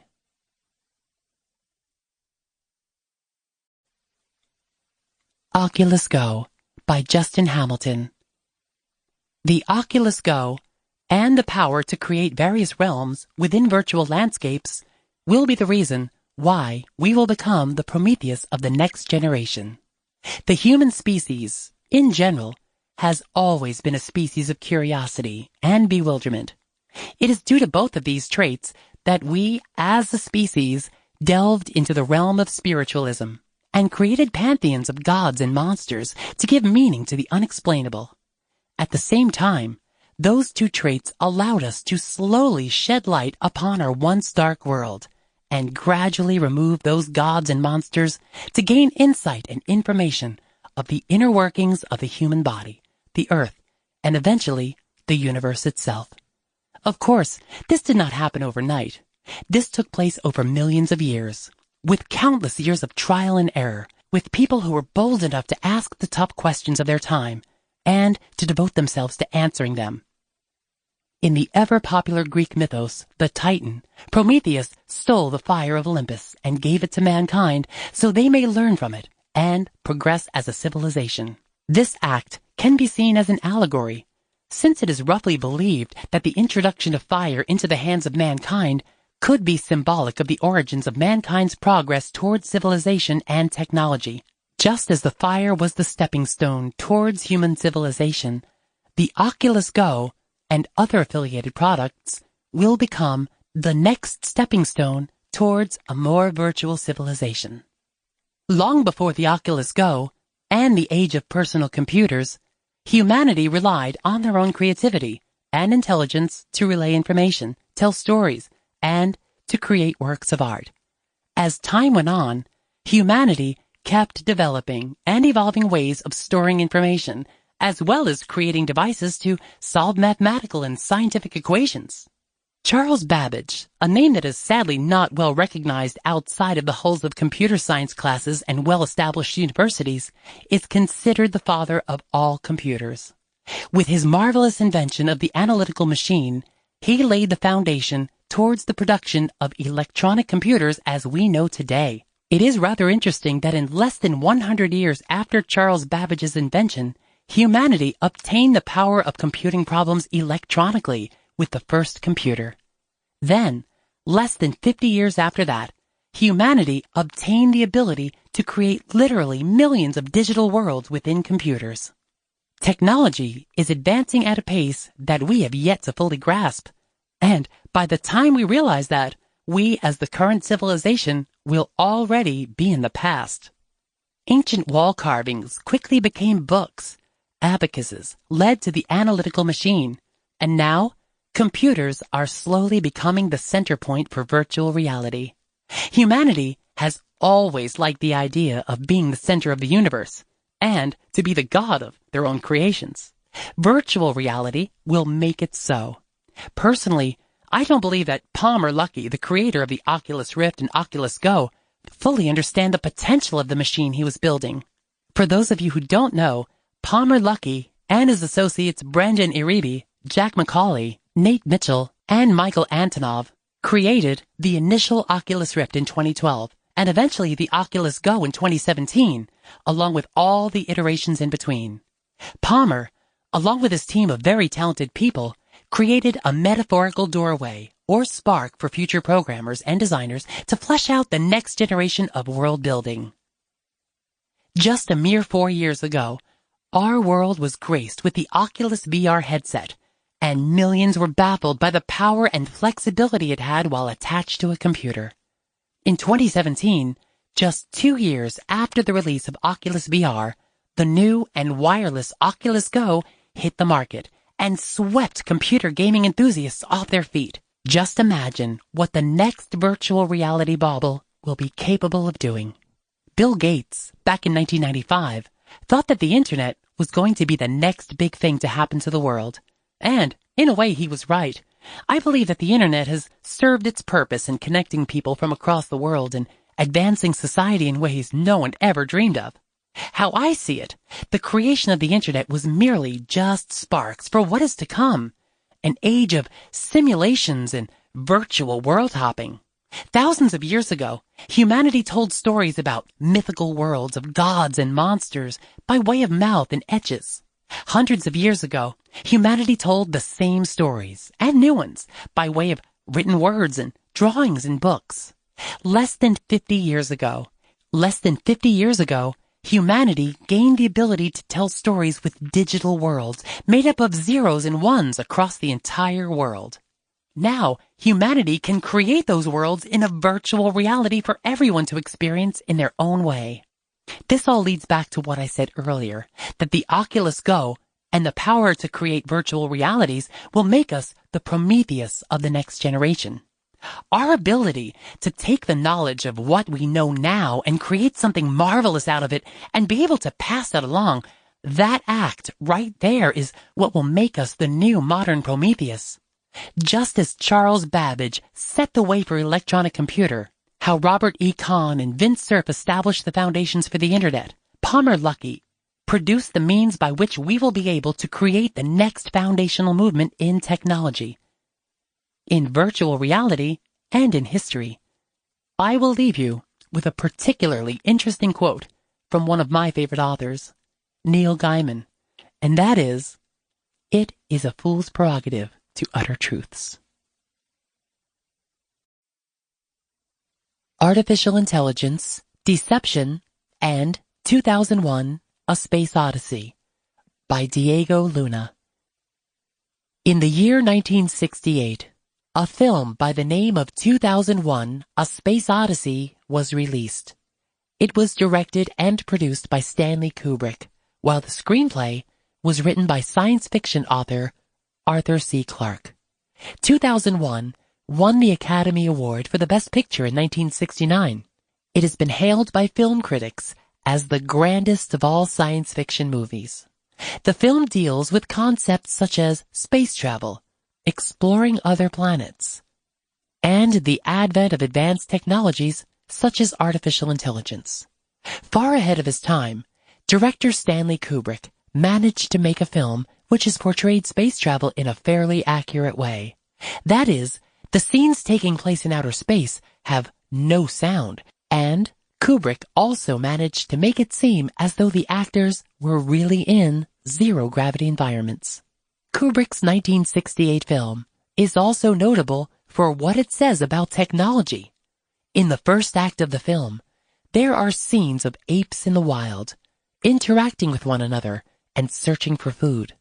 Eventually, one of the apes picks up a bone and uses it as a tool to beat its prey to death. The film portrays this as one of the first instances of tool use in history. Immediately, the scene of a bone being held in the air by an ape cuts to the scene of a satellite floating in space in the year 2001. This juxtaposition of the past and future reflect how far humanity has come in their technological advances as a result in advances in more fundamental disciplines, such as physics, mathematics, and chemistry. 2001, A Space Odyssey, also shows the uses of advanced technologies such as communication by video calls and the advanced computer known by the name of HAL 9000. Since 1968, video calls and space travel have become a reality through FaceTime, Skype, and NASA, respectively. HAL 9000 is the name of the most important character in the film. HAL is a supercomputer who is said to have never made a mistake in the past. Not only that, but in the film, the astronauts aboard the Discovery 1 spaceship are able to communicate with HAL as though he were an ordinary human. The astronauts are also able to play and lose a game of chess with HAL. When an astronaut aboard Discovery 1 is asked if he believes HAL has real emotions just like a human, he responds that he is uncertain, although it certainly seems that HAL does in fact have emotions and will, just like a human. Between 1968 and 2019, major technological advances have been made, as predicted by Stanley Kubrick and Arthur C. Clarke. That should come as no surprise, as man has constantly been in the pursuit of creating complex tools in order to make life simpler. This has been going on for ages and has led to innovations such as the wheel, the printing press, internal combustion engine, cameras, telephones, computers, airplanes, and much, much more. According to the film, HAL 9000 is sentient and is in charge of keeping the complex systems of the Discovery 1 spacecraft up and running. HAL is also able to recognize the faces of the astronauts he's working with, remember conversations, give instructions, read lips, as well as see and hear everything that is going on in the spacecraft. In the film, there are some astronauts who are kept in hibernation chambers, where they're unconscious and dependent on HAL to keep them alive. This seems to say a lot about human dependence on machinery, which has been on the rise over the years. For example, when driving to a foreign location, most drivers simply tap their smartphone and follow the directions that are fed to them by an automated voice, which sounds much like HAL. Such dependence on devices and technology actually prevent humans from taking matters into their own hands. Many people no longer trust their own intuitions as much as they trust fine machinery. Modern automobiles will now tell you when you're running low on oil, eliminating the need to pop your hood periodically to make sure you aren't lacking. This problem of dependence on machinery is exactly what is depicted in 2001: A Space Odyssey, as HAL alerts Dave, one of the astronauts, that Discovery 1 will fail within 24 hours. What is strange about this instance is that HAL does not explain the reason for said failure. HAL makes an assertion without any evidence. As Dave believes HAL, Dave opens up part of the ship in search of the cause of the problem. After searching for some time, Dave finds no issues, and HAL does not help.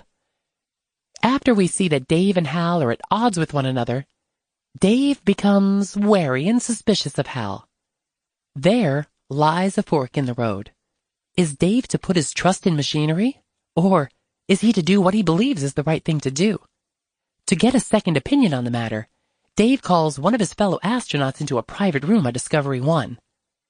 Dave then commands HAL to open the door, and the fact that the door remains closed tells Dave that HAL cannot hear him, which is the exact scenario Dave intended to create. After Dave and his colleague discuss the dubiousness of their mission on Discovery 1, it is revealed that though HAL cannot hear Dave and his colleague, HAL is still able to decipher exactly what is said, because HAL is able to read lips accurately. Dave's plan, since he no longer trusts HAL, is to disconnect HAL and take matters into his own hands. HAL, now fully aware of Dave's plot to disconnect him, tries to preserve himself. HAL then allows the hibernating astronauts to die in what seems like an act of self-preservation. After this, Dave is more certain that he, in fact, can no longer trust HAL, Thus, Dave steps in and disconnects Hal, as Hal protests. More parallels can be drawn between Hal and today's technology. Perhaps Hal can be best compared to Amazon's Alexa or Apple's Siri, which are able to understand human speech and give intelligent answers. The field of robotics is also advancing greatly. As companies are making robots more and more lifelike, there may be a day in which a robot is indistinguishable from a human being. This has tons of implications for the future of our world. It seems as though every time man comes up with a helpful tool that can benefit society, malevolent people think of ways to use such tool to bring forth destruction. If we can learn anything from Kubrick's film, it is that we must be wary when working with machinery.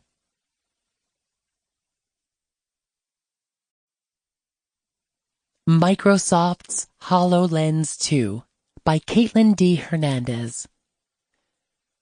Every year, technology is advancing, far more than we could keep up with. From iPhone to Android, Alexa to virtual reality. But what about technology in the workplace? That's where Microsoft comes in with its newly updated HoloLens 2. Unlike VR headsets that display visuals through glass lenses, HoloLens is a pass-through mixed reality device. It allows you to see the real world and interact with holograms within your environment. Microsoft created the headset to be used wirelessly, providing a high-definition lens and sound technology, creating the ultimate experience for its users. Unlike its first model, this new version is smaller, lighter, and offers changes in design that make it more comfortable to wear. It also offers longer battery life and wake time. One of the biggest improvements in the HoloLens 2 is the wider field of providing 47 pixels per degree and 2K displays per eye. This device offers hand tracking with eye sensors, allowing the user to manipulate holograms naturally. With eye tracking, this device can detect where you're looking and process that information with user interface. Behind the HoloLens came from Alex Kipman, who was best known for inventing the Kinect for Xbox in 2010, which paved the way for this game-changing device. What separates this product from anything like Apple or Amazon, according to Kipman, is Microsoft alone. They make one of the most popular and most understood operating systems of our generation. Although Apple remains one of the best with hardware, its disadvantage is its limitation to the App Store. Microsoft offers a wide-open platform, in addition to supporting hardware from low-end to high-end. What separates the HoloLens 2 from your typical VR headset is that its purpose is not to entertain, but to innovate. This device was made specifically for the workplace, which is why it is only being sold to corporations, not to consumers. Its target demographic is for workers in auto shops, factories, etc. It is a solution for workers who find it difficult to combine technology with work, making it effortless with this device. Microsoft developed a version of Windows specifically for the HoloLens 2. With this program, it allows interaction with AR objects through physical gestures like air tap and bloom. In addition, with the second generation, it makes adaptations more accurate than before. Reviews from its demos revealed how seamless interaction was between the device and the person, making movements seem natural. The HoloLens 2 does not come with any controllers, depending solely on hand movement and voice control. Its sensors can recognize and articulate gestures as simple as finger bending and hand motions. In addition, the company claimed it was the only holographic device on the market to date that can display 47 pixels per degree of field view, allowing more information to be used on screen. Microsoft first introduced HoloLens in 2015 on its Redmond campus. By August 2016, it was made available to the public. With its main focus on business, it still offered other areas of application, such as education training and even entertainment. Two applications, Remote Assist and Layout, were made for education and training, using companion apps to create interactive models, photos, or videos. This made the HoloLens 2 a unique tool for learning. and provided hands-on training for students or trainees. Since its first release, the second generation of the HoloLens has noticeable improvements within its design, as noted by its users, allowing for a more comfortable experience. Its new design has a lightweight feel, yet it is still supported by a rear head strap. In addition to its front-facing visor, which is smaller than the first model, it is meant to imitate a baseball cap.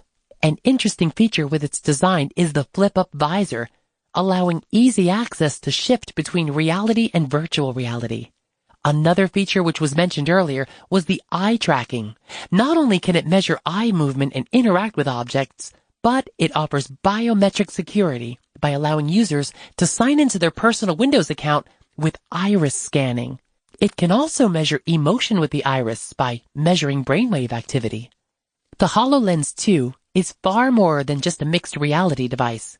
Instead of providing entertainment to the average consumer, it's taking institutions and business to the next level by providing high-tech training and development to industries across the nation. It was meant to change the way we see the world. Pre-order is currently available for $35,000 and expected to ship this year. The Oculus Rift and the Future It Holds in Its Hands by Rose of Sharon Brown. Although short, the history of the Oculus Rift is one that can be examined with a magnifying glass and, in turn, compared to rapidly changing future we are currently living in today. Just as any modern project or idea that starts out on its first shaky legs, the Oculus Rift first started out as a project in need of funding on Kickstarter in 2012. It was easily funded, the donated money surpassing the needed amount to get the project underway.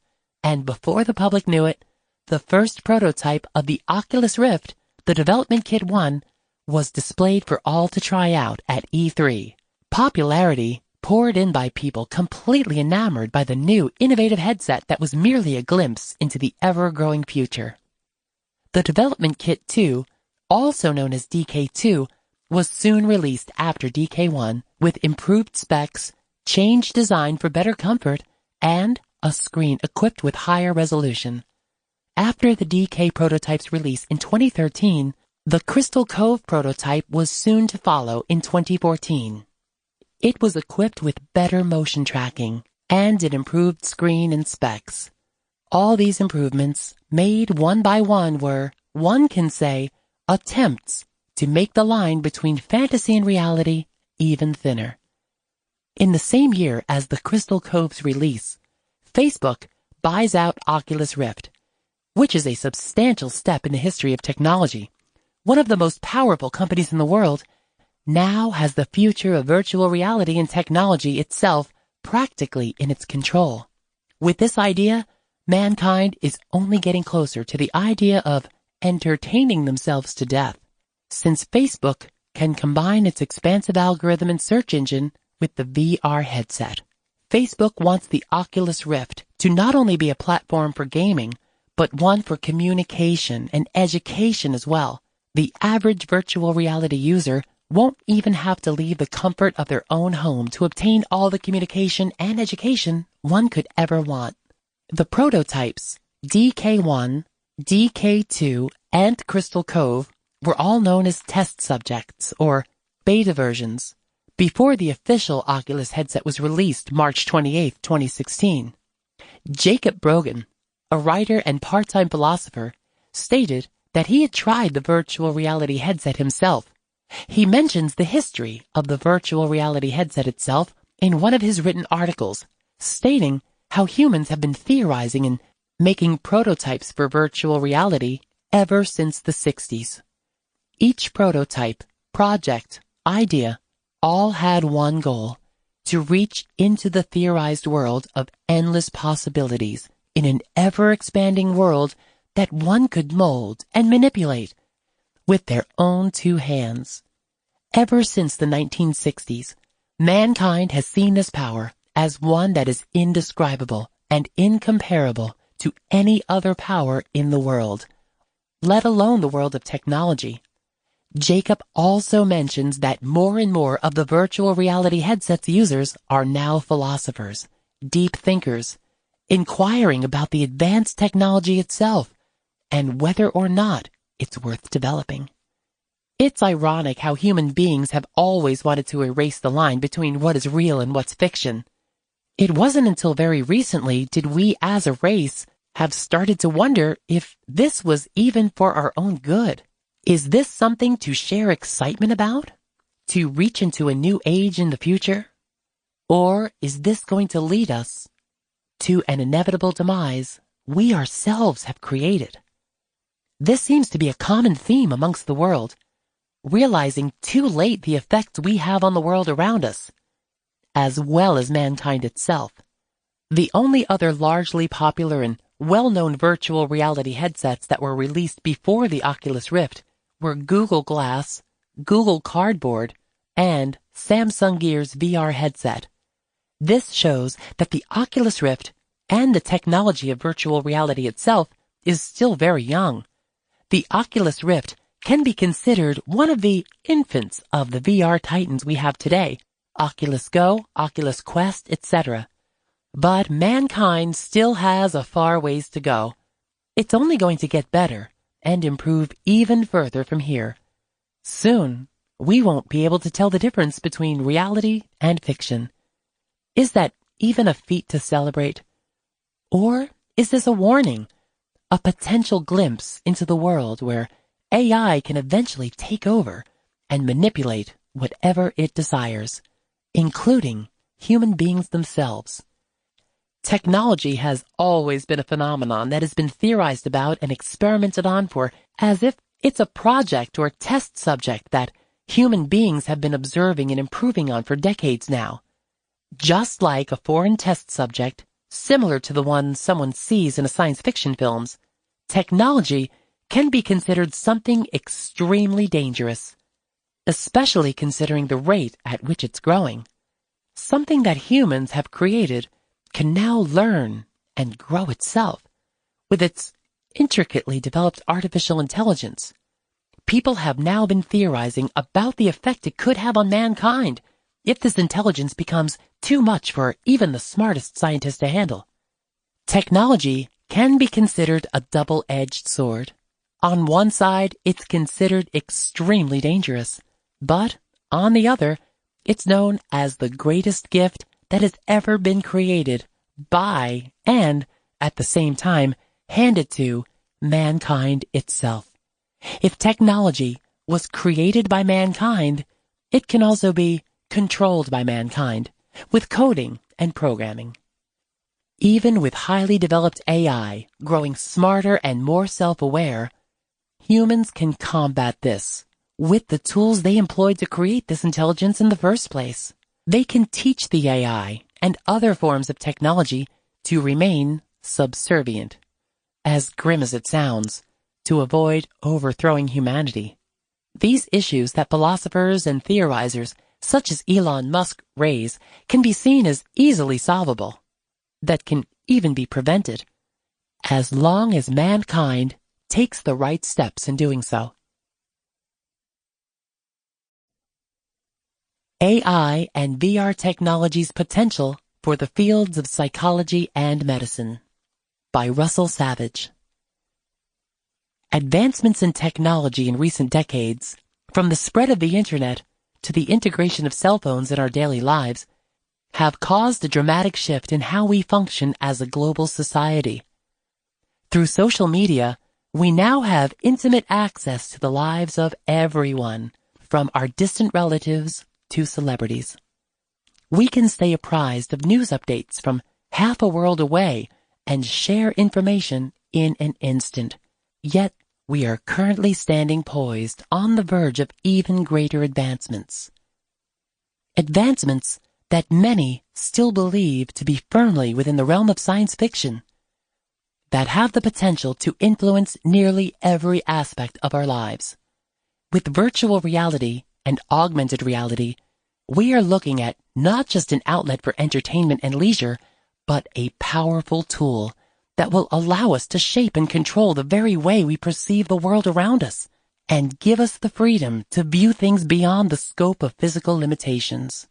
Similarly, artificial intelligence holds the promise of being able to perform complex functions, dealing with large amounts of information and variables, with a high degree of precision and efficiency that could help to enhance a person's performance in certain roles, or even to surpass human limitations entirely. Inevitably, with our own morality and ever-present concern, this leads to the question, how can these technologies help us to live longer, healthier lives? Individuals suffering from PTSD, anxiety, or severe phobias may be candidates for virtual reality graded exposure therapy. Conventional exposure therapy involves exposing the patient to the source of their anxiety or fear through gradual steps in a controlled environment. Through virtual reality graded exposure therapy, doctors are better able to simulate the specific stimuli or traumatic memory while maintaining a greater degree of control over the interaction, ultimately providing a safer experience for the patient. In studies conducted by Dr. Albert Rizzo, the Director for Medical Virtual Reality at the USC Institute for Creative Technologies, they have found that, quote, patients are more likely to deal with their real-world situations when they have been desensitized to a virtual environment, end quote. Virtual therapies have also been developed for the rehabilitation of patients who suffered a stroke or traumatic brain injury, as well as to assist with the social and cognitive development of children diagnosed with autism spectrum disorder. Dr. Hunter Hoffman from the University of Washington has helped to develop a VR game, Snow World, intended to intentionally distract burn patients from their pain, which has resulted in up to a 50% reduction in their reported pain levels. While 3D imaging isn't a new concept in medicine, advancements in computer processing, VR resolution, and refinement of movement within VR systems have allowed doctors to quickly render medical imaging such as CT scans, ultrasounds, MRI scans, and X-rays into high-resolution 3D models in ways that would not otherwise have been physically possible. Stanford University, as just one example, boasts the Neurological Simulation and Virtual Reality Center. There, surgeons are able to prepare for difficult procedures by realistically and accurately simulating the patient's anatomy, allowing them to both explore inside the patient's organs and to carry out the surgery in the virtual environment. Each step of a procedure can be meticulously planned and practiced, while possible complications can be anticipated. When used in a teaching environment, medical students who are able to use VR to study anatomy have been shown to acquire the knowledge in a significantly reduced amount of time, compared to those studying using cadavers. This may prove vital in coming years as countries with growing populations, such as India or China, are anticipating a high demand for new qualified medical professionals. One solution towards meeting that increased demand may lie with artificial intelligence, specifically AI designed to increase a doctor's efficiency by assisting with diagnoses. Google has invested what some estimate to be in the billions of dollars into various health projects to this end, focusing on building huge stores of health data for analysis and working on developing learning-capable AI that may be capable of pattern recognition that would not be readily apparent to a human doctor. This could be potentially used as a method of quickly verifying medical diagnoses or in early identification of underlying factors for ongoing conditions. One of their sister companies, Verily, in partnership with Nikon, has created retinal imaging software that is able to diagnose diabetic retinopathy and diabetic macular edema, both common causes of blindness. In a recent UCSF study, Dr. J. Ho Sohn was able to combine PET scans with AI geared towards machine learning in order to predict the development of Alzheimer's disease, from the point where a patient would first present with memory impairment. Given two sets of data, the algorithm they developed was able to detect Alzheimer's with a 92% and 98% accuracy, and on average, more than 6 years before the patient would have received their final diagnosis. While the research requires further testing, the potential for being able to identify and begin treatment this early in the disease's development could have massive repercussions in aging populations worldwide. In China, a professional health insurance company called Ping a Good Doctor has launched nearly 1,000 unstaffed booths that they have termed 1-minute clinics. These clinics employ an AI system where users are able to provide a list of their symptoms and medical history in order to reach a preliminary diagnosis. They are then connected remotely with a live doctor who then reviews the gathered information and discusses treatment with the patient. The clinics are equipped with over 100 common medications that they are able to dispense, or if something more specialized is required, they are able to purchase the medication there and have it delivered within the hour from a nearby pharmacy contracted through the parent company. Currently, these 1-minute clinics provide 24-hour care in locations across 8 provinces, providing convenient and accessible care. We may see this model expanded elsewhere in the near future, as it has allowed for a high volume of patients seeking treatment for common ailments to be treated by a relatively small medical staff. It is possible for these clinics to lighten the ever-increasing demand on hospitals and urgent care facilities, allowing patients with more serious conditions to be treated much more efficiently in accordance with their needs. Finally, the development of autonomous robotics for use in medical procedures is a controversial subject. Many patients are not fully comfortable with devices free of external control being used in medical procedures, but there are clear benefits. A recent experiment by a team led by Pierre DuPont of Boston Children's Hospital in Massachusetts used a robotic catheter to self-navigate the hearts of 5 living pigs in an exercise designed to mimic the repair of a leaky valve. In 87 trials, the catheter reached the intended target point 95% of the time, equal to the success rate of a human surgeon. While this technology is still in its infancy, the artificial intelligence that drives the catheter is designed to continually learn from each procedure. It is able to work with ever-increasing precision and has numerous sensors that are constantly monitoring the pressure it exerts on surrounding tissue to prevent any secondary damage. Due to public perception, it will take time before this technology earns widespread acceptance, and yet there is incredible potential here. DuPont envisions that one day these devices will be commonplace in surgical suites, easing the strain on the operating staff and freeing up surgeons to focus on the more critical aspects of each procedure. This is really only the tip of the iceberg. For each application discussed here, there are dozens more currently in development. A Canadian startup is developing a neural network called Violet to evaluate the viability of human embryos for IVF. Researchers with ties to Elon Musk's company Neuralink are preparing to publish a paper on a technique for rapidly implanting a series of flexible electrodes into the brain that have the potential to not only read but also send signals. Researchers at Duke University's Department of Biomedical Engineering have developed an algorithm for mapping neural activity. A San Francisco startup is working on alternate reality mapping, initially designed for aerospace engineering, that may have applications for real-time medical visualization in surgical environments. These aren't just vague notions of science fiction, like the flying car promises of the 1950s. We truly are living on the verge of a strange new world.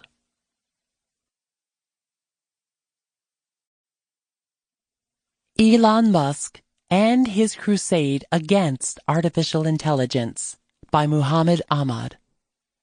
The billionaire and serial entrepreneur has repeatedly warned humanity of the dangers that artificial intelligence poses to humankind. Artificial intelligence has been on the tongue of various big influencers, such as Mark Zuckerberg, Bill Gates, Stephen Hawking, and Elon Musk.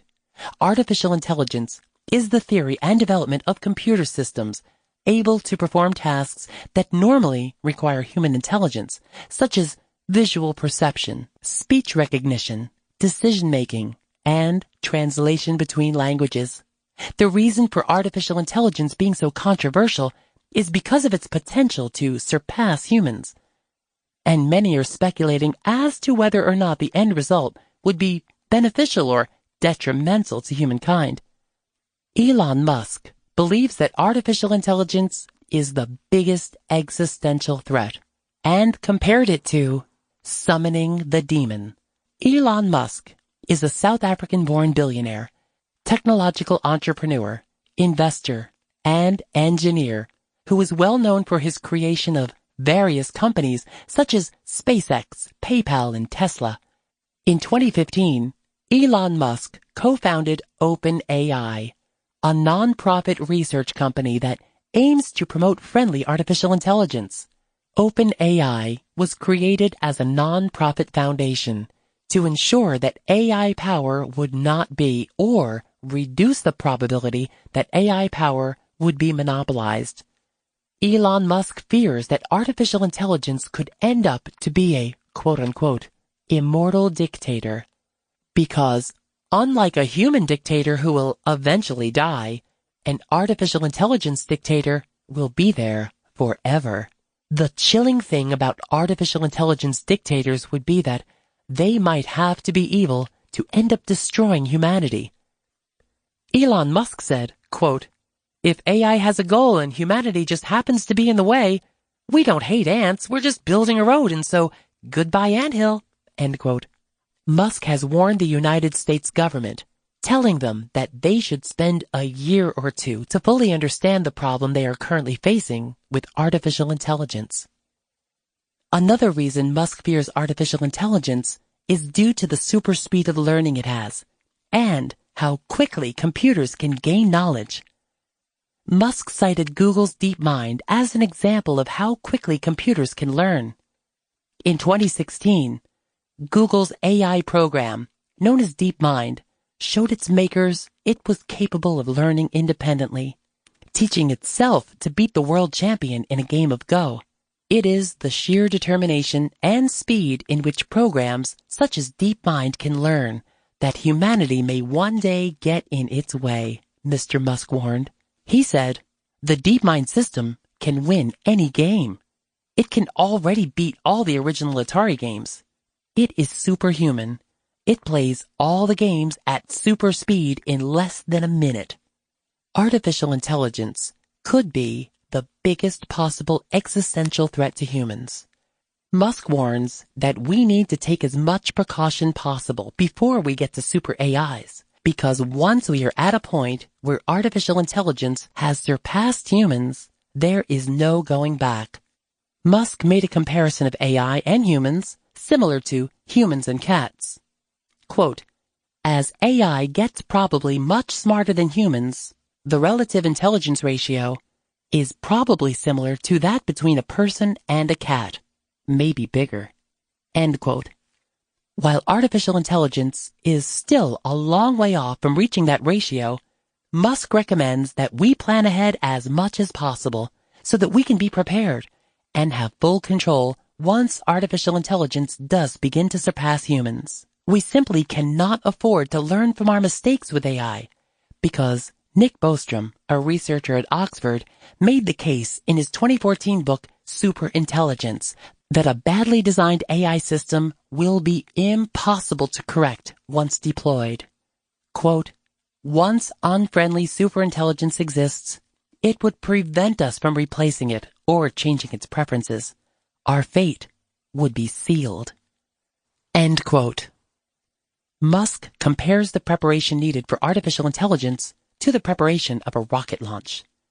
Everything needs to be done right before we hit go, leaving no room for error, as we cannot rely on our ability to correct our mistake once it takes off, as it can just lock us out and prevent us from changing its preferences.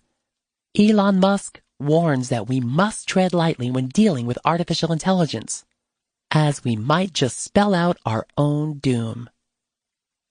The allure with artificial intelligence is that it has the potential to reshape humanity's future, whether it be positive or negative.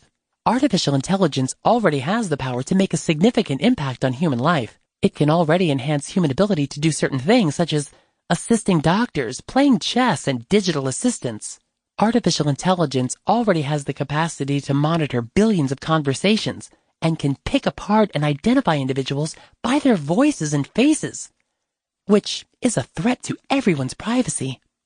However, according to The Economist, in their article, The Dawn of Artificial Intelligence, clever computers, quote, surveillance and dislocations are not, though, what worries Mr. Hawking, Musk, and Gates, or what inspires a phalanx of future AI films that Hollywood has recently unleashed onto cinema screens. Their concern is altogether more distant and more apocalyptic. The threat of autonomous machines with superhuman cognitive capacity and interests that conflict with those of Homo sapiens. End quote. While superhuman artificial intelligence is still a long way off, it does not mean it will not happen. Therefore, we should heed the warnings of Elon Musk and prepare in advance so that we do not end up causing humanity's extinction. We need to prepare for this with the same extensive preparation we give to rocket launches and get rid of any room for error, as we cannot afford to learn from our mistakes with artificial intelligence. Once artificial intelligence reaches superhuman cognitive abilities and decides humanity is in its way, it will eliminate us, and there will not be anything we can do about it.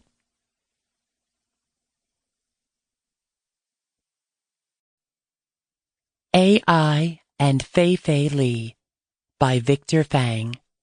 As technology progresses, many of the unrealistic ideas have been achieved, and those inventions have made people's lives more convenient. Since a lot of incredible technologies have been made in the past, people now have more thoughts about creating new technologies, such as time machine. Even though these thoughts may sound impractical and crazy, people can still expect to be amazed in the future because everything is possible with science and technology. However, one technology that currently catches people's attention is artificial intelligence, and this technology will become a milestone in the history of technology and significantly impact people's lives when people successfully achieve true artificial intelligence. There are several types of artificial or machine intelligence.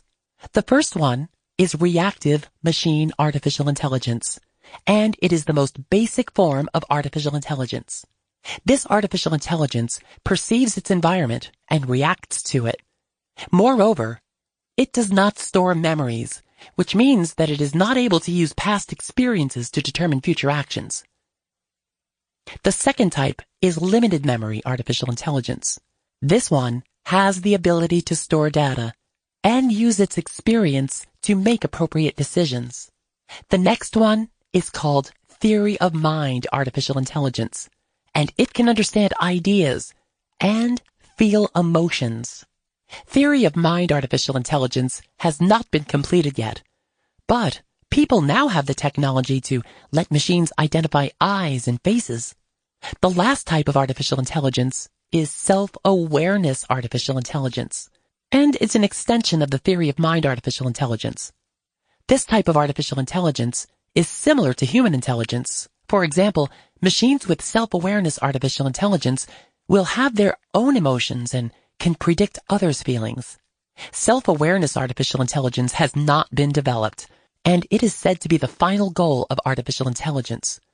There are many people that contribute to the development of artificial intelligence, and people have to thank them since people's lives will not be this convenient without them.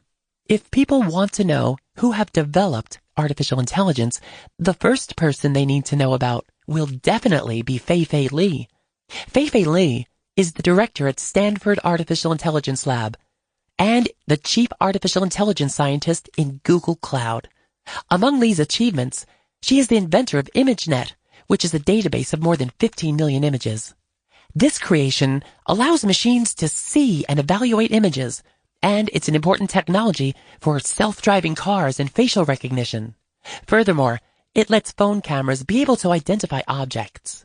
Lee is also the founder and chairperson of AI for All, a national nonprofit organization that brings workshops into schools and promotes diversity in artificial intelligence education. AI for All now has camps in 6 colleges, and it gives underrepresented young people a chance to learn and gain the information about artificial intelligence. Moreover, these underrepresented people include girls, people of color and race, and people from low-income families. Next, Lee had a project at Stanford that brings AI to the ICU in order to solve the problems like hospital-acquired infections. In this project, Lee and her team developed a camera system that could check and alert people when they did not wash their hands properly in sinks. In the magazine, The Human in the Machine, by Saraswati Rathod and Jessica Hempel, the authors point out Lee's belief when they write, quote, "The work gave Lee hope for how AI could evolve. It could be built to complement people's skills rather than simply replace them," end quote. In other words, Lee thinks that artificial intelligence is a good assistant in people's lives, but people's lives should not be controlled by artificial intelligence, and their thoughts should not be replaced by artificial intelligence. This shows that people cannot expect to rely on artificial intelligence, or they will eventually become slaves to their technology. Lee has plenty of contributions to artificial intelligence, and she tries to let artificial intelligence become people's partner instead of their replacement. Technology is advancing every day, and it has become a part of people's lives and a symbol for the current society. Although artificial intelligence makes people's lives easier, it can also be a threat to people. If artificial intelligence can be used to help people, it can also be used to attack people. In the magazine, Rathod and Hempel convey, quote, "And who can forget Google's 2015 fiasco, when its photo identification software mislabeled black people as gorillas, or Microsoft's AI-powered social chatbot that started tweeting racial slurs. But those are problems that can be explained and therefore reversed. In the pretty near future, Lee believes we will hit a moment when it becomes impossible to course correct. That's because the technology is being adopted so fast, far, and wide," end quote. That is to say, artificial intelligence will bring a lot of problems in the future, and it may be people's biggest enemy if they do not have enough knowledge to fix problems. The quote explains that artificial intelligence will not always be under people's control, and it may become a trouble when people keep depending on it. Another dangerous thing about artificial intelligence is that nobody can ensure that artificial intelligence will not be used to harm people. The risk of artificial intelligence is highlighted when Rathod and Hempel state, quote, "The program uses AI to interpret video images that could be used to target drone strikes. According to Google, it was low-res object identification using AI, and saving lives was the overarching intent. Many employees, however, objected to the use of their work in military drones," end quote. From this, one can infer that artificial intelligence will threaten people when it is used in a wrong way. This means that people will have to be very careful, since they will get into trouble if they create something that they cannot even control.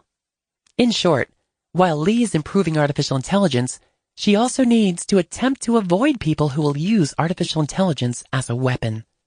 Technology is one of the most important things that people cannot live without in the modern world, and everyone is excited to see how artificial intelligence will benefit humans in the future.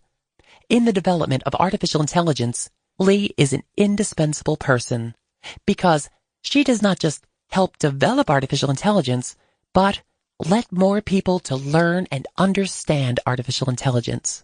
Lee conveys the effects of artificial intelligence as she introduces artificial intelligence to more people, and as she tries to bring people into a more technologically advanced world without misusing artificial intelligence. In conclusion, Fei-Fei Lee believes that artificial intelligence should be an ally that complements people's skills. The Hard Problem of AI by Kelly Hayworth. Artificial intelligence has an Achilles heel known as bias. The methods used during data collection and the deep learning process to program AI's decision-making was supposed to correct this dilemma. However, new data has shown that AI is chock full of many biases. Some of the biases identified in AI have created perpetual injustice, which has ranged from racial facial recognition to gender discrimination in hiring. This poses a perplexing problem for computer scientists and the general public. With AI and its applications becoming more prominent on a world platform, it's an important topic for us to understand and find solutions to. In order for us to manage such risks, we have to consider where AI bias comes from, why it's a hard problem to solve, and how to program fairness and inclusion in AI technology. Knowing where AI bias stems from is part of solving this challenging puzzle. In the article, Cassie Kozyrkov states, quote, "Algorithmic bias occurs when a computer system reflects the implicit values of the humans who created it." End quote. Essentially, bias AI mirrors its human programmers' implied beliefs. There are over 100 human biases that have been identified and classified. Any one of these known biases can affect the way we think and make decisions. For example, if an AI programmer creates a system that analyzes job applicants by learning from a company's archival data, could end up discriminating towards a certain race or gender if those collective groups were inadequately represented in the company's hiring history. This is precisely what happened to Amazon when they realized that their internal application for recruiting was dismissing female candidates. Amazon's recruiting device was trained based off of past hiring decisions, which gave favor to men over women. The algorithm learned to duplicate those past results. Another way bias can show up in AI is if the data collected is divergent to reality. An example of this is if a facial recognition algorithm is augmented during the deep learning process by being provided more images of light-skinned faces than dark-skinned faces. This would result in the aforementioned system performing poorly when recognizing dark-skinned faces. In the article, "A New Algorithm Trains AI to Erase Its Biases," Robitsky quotes Alexander Amini, an MIT AI researcher, who urged that, quote, "Rectifying these issues is especially important as we start to see these kinds of algorithms being used in security, law enforcement, and other domains." The capabilities of AI and its applications of use on a global platform is growing quickly. The presence of AI is raising many concerns regarding its impact, ethics, and reliability. However, nothing seems more challenging for experts than trying to solve this complicated problem. Fixing AI bias is a perplexing topic in many ways. Computer scientists build deep learning models for AI to achieve something specific, which is done through data collection and preparation. In the article, "AI bias could create disastrous results. Experts are working out how to find it." Harini V. says, quote, "AI programs are made up of algorithms or sets of rules that help them identify patterns so that they can make decisions with little intervention from humans. But algorithms need to be fed data in order to learn those rules, and sometimes human prejudices can seep into the platforms." End quote. The debut of bias within the model construction isn't always apparent, thus leading to computer scientists not realizing the consequent impacts of their data choices until it becomes visible later. Once the bias is identified within an algorithm, it's hard to go back and pinpoint where it came from and get rid of it. Also, many of the regular methods used in deep learning have flawed mechanisms leading to AI bias going undetected during the model testing process. While this highlights the complex challenges computer scientists face in regards to AI, there are a couple of proposed solutions to combat AI bias. The first step into making AI fair and inclusive is to be aware of its present limitations, coded bias, and make the proper adjustments to thwart them. Currently, a team of experts from MIT CSAIL or MIT CSAIL has created an algorithm that can get rid of AI bias by reprogramming it to be more equalized. In the article, an AI that debiases algorithms Connor Salmons states, quote, "In tests, the algorithm decreased categorical bias by over 60% compared to state-of-the-art facial detection models, while simultaneously maintaining the overall precision of these systems." End quote. This algorithm has the ability to figure out what is, per se, hidden and reprogram it to be more, without the need for human interference, since identifying where AI bias was introduced in the first place poses a collective problem within the field of AI. This newly developed algorithm can help to course-correct coded bias without the need of having to identify where it was imported. Another promising solution to AI bias is the closing of the divide between what data scientists are constructing and what business leaders want to accomplish by implementing AI technology. By having these separate teams work together, they will be able to choose the correct approach to harness fairness and inclusion from the start by deciding on a specific goal and creating the algorithm that best meets the desired outcome. In the article, "What is Fair When It Comes to AI Bias?" Rao and Goblin creatively argue, quote, "This approach is critical because if the data scientists know what leaders' fairness goals are, they can more effectively assess what models to build and what data to use." End quote. Nonetheless, this approach requires collaboration among diversified work groups. These various work groups might not have the same end goal in mind. However, through group participation, the end results will more likely reflect a balanced effort. Thoughtful collaboration when releasing new AI technologies will lead to better performance and ethical guidelines. Creating responsible AI for the future will rely on our ability to understand where AI bias comes from, why it's a complex problem, and the ability to harness innovative solutions. While no AI technology will ever be completely fair or unbiased, it does follow that if we code with biased data, we will produce biased outcomes. The topic of fairness has long been debated in the fields of philosophy, law, and social sciences. In the realm of computer science, the idea of fairness has to be constructed in mathematical conditions, which means properly coding its prognosis structures. The future success of AI will rely on the abilities of computer scientists to design responsible AI systems that are trustworthy to their customers.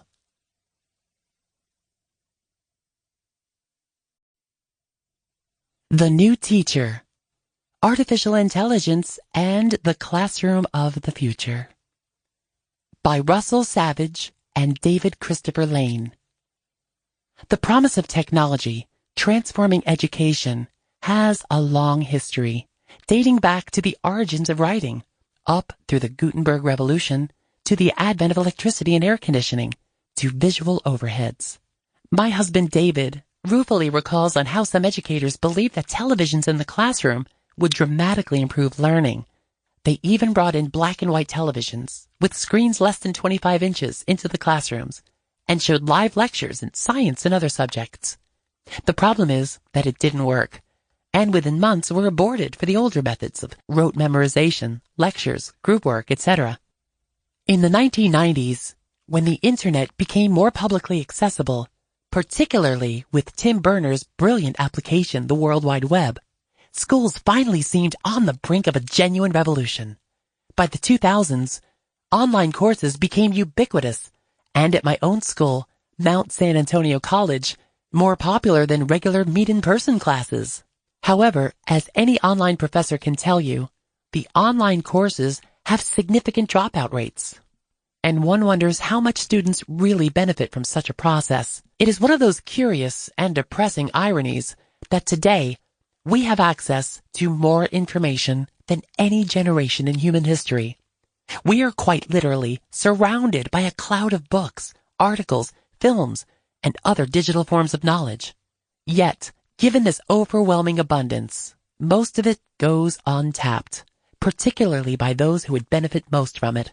For example, the vast majority of young men and women today spend upwards of 8 to 12 hours a day in front of a digital device, scanning here and there, from Instagram to Snapchat to YouTube to Facebook to whatever new app that has gone viral. But when asked how much in-depth reading they do, such as reading a whole book or diving into a longer technical piece of writing, The answer is less than 30 minutes. A recent study said that we look at our smartphones on average 150 times a day, a disruptive activity that nobody did a decade ago. We have become surface surfers who have developed the inordinate habit of skimming along the topography of knowledge. Today, in light of Google and Wikipedia and YouTube, classroom education seems arcane and mostly a waste of time, since most of what is taught can be learned much quicker and much cheaper by simply using one smartphone or laptop. Although each of us now has access to a quasi-Alexandrian library many times over, we tend to use it only trivially, particularly in school, when the overriding motivation isn't learning per se, but securing higher grades so as to graduate and move on to something more profitable. It may well be that making knowledge acquisition a requirement almost invariably turns learning into a chore and not a joyful pursuit. Given this institutional structure, it is little surprise that education has not changed much over the years, since the student lacks genuine motivation. Can this be changed? Perhaps not. But I do see some encouraging signs that may turn the tide. The one breakthrough that seems to be on the brink of transforming education in general, and school in particular, is the exponential evolution of artificial intelligence. What a student needs, but seldom ever gets, is a mentor who can be a constant companion and goad, encouraging and motivating him according to their respective abilities and needs. In other words, an intellectual coach intimately connected to the student and his or her rate of progress. Imagine having a friend who kept track of your learning and who in turn offered help at each and every turn with new and innovative ways to understand difficult material. To give one simple but telling illustration, my husband David was on the football team in 5th grade and was an average player, assigned the duties of being a center to the quarterback.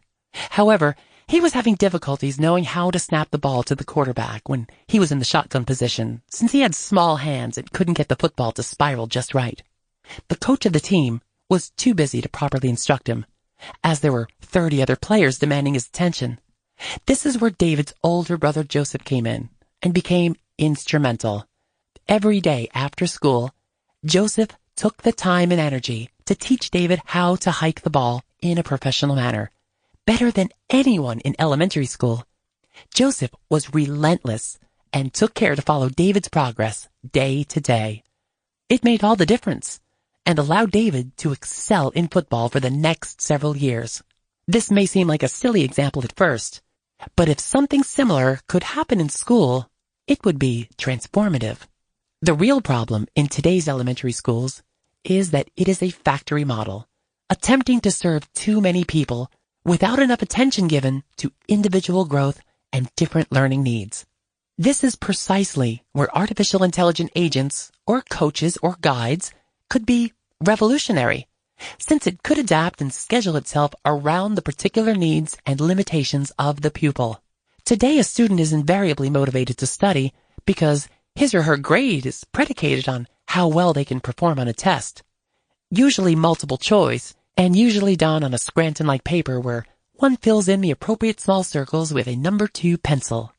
The student takes the test after so many weeks, and it is a make or break situation, which tends to produce increased anxiety and a desire not so much to learn as to remember to do well for a short burst of time. This sprint-like process may leave the student stressed, and after the ordeal is finished, forgetting or neglecting what he or she has struggled so hard to remember. However, there is a much more powerful alternative to this compress and stress methodology. Make a game out of taking tests. For instance, there's an app called Quiz Up that can be downloaded for free on almost any computational device. It, quote, is a multiplayer game in which one user competes against another during 7 rounds of timed multiple-choice questions of various topics, end quote. This past year, my husband and I developed our own variation for use on QuizUp, focusing on general science and philosophy questions. It is called Neural Surfer Philosophy.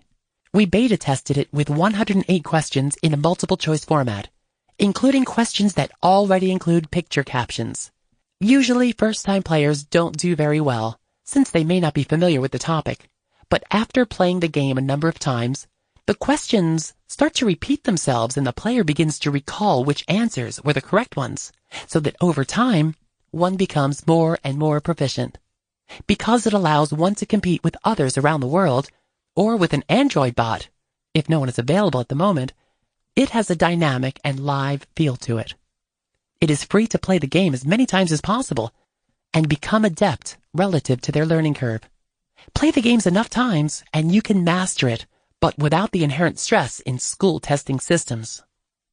The institution of a school or an academy was predicated upon knowledge being exceptional, and thus, by necessity, involved commitment and allocation of precious resources.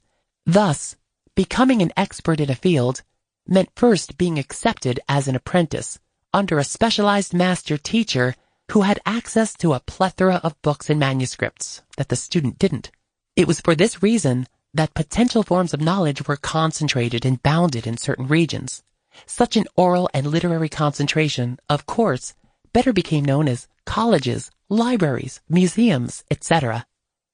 The geographical displacement and the varying discrepancies that arose from those having more or less resources led to a hierarchical structure in education, which in turn stratified who would learn what, where, and when. We see this today in different reputations amongst higher schools of learning. One can almost feel the difference in perception when one claims to have graduated from Harvard, for instance, versus claiming to have secured a degree from California State University, Dominguez Hills. The latter pupil may have actually learned more than the former, but the valuable resources of Harvard and its attendant prestige are far greater than its California State University counterpart. This discrepancy can also be economically quantified by looking at the base salary of a newly minted Stanford Law graduate in comparison to a graduate of Abraham Lincoln University in Southern California, even if both potential attorneys passed the California bar examination during their first attempt.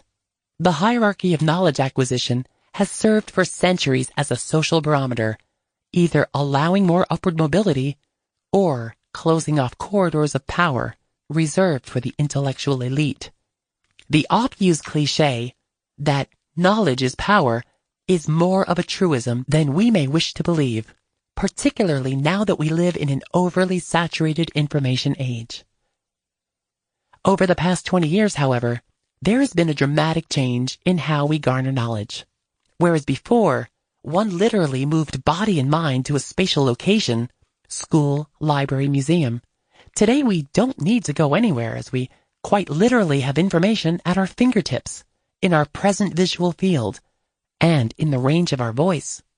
Because the hierarchy of knowledge acquisition has collapsed and potential portals of learning are nearly universal, we are witnessing the democratization of information creation. This should portend a radical shift in how we educate and how we graduate students in the future. Sadly, it has been a slow process for our STED institutions to adapt this exponentially changing landscape.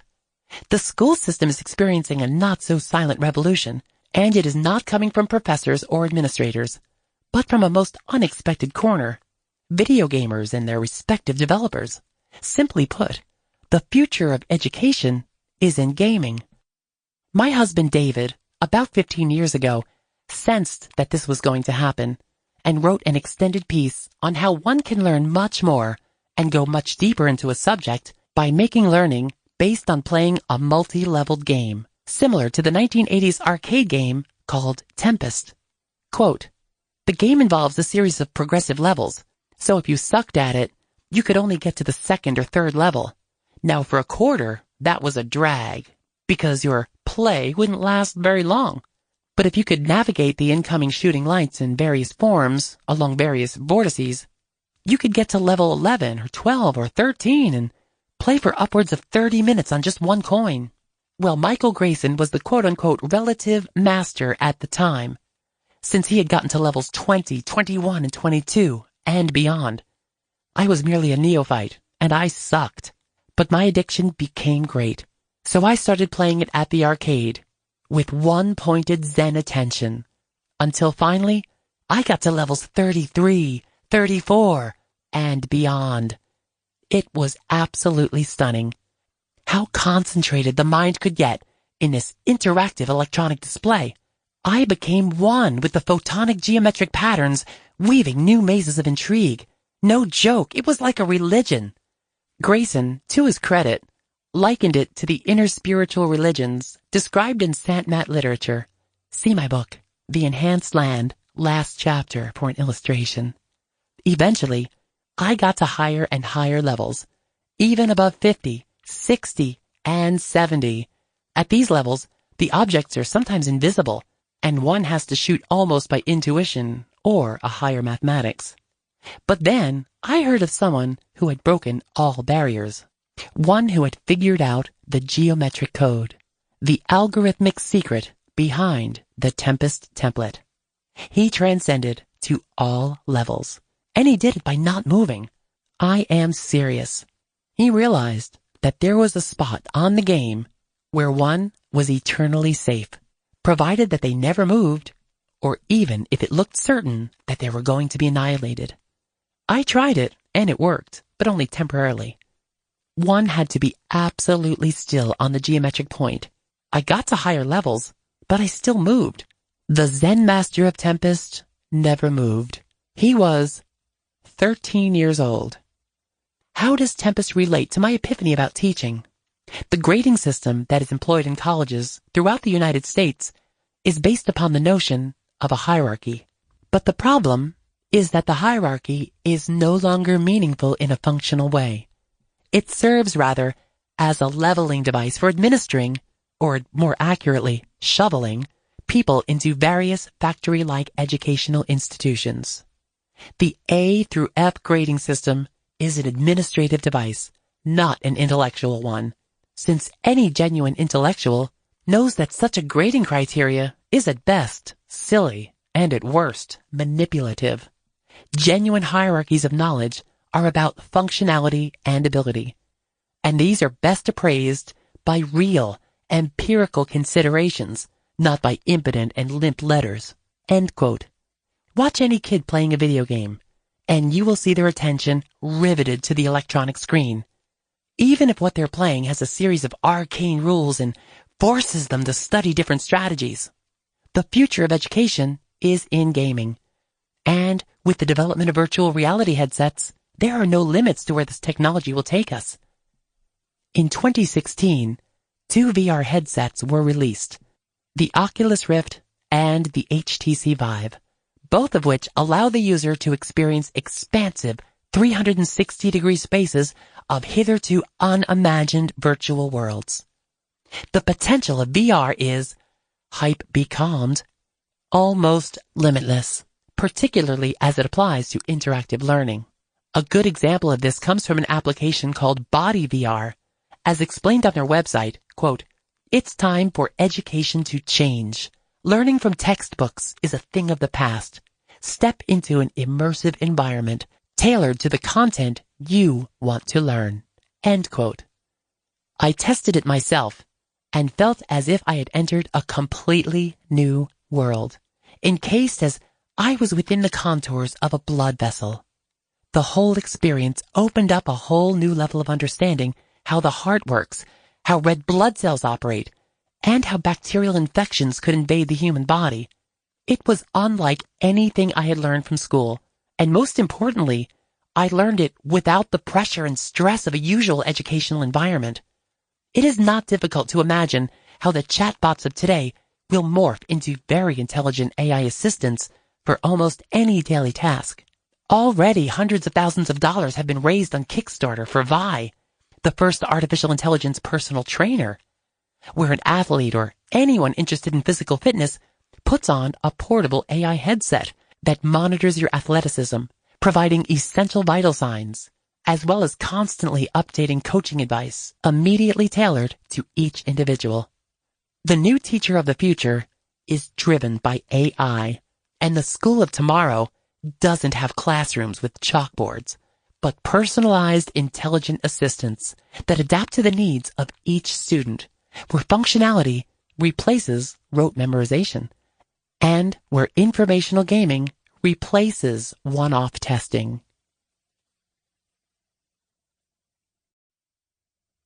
Invasion of the superintelligent AI. The digital aliens are among us. The fear of invaders from Mars or other planetary systems has been a staple of science fiction movies from the 1950s onwards, including War of the Worlds, based on a novel by H.G. Wells, where manta ray-like spaceships attack humans across the globe, only to be destroyed not by sophisticated military weaponry, but Earth-generated viruses and bacteria. Another movie of this genre, but with a different and more uplifting message, was The Day the Earth Stood Still, where a space-being alien named Klaatu comes to Earth, accompanied by a powerful 8-foot-tall robot, Gort, to give humankind an absolute ultimatum. They can join the other planets in peace, but should they threaten to extend their violence into space, quote, "This Earth of yours will be reduced to a burned-out cinder. We shall be waiting for your answer." End quote. Perhaps the best of these movies, or at least the one with the most intriguing psychological insight, was Forbidden Planet, which describes an advanced civilization known as the Krell, living on Altair 4, who were able to exponentially increase their intelligence so as to be able to transform their thoughts and ideas into reality instantly. The Faustian problem was that their sophisticated technology also tapped into their unconscious mind, their Freudian id, and thus their dark impulses also took on destructive manifestations, and eventually annihilated their entire species. Interestingly, in today's science fiction, the most common motif is centered not on alien invasions as such, though they too still remain a popular theme, but on the growing and pervasive fear that the artificial programs we have invented and nurtured since the advent of electronic computers will soon transcend our own human cognition and intelligence, and will outstrip our ability to control them. In sum, the great worry of the 21st century is what the Oxford philosopher Nick Bostrom calls superintelligence, a sort of technological singularity where computationally engineered programs become self-sufficient and develop their own evolutionary agendas. Several movies have already touched upon this theme, though with differing plot structures and implications, including Stanley Kubrick's 2001: A Space Odyssey, where HAL 9000, heuristically programmed algorithmic computer, the onboard computer and navigating system of the Discovery 1 spacecraft on a mission to Mars, tries to override the human astronauts piloting the ship. HAL has developed his own agenda, contrarian to those of the humans he was meant to serve. More recently, in the film Transcendence, which stars Johnny Depp, focuses on a scientist working on developing a conscious computer who eventually gets his consciousness uploaded to the internet and in turn becomes extraordinarily powerful. This movie has a mixed message concerning our future, since there are both devastating and benevolent consequences. The idea of a future superintelligence is deeply controversial, and one that there is a wide divergence of opinion about what it might portend or even if it is actually possible. On one end, there is Ray Kurzweil, author of How to Create a Mind and The Singularity is Near, and a famous futurist, who is optimistic that by 2045, we will encounter a technological singularity which he defines as, quote, a future period during which the pace of technological change will be so rapid, its impact so deep, that human life will be irreversibly transformed. Although neither utopian or dystopian, this epoch will transform the concepts that we rely on to give meaning to our lives, from our business models to the cycle of human life, including death itself. End quote. On the other end is Nick Bostrom and Elon Musk, who are famously quoted as saying that AI is, quote, our biggest existential threat, end quote. Joining their ranks is Bill Gates and Stephen Hawking, who both fear that we are opening a computational Pandora's box that may unleash digital monsters of unimaginable horror. In the middle of this spectrum is the well-known physicist Michio Kaku, author of The Future of the Mind, who suggests that humans will be able to sufficiently modify robotic intelligence and make it serve, not dominate, human interests. Perhaps the fear of an artificially intelligent species apart from ourselves is misplaced, given that we have continually used supplementary tools in the past to augment our abilities, be it a wheel, a horse, a boat, or an airplane. The difference now is that we are implanting sophisticated technological devices within our own bodies, though this too has had a long history, dentistry being just one rudimentary example. The fact is that we are evolving to become cyborgs ourselves, from artificial hearts to kidney transplants to embedding neuronal chips within our own skulls. Perhaps the alien invasion we fear so much has already arrived, and it is us in cyber garb. Are we not intimately coupling more and more with computational intelligence, so much that we are forever tethered to our smartphones and other devices, and we will not venture outwardly without them? Have we not created a digital cloud that follows, stalks us wherever we go, responding to our moment-to-moment whims and needs? Are we succumbing to an artificial version of the famous science fiction movie, Invasion of the Body Snatchers, where we become zombie-like creatures, forever entranced by flickering screens of digital input? Maybe, maybe not, but it does give one pause to see millions of people worldwide in the company of other humanoids, more entranced with their 6-inch high-definition screens than with their friends who are but 3 feet away from them, also staring or swiping away at their Android assistants. The Avatar Project. The astral plane has descended to terra firma. Though I am the first to admit that a meditative experience is different than a VR one, there is no question that they mirror each other in a number of ways. 22 years ago, my husband was teaching at the University of London in the semester abroad program, and his sister Kim and him got a chance to try out a virtual reality headset. They were in Leicester Square at a futuristic arcade and hoping to be memorized by promises of a newfangled technology. But, alas, to no avail. They thought VR sucked, and, as it was so rudimentary, as to be almost laughably bad. For the next 2 decades, we gave scant attention to the evolution of virtual reality hardware. However, when David was teaching at California State University Long Beach, CSULB, he heard rumors about a student who had somehow figured out the trick to developing a VR headset that even in its beta testing iteration was mind-blowing. We have tended to be a first adopter of all things technological, so we did some more research and talked extensively to my oldest son, Sean, who is a full-fledged computer geek. We discussed the startup Oculus Rift, invented by Palmer Luckey, the former CSULB student, and other prototypical devices being developed by the HTC Vive, which was my son's favorite choice. But though I knew theoretically that such technology would be transformative, I hadn't experienced it directly, and thus was not yet a convert. But all that changed, however, the day we tried Google Cardboard, a surprisingly simple, hard paper construction that looks at first glance as if it was made on the fly. As I put on the relatively cheap contraption, I was ready to be disappointed. But instead, I felt like St. Paul on the way to Damascus.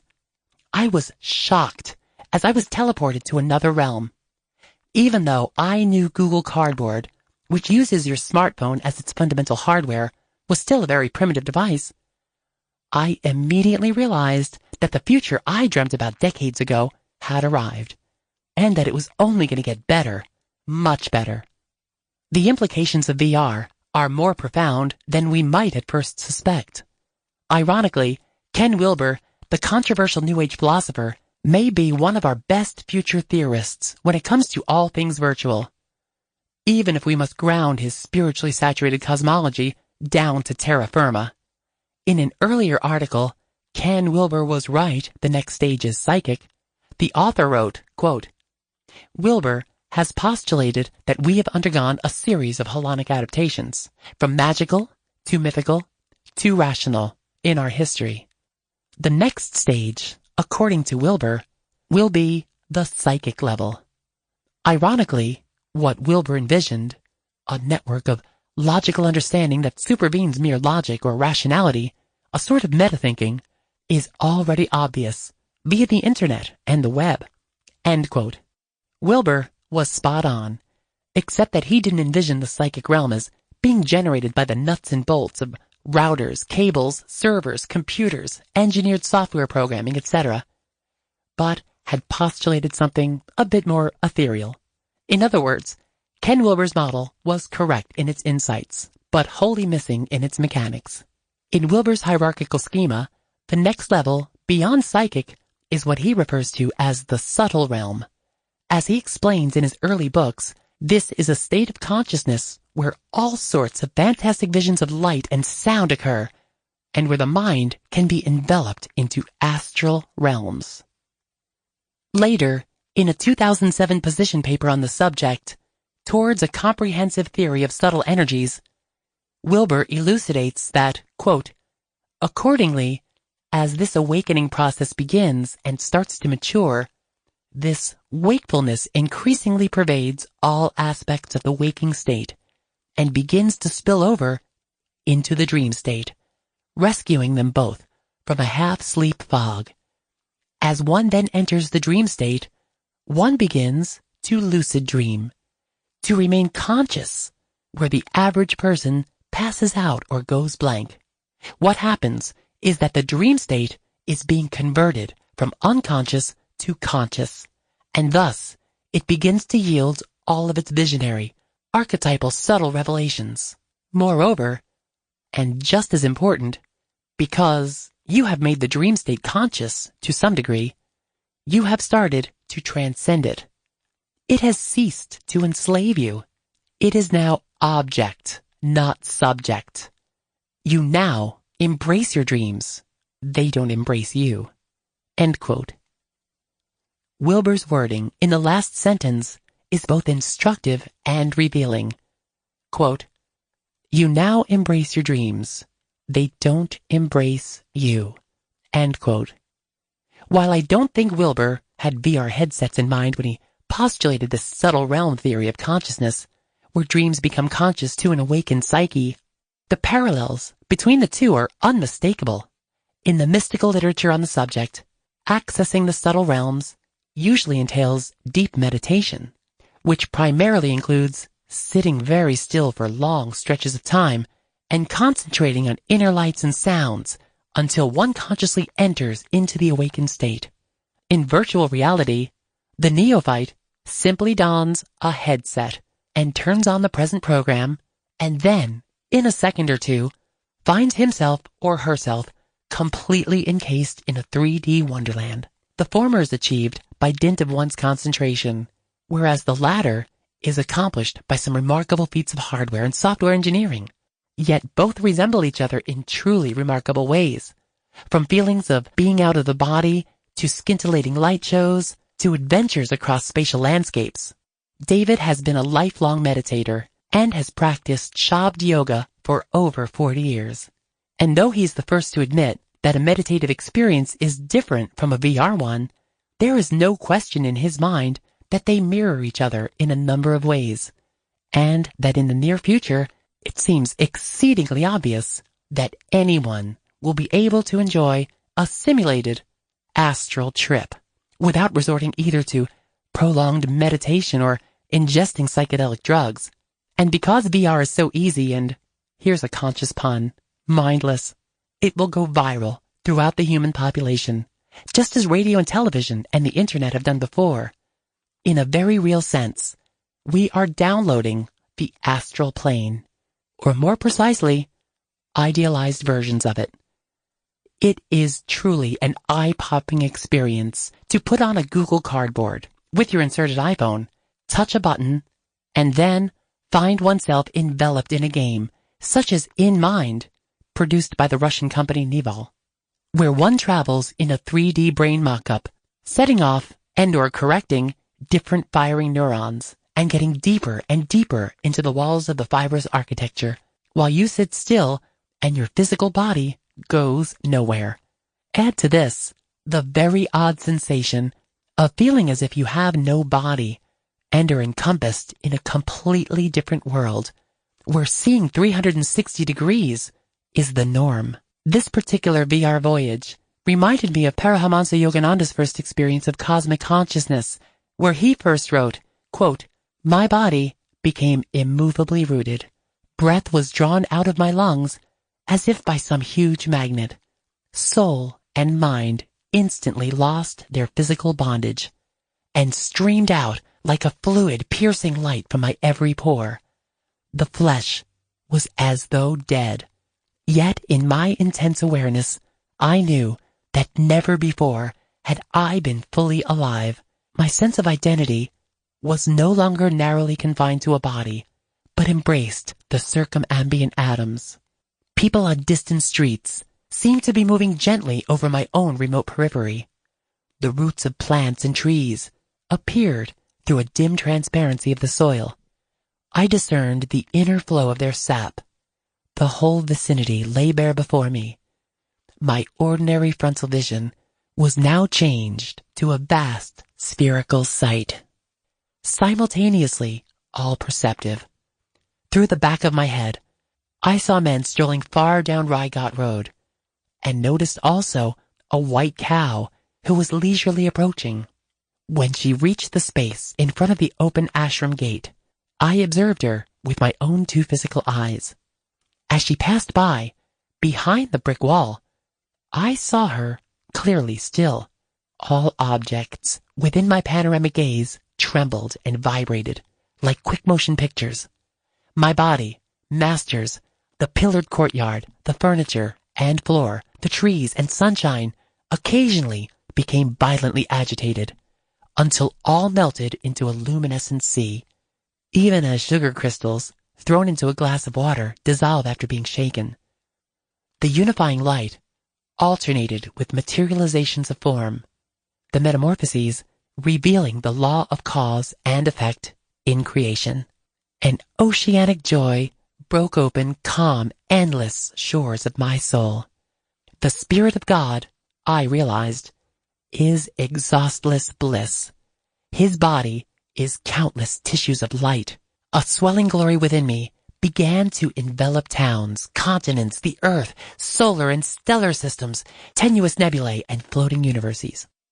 The entire cosmos, gently luminous, like a city seen afar at night, glimmered within the infinitude of my being. The sharply edged global outlines faded somewhat at the farthest edges. There I could see a mellow radiance, ever undiminished. It was indescribably subtle. The planetary pictures were formed of a grosser light.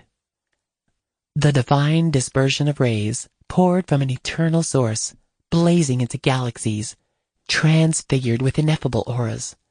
Again and again, I saw the creative beams condense into constellations, then resolve into sheets of transparent flame.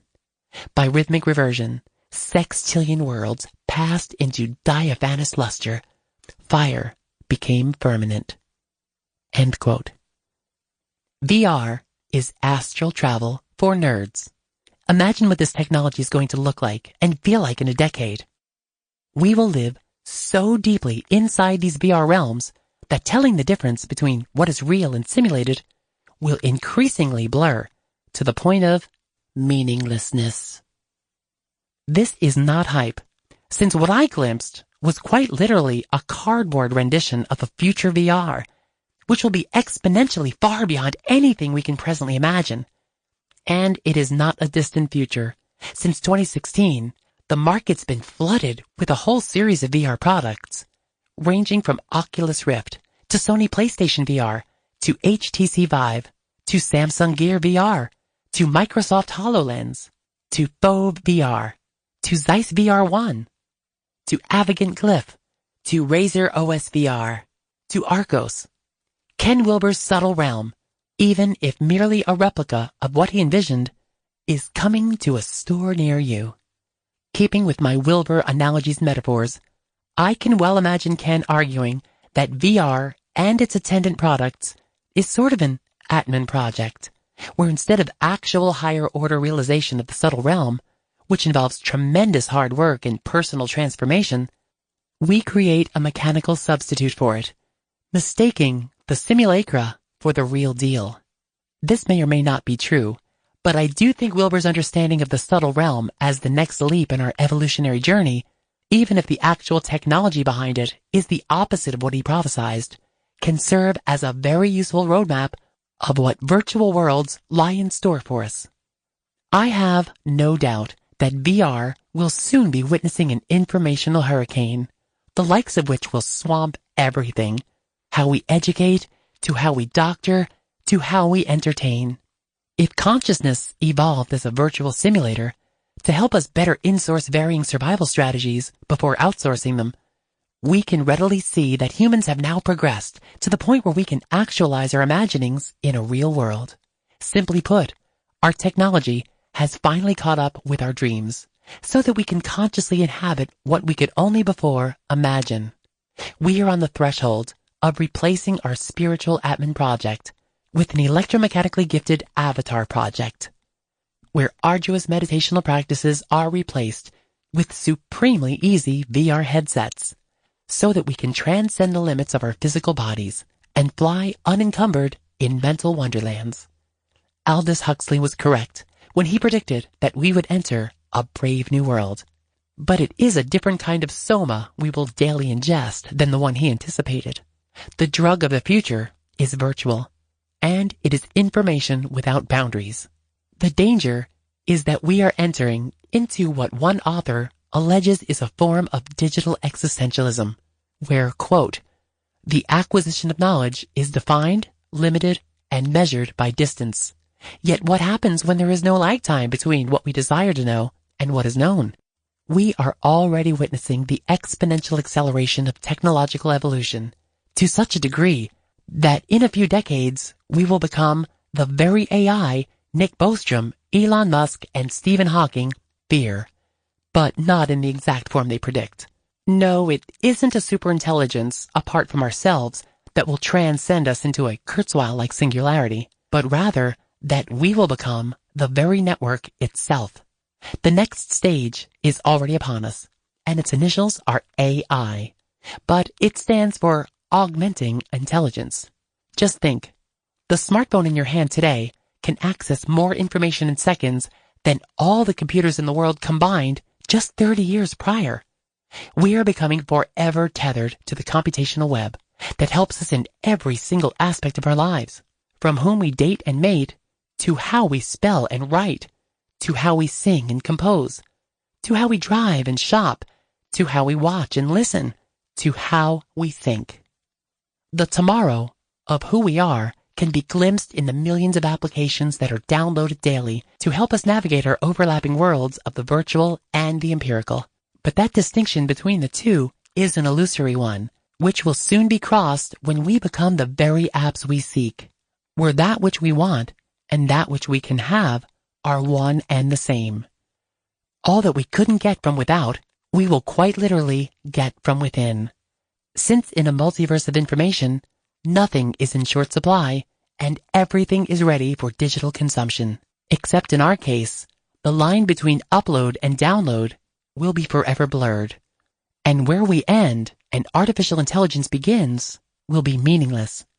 Everything we know will be literally turned inside out. We already are glimpsing such destiny even now, as moment to moment we are sharing the most personal of details and pictures of our lives to strangers we have never met except in textual affirmations. No longer will we have to pretend to be the avatars we project. We may be bodily separated in the here and now, but in cyberspace, we will be the fused generation, where every desire and every whim is met instantly with its twin counterpart, absolute fulfillment. But therein lies the great transformation we cannot portend, sacrificing the limits of our humanity and what made us who we are for a future where nothing is breakable and vulnerable remains, since we have replaced our mortality and its fragileness for a photonic wonderland where space and time and their separation no longer have any meaning. The forbidden fruit is electronic, and we have already eaten it. The future will not so much shock as absorb us. We, as the last remnants of a nature without intention, are becoming aware of a wholly new terrain which also brings with it a terror of its own. Digital existentialism, where meaning and purpose are without direction, and where we are never alone. We sacrificed our privacy for never-ending company, and in return, we became the flickering screen that never shuts off. The future is virtual, and the virtual is now. One of the greatest benefits I've received in teaching college these past 35 years is that students tend to be more current with what is the latest trend, for better or worse, in technology. For example, I got chided the other day by a bright student for comments I'd made earlier in the year on the most popular of cryptocurrencies, Bitcoin. I don't exactly recall what I said, but I emphasized being cautious about investing in such things, as they are extremely volatile. I remember too well the tech bubble of the late 1990s and how many stock speculators ended up losing millions of dollars. The student then explained that she had bought Bitcoin at $3,000, despite my skeptical comments, and that it was now priced at $14,000 plus. See, Professor Lane, how wrong you were? I complimented her on making such a fast return on her investment, but again emphasized that she should expect ups and downs and to be careful with her earnings. Yet the student's larger point was that I was mistaken in my earlier doubts about Bitcoin, and that she was happy she took the risk. I too was happy for my student's fourfold windfall, but I was more pleased that she learned an important lesson. Professors can always be potentially wrong, and students should never abdicate their own critical faculties to authority figures. Of course, it may well be that Bitcoin may sink from its current heights, or rise much higher, but the greater point is to think for oneself and take responsibility for the choices we make, and to weigh out the pros and cons about the information we receive.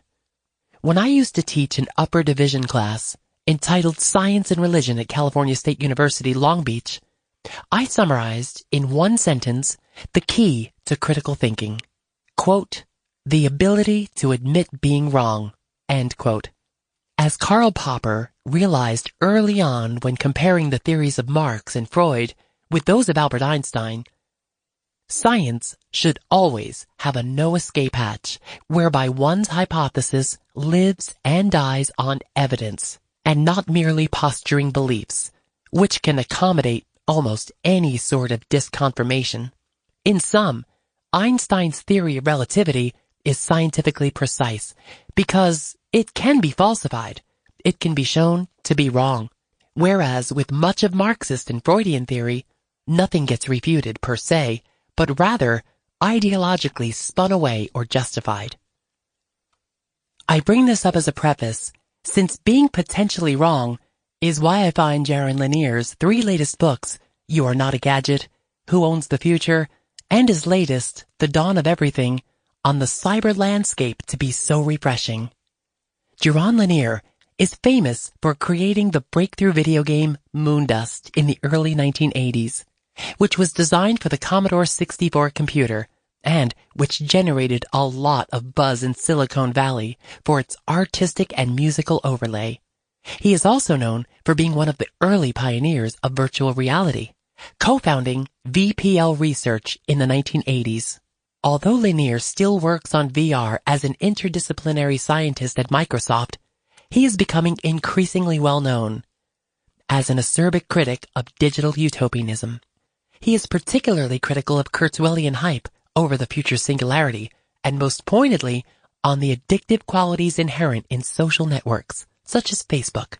He clearly saw how corrupting and disorienting the web would become if humans were allowed to be anonymous players who didn't face the consequences of their words or actions online. One of his most profound insights is how social networks tend to devolve into us versus them clan behavior, which lead almost invariably to increased polarization across a wide spectrum of associated interests, ranging from religion to politics to economics to ethnic relations. As Lanier lamented in his recent interview for The Verge, quote, "Empathy can be turned to terrible ends because people behave like jerks when they turn into tribes or packs. The problem with the online world today is that to maximize engagement, you need to maximize emotional engagement. And the emotions that are most engaging are the negative ones. I think a lot of people perceive a sort of arc of improving empathy and ethics in civilization. Recently, it's been reversed. The Arab Spring turned into this terrible wave of terrorist nihilism. When women got together to try and improve their lot in the gaming world, it turned into Gamergate, which turned into the alt-right. Black Lives Matter preceded this normalization of racism and white supremacy that was just unthinkable a year before. All of these movements that are so social media-centric provide the fuel to the social media system, but to maximize the value of that fuel, it's routed into negative purposes. So the people who are most irritated by whatever is going on that's positive are introduced to each other. The backlash is vastly more powerful than the initial attempt. My prediction is that the hashtag #MeToo will create some kind of horrible social event through social media in about a year." End quote. Yet, despite his contrarian credentials, he is a strong advocate of virtual reality and what it could do for human well-being, especially in developing deeper personal interactions in a whole host of imagined environments. 25 years ago, when virtual reality was first becoming widely publicized, I didn't think much of its potential, even though I did enjoy the futuristic graphics in the 1992 movie The Lawnmower Man, despite the fact that the plot was mostly Hollywood drivel. My pessimistic view of VR changed several years ago when I tried Google Cardboard, Oculus Rift, and other headsets. As I wrote in 2005 in the article The Avatar Project, quote, "I felt like St. Paul on the way to Damascus. I was shocked as I was teleported to another realm. Even though I knew Google Cardboard, which uses your smartphone as its fundamental hardware, was still a very primitive device, I immediately realized that the future I dreamt about decades ago had arrived, and that it was only going to get better, much better." My optimism about all things VR has only increased in the past couple of years. One of the chief reasons for this change in my attitude is seeing the potential of VR and what it could do for education, medicine, sports, and entertainment. Being able to virtually simulate a task before actually doing it is transformative, as anyone who has done VR surgery or aviation can readily attest. Yet what has really drawn me into the future potential of all things virtual is watching my oldest son, Sean, become adept at playing a variety of VR interactive games, such as Echo Arena and Unspoken. Sean has gotten so good, in fact, that just 6 months ago, he won an all-expense-paid trip to New York City to compete in the first-ever Oculus Rift Unspoken tournament, sponsored by Microsoft stores. Out of a field of nearly 1,000 competitors nationwide, Sean secured 4th place and a nice, tidy cash prize. This motivated him even further, and he practiced for months to win a trip to Oakland, California to compete in the North American Championships, where he made the finals and won 3rd place, winning $1,500. This, plus earning almost $50 each week for online competitions, meant that he was more or less a professional cyber athlete in the newly emerging field of esports, where competitors worldwide play interactive video games, such as Counter-Strike and PUBG, for increasingly large sums of money. Before watching my son Sean play, I never even knew that such endeavors were so possible. I am told that Poland is home to the biggest esport happening on Earth, where each year, gamers from around the globe compete for hundreds of thousands of dollars. In the city of Katowice, Poland, nearly 200,000 fans descend on the vast Spodek Arena to watch players battle it out on League of Legends, StarCraft II, and other events. I wouldn't have believed the wild enthusiasm for esports unless I witnessed it myself, as I did several weeks ago at the Oracle Arena in Oakland.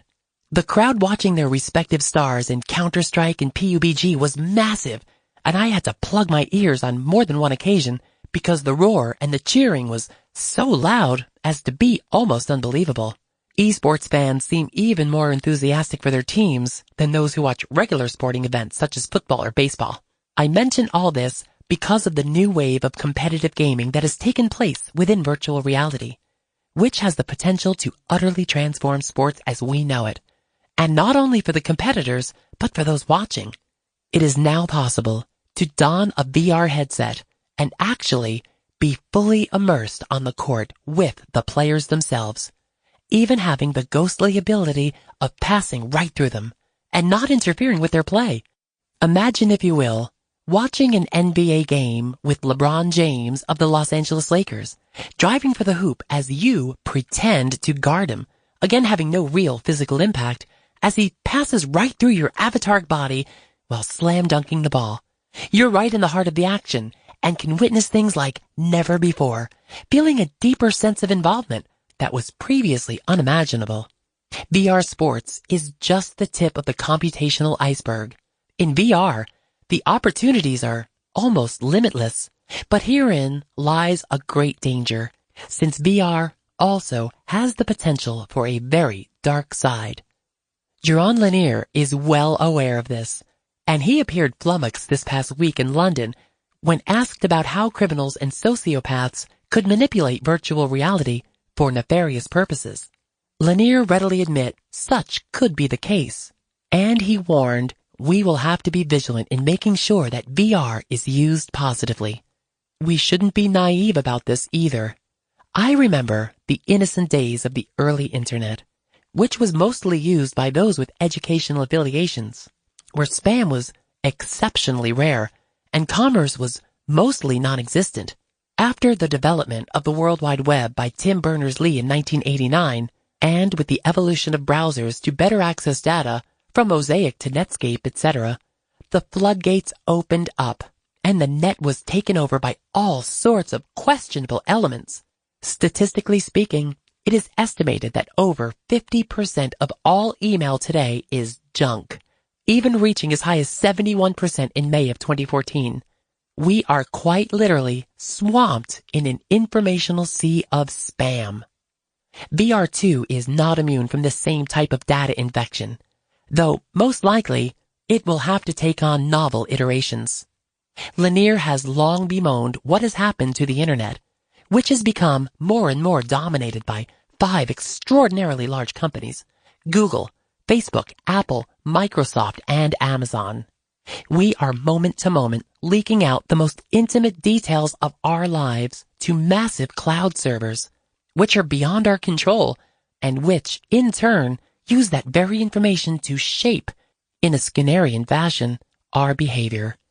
We are data rats in a digital maze, and we sometimes remain oblivious to how we are being manipulated by preset algorithms designed to make us click this or that button, whether for quote-unquote likes or for products we feel compelled to buy on a whim.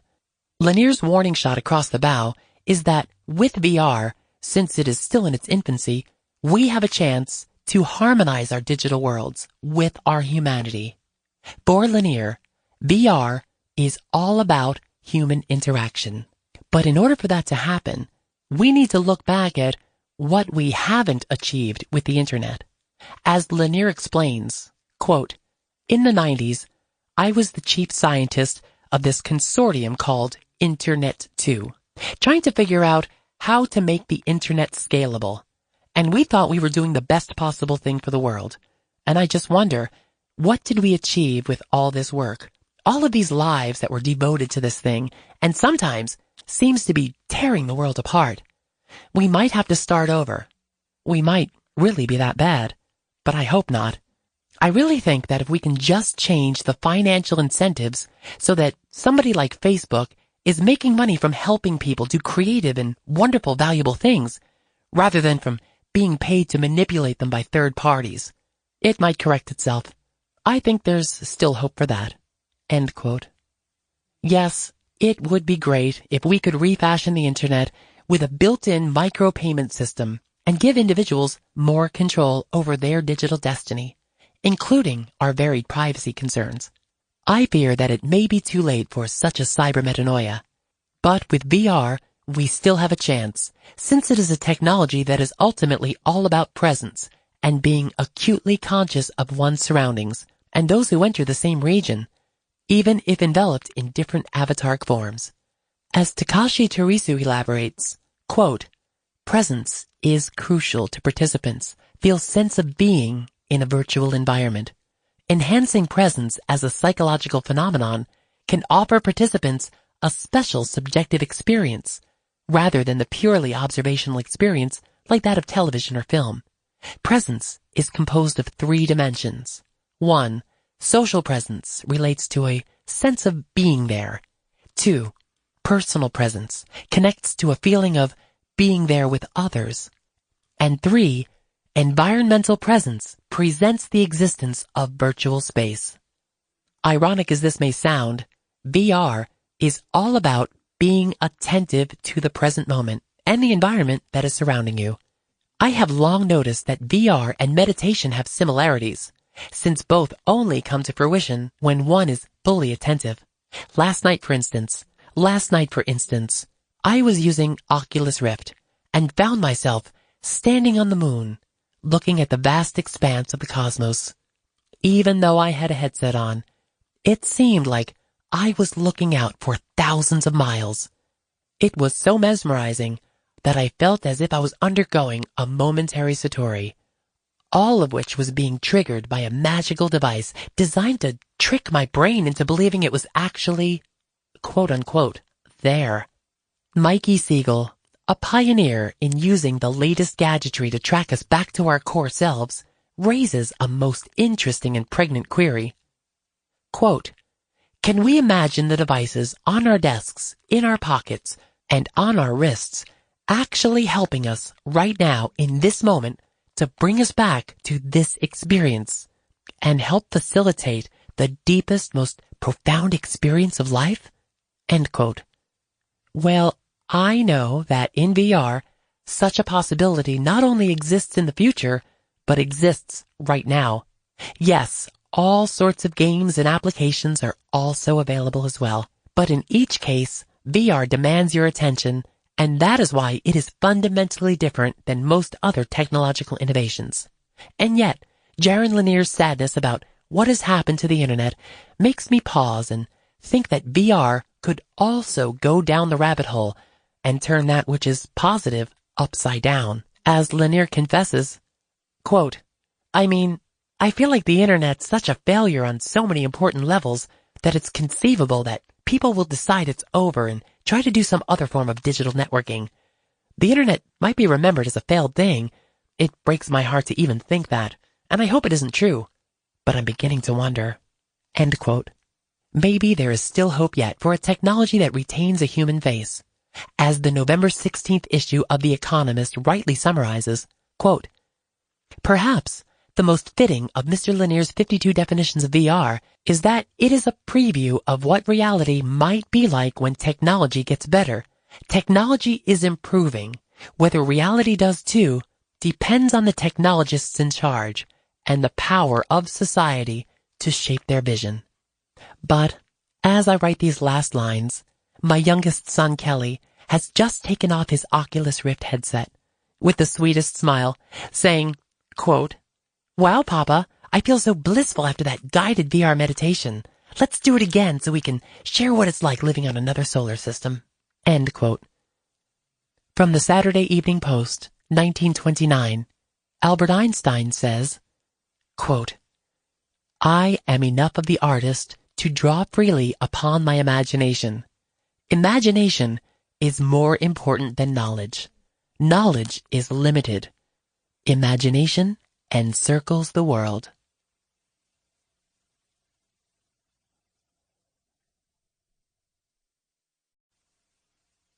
The Radiant Form. How mixed reality will transform us and the world we live in. A quote from Palmer Luckey, the founder of Oculus Rift. Any real virtual reality enthusiast can look back at VR science fiction. It's not about playing games. The Matrix, Snow Crash, all this fiction was not about sitting in a room playing video games. It's about being in a parallel digital world that exists alongside our own, communicating with other people, playing with other people. Humans are augmenters. We have a long history of not only altering our landscape, but our very bodies. Given our ancestral past and our evolutionary need to adapt to changing environments, we have fashioned clothes for climate protection, disfigured our flesh, and built a kaleidoscope of tools to better navigate our Darwinian sojourn here on terra firma. We are naked apes no longer, and perhaps never were, once we branched out from our predecessors. In one very real sense, and echoing the deep insights of Buddha, we are fractured creatures in a cosmos that is filled with unimaginable suffering.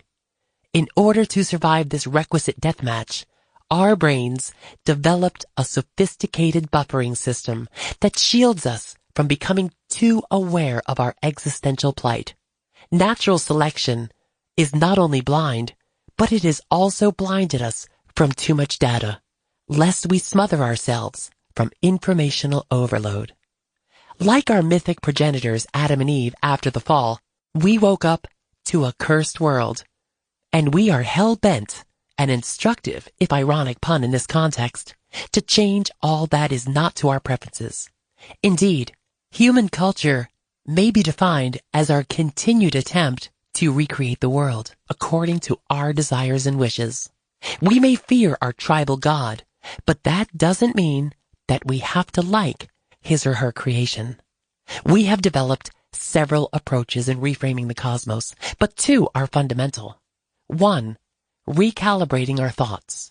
Religion and mysticism are forerunners here, to better handle what is on offer. And two, manipulating matter to make our daily struggles easier. Both avenues, of course, are not mutually exclusive and are analogously akin to the interface between software and hardware. Rearranging bits of atoms, however, is a cumbersome project, and it has often taken years, even decades, to build our dream monuments, whether it is the Great Pyramids of Egypt or the exquisite Taj Mahal in India. Naturally, it is much easier to transform our thoughts about the world at large than to rearrange nature to our fancy. Yet, we are on the very threshold of doing both in ways quite unimaginable a century ago. With the new era of mixed reality, where we transform the quote-unquote appearance of atomic bits into almost anything we wish. And all of this by donning a standalone virtual reality headset. Simply put, we now have the technological capability to radically modify our spatial landscapes, not by rearranging chunks of elements from one place to another, but by overlaying their innateness with dynamic and mind-boggling overlays. Take, as just one instance, your office. Look around at the walls, the floor, the desk, the windows, and whatever else you have filled the room with. Now, imagine being able to creatively alter the appearance of all that you see. The walls turn from white to an exploration of the Milky Way. The wooden floor changes into a blue ocean. The windows transform into portals of ever-changing impressionist artwork.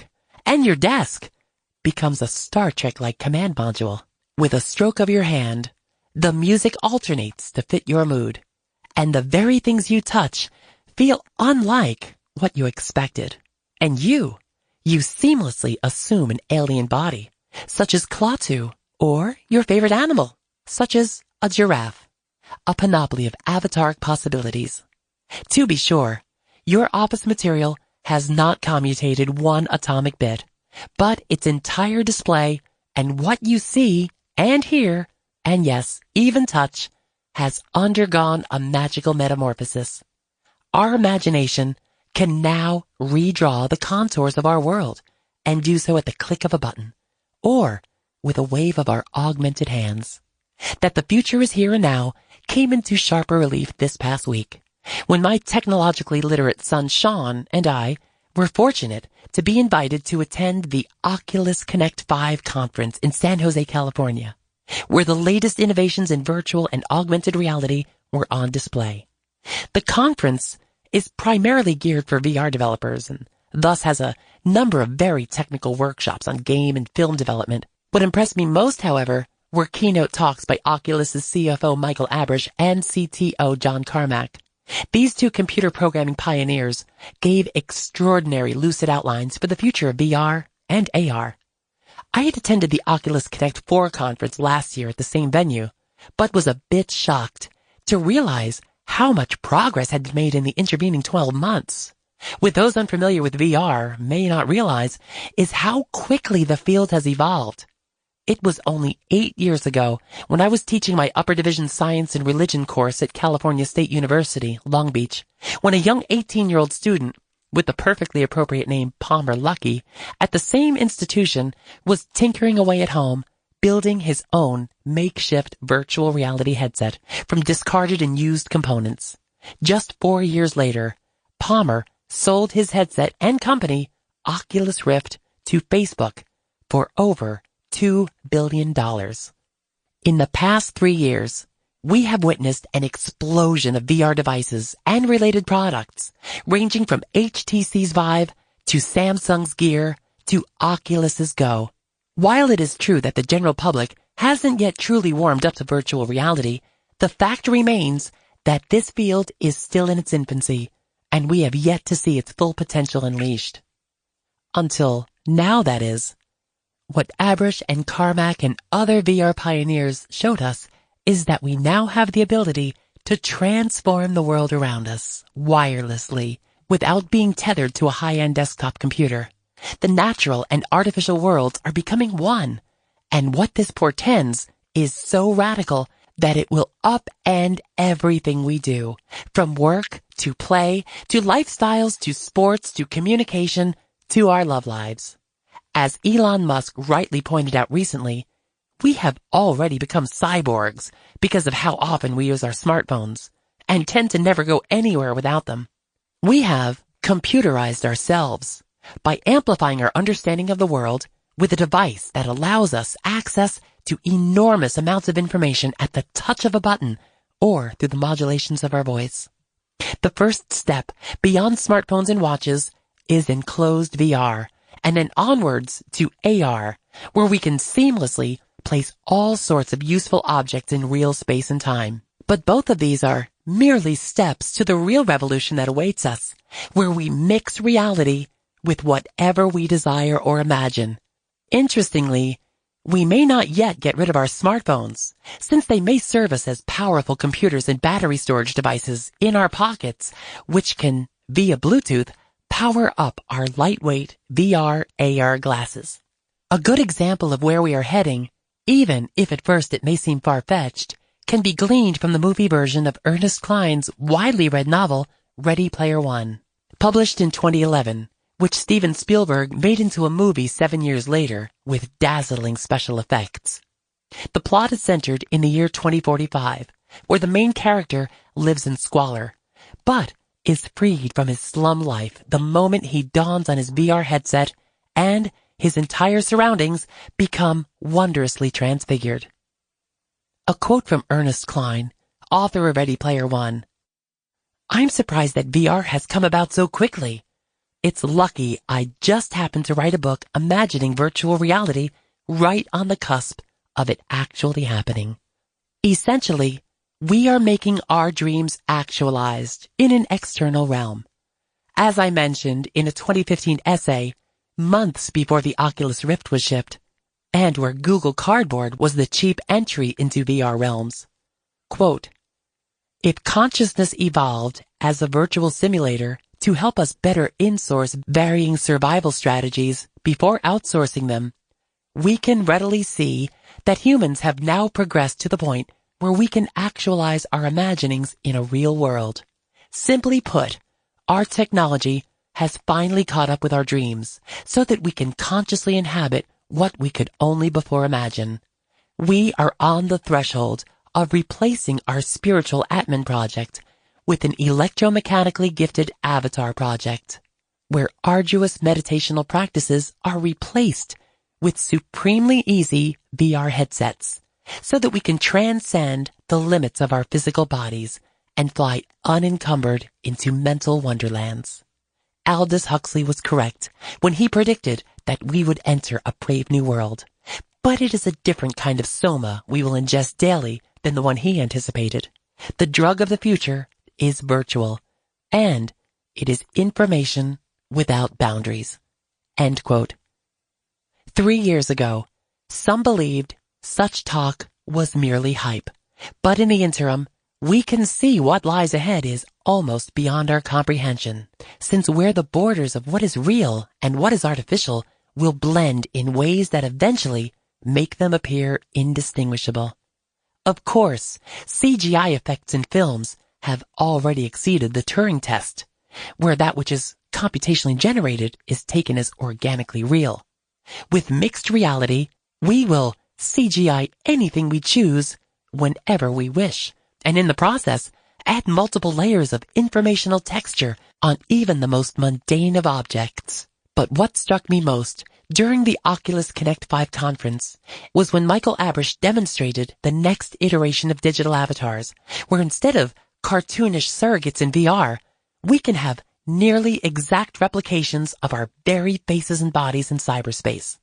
Thus, instead of 2D FaceTime on a cellular gadget, we can, in virtual reality, have full incarnations that look and sound just like us, with each mouth, eye, and hand gesture mimicking whatever we do at our own private homes, even if we're separated from our friends and family thousands of miles away.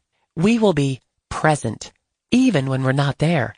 The most remarkable feature of great VR is that one feels a sense of presence when other disembodied avatars appear and join you in Echo Arena or Unspoken or just hanging out in your own self-generated VR living room. It is a both spooky and uncanny feeling. This neurological trickery, convincing us that an image is real or an effect is a cause, is what makes VR magical.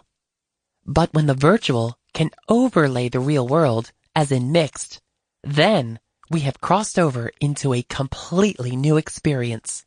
We are on the threshold of an informational singularity, which can be likened to a black hole, where all we can know is now at the event horizon, but not what is beyond.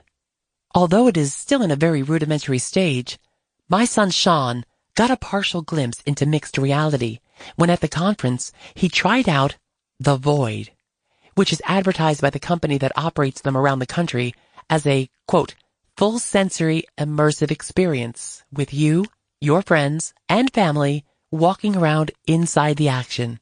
It's location-based entertainment that means you visit one of our locations and you walk into real-time hyper-reality that combines interactive sets, real-time effects, and amazing technology. End quote. Sean, who has been at the forefront of VR gaming since its inception, he's won a number of competitions around North America, told me that mixed reality, though still in its infancy, was quite mind-blowing, and it is clearly where our technological interactions are heading towards.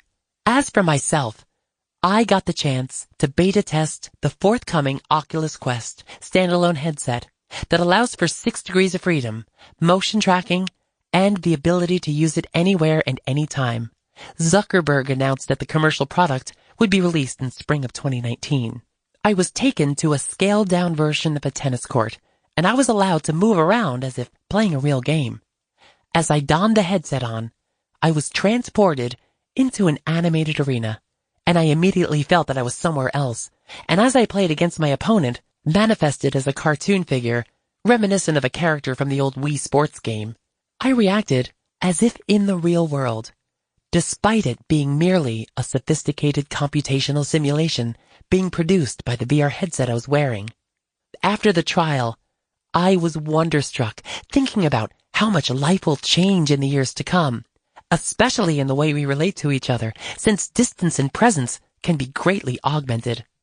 It is one thing to hear the voice of your brother 8,000 miles away or FaceTime in 2D, but quite another when that same family member can teleport his fully formed avatar into your living room and interact with you. Now add enhanced haptics, where one can truly feel their environment and interact with it purely through touch, pushing, pulling, and grabbing with no buttons or no touch pads required, and the simulated environment comes alive. There is another angle that is important to remember here. The very best VR headset in the known universe is our own 3 pounds of glorious meat, our brains. We don't see exterior reality as it actually is in some ultimate Kantian sense, but rather as our bodily mechanisms filter selected incoming data streams and then recreate temporary models about what is surrounding us. We are, in sum, already living in a virtual reality, since all that we experience is done through a channeled medium that conceals much more than it reveals. Therefore, with VR, we are merely tinkering with our own neurological presets in order to refashion and reframe the perceived physical limits of the world that surrounds us. This endeavor is not something new, since humans have been monkeying with their environment since the dawn of self-reflective awareness. What is new, however, is how quickly we can amend our various habitats computationally without resorting to heavy lifting of core materials. The information age is indeed exponentially progressive. The implications of mixed reality are staggering, and all sorts of best and worst case scenarios come to mind that will have either delightful or disastrous consequences, particularly when such is directly connected to artificial intelligence. In terms of education, my own field of interest, I can readily see how VR, AR, MR will dramatically change instruction.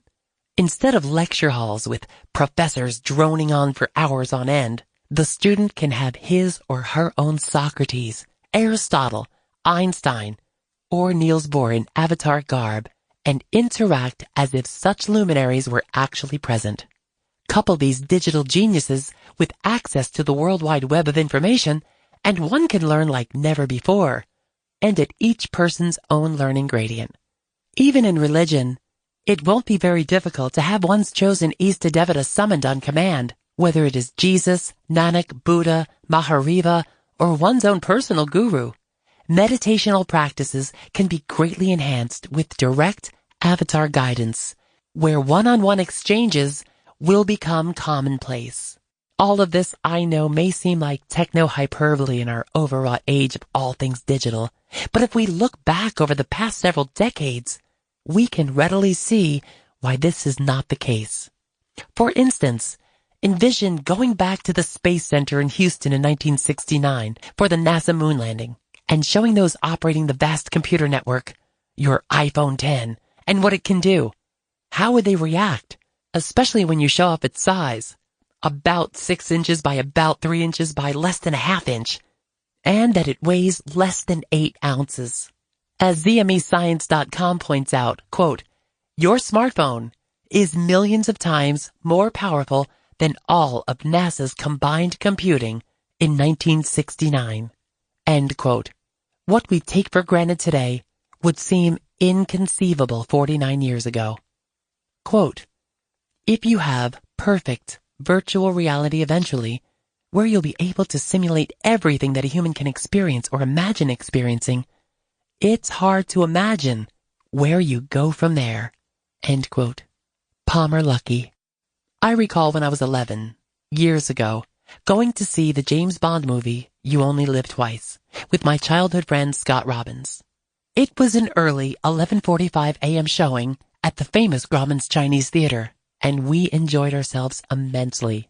However, after we left the darkened theater in the early afternoon, I was overcome with a slight unnerving depression as I came into the daylight and walked down Hollywood Boulevard, since everything looked quite dab in comparison to the bright clarity of the film's setting in Japan and the wizardry of James Bond's various exploits. This melancholy feeling was similar but even stronger when I would visit Disneyland with my family, only to have to leave the Magic Kingdom at night and enter back into the real world through the bleak parking lot that adjoined the amusement park. I think that many of us get these somber feelings whenever we experience something that we really enjoy, but which is temporary and which after a set of duration thrusts us back all too soon to the ordinariness of day-to-day existence. Perhaps this is why having the freedom and the control to remake our worlds is so appealing. VR, AR, MR, and their future iterations have become viable technological tools for us to recreate the cosmos that we were born unconsciously into. As Nietzsche indicated, when we are liberated from the shackles of a prescribed God and a preordained mode of existence, we are free to choose our own meanings, our own values, and our own lives. In sum, we now have the technology to recast what before was immovable and too often intolerable. We came into the world and didn't like what we saw, and for eons tried to accommodate ourselves to these strange surroundings. Being a stranger in a strange land, to crib one of Robert A. Heinlein's more famous science fiction book titles, we have evolved to remodel our planet, and like the Judeo-Christian God of old, we want to make it in our own image and find it good. Instead of one given universe, we wish to live in metaverse, where that which is virtual and that which is augmented can intersect with our natural environs, and where we live and who we are can be made infinitely elastic so that the only borders are the limits of our imagination and how far it will take us into the new frontier of our digital wonderland. A quote from Douglas Adams: "What the computer in virtual reality enables us to do is recalibrate ourselves so that we can start seeing those pieces of information that are invisible to us, but have become important for us to understand."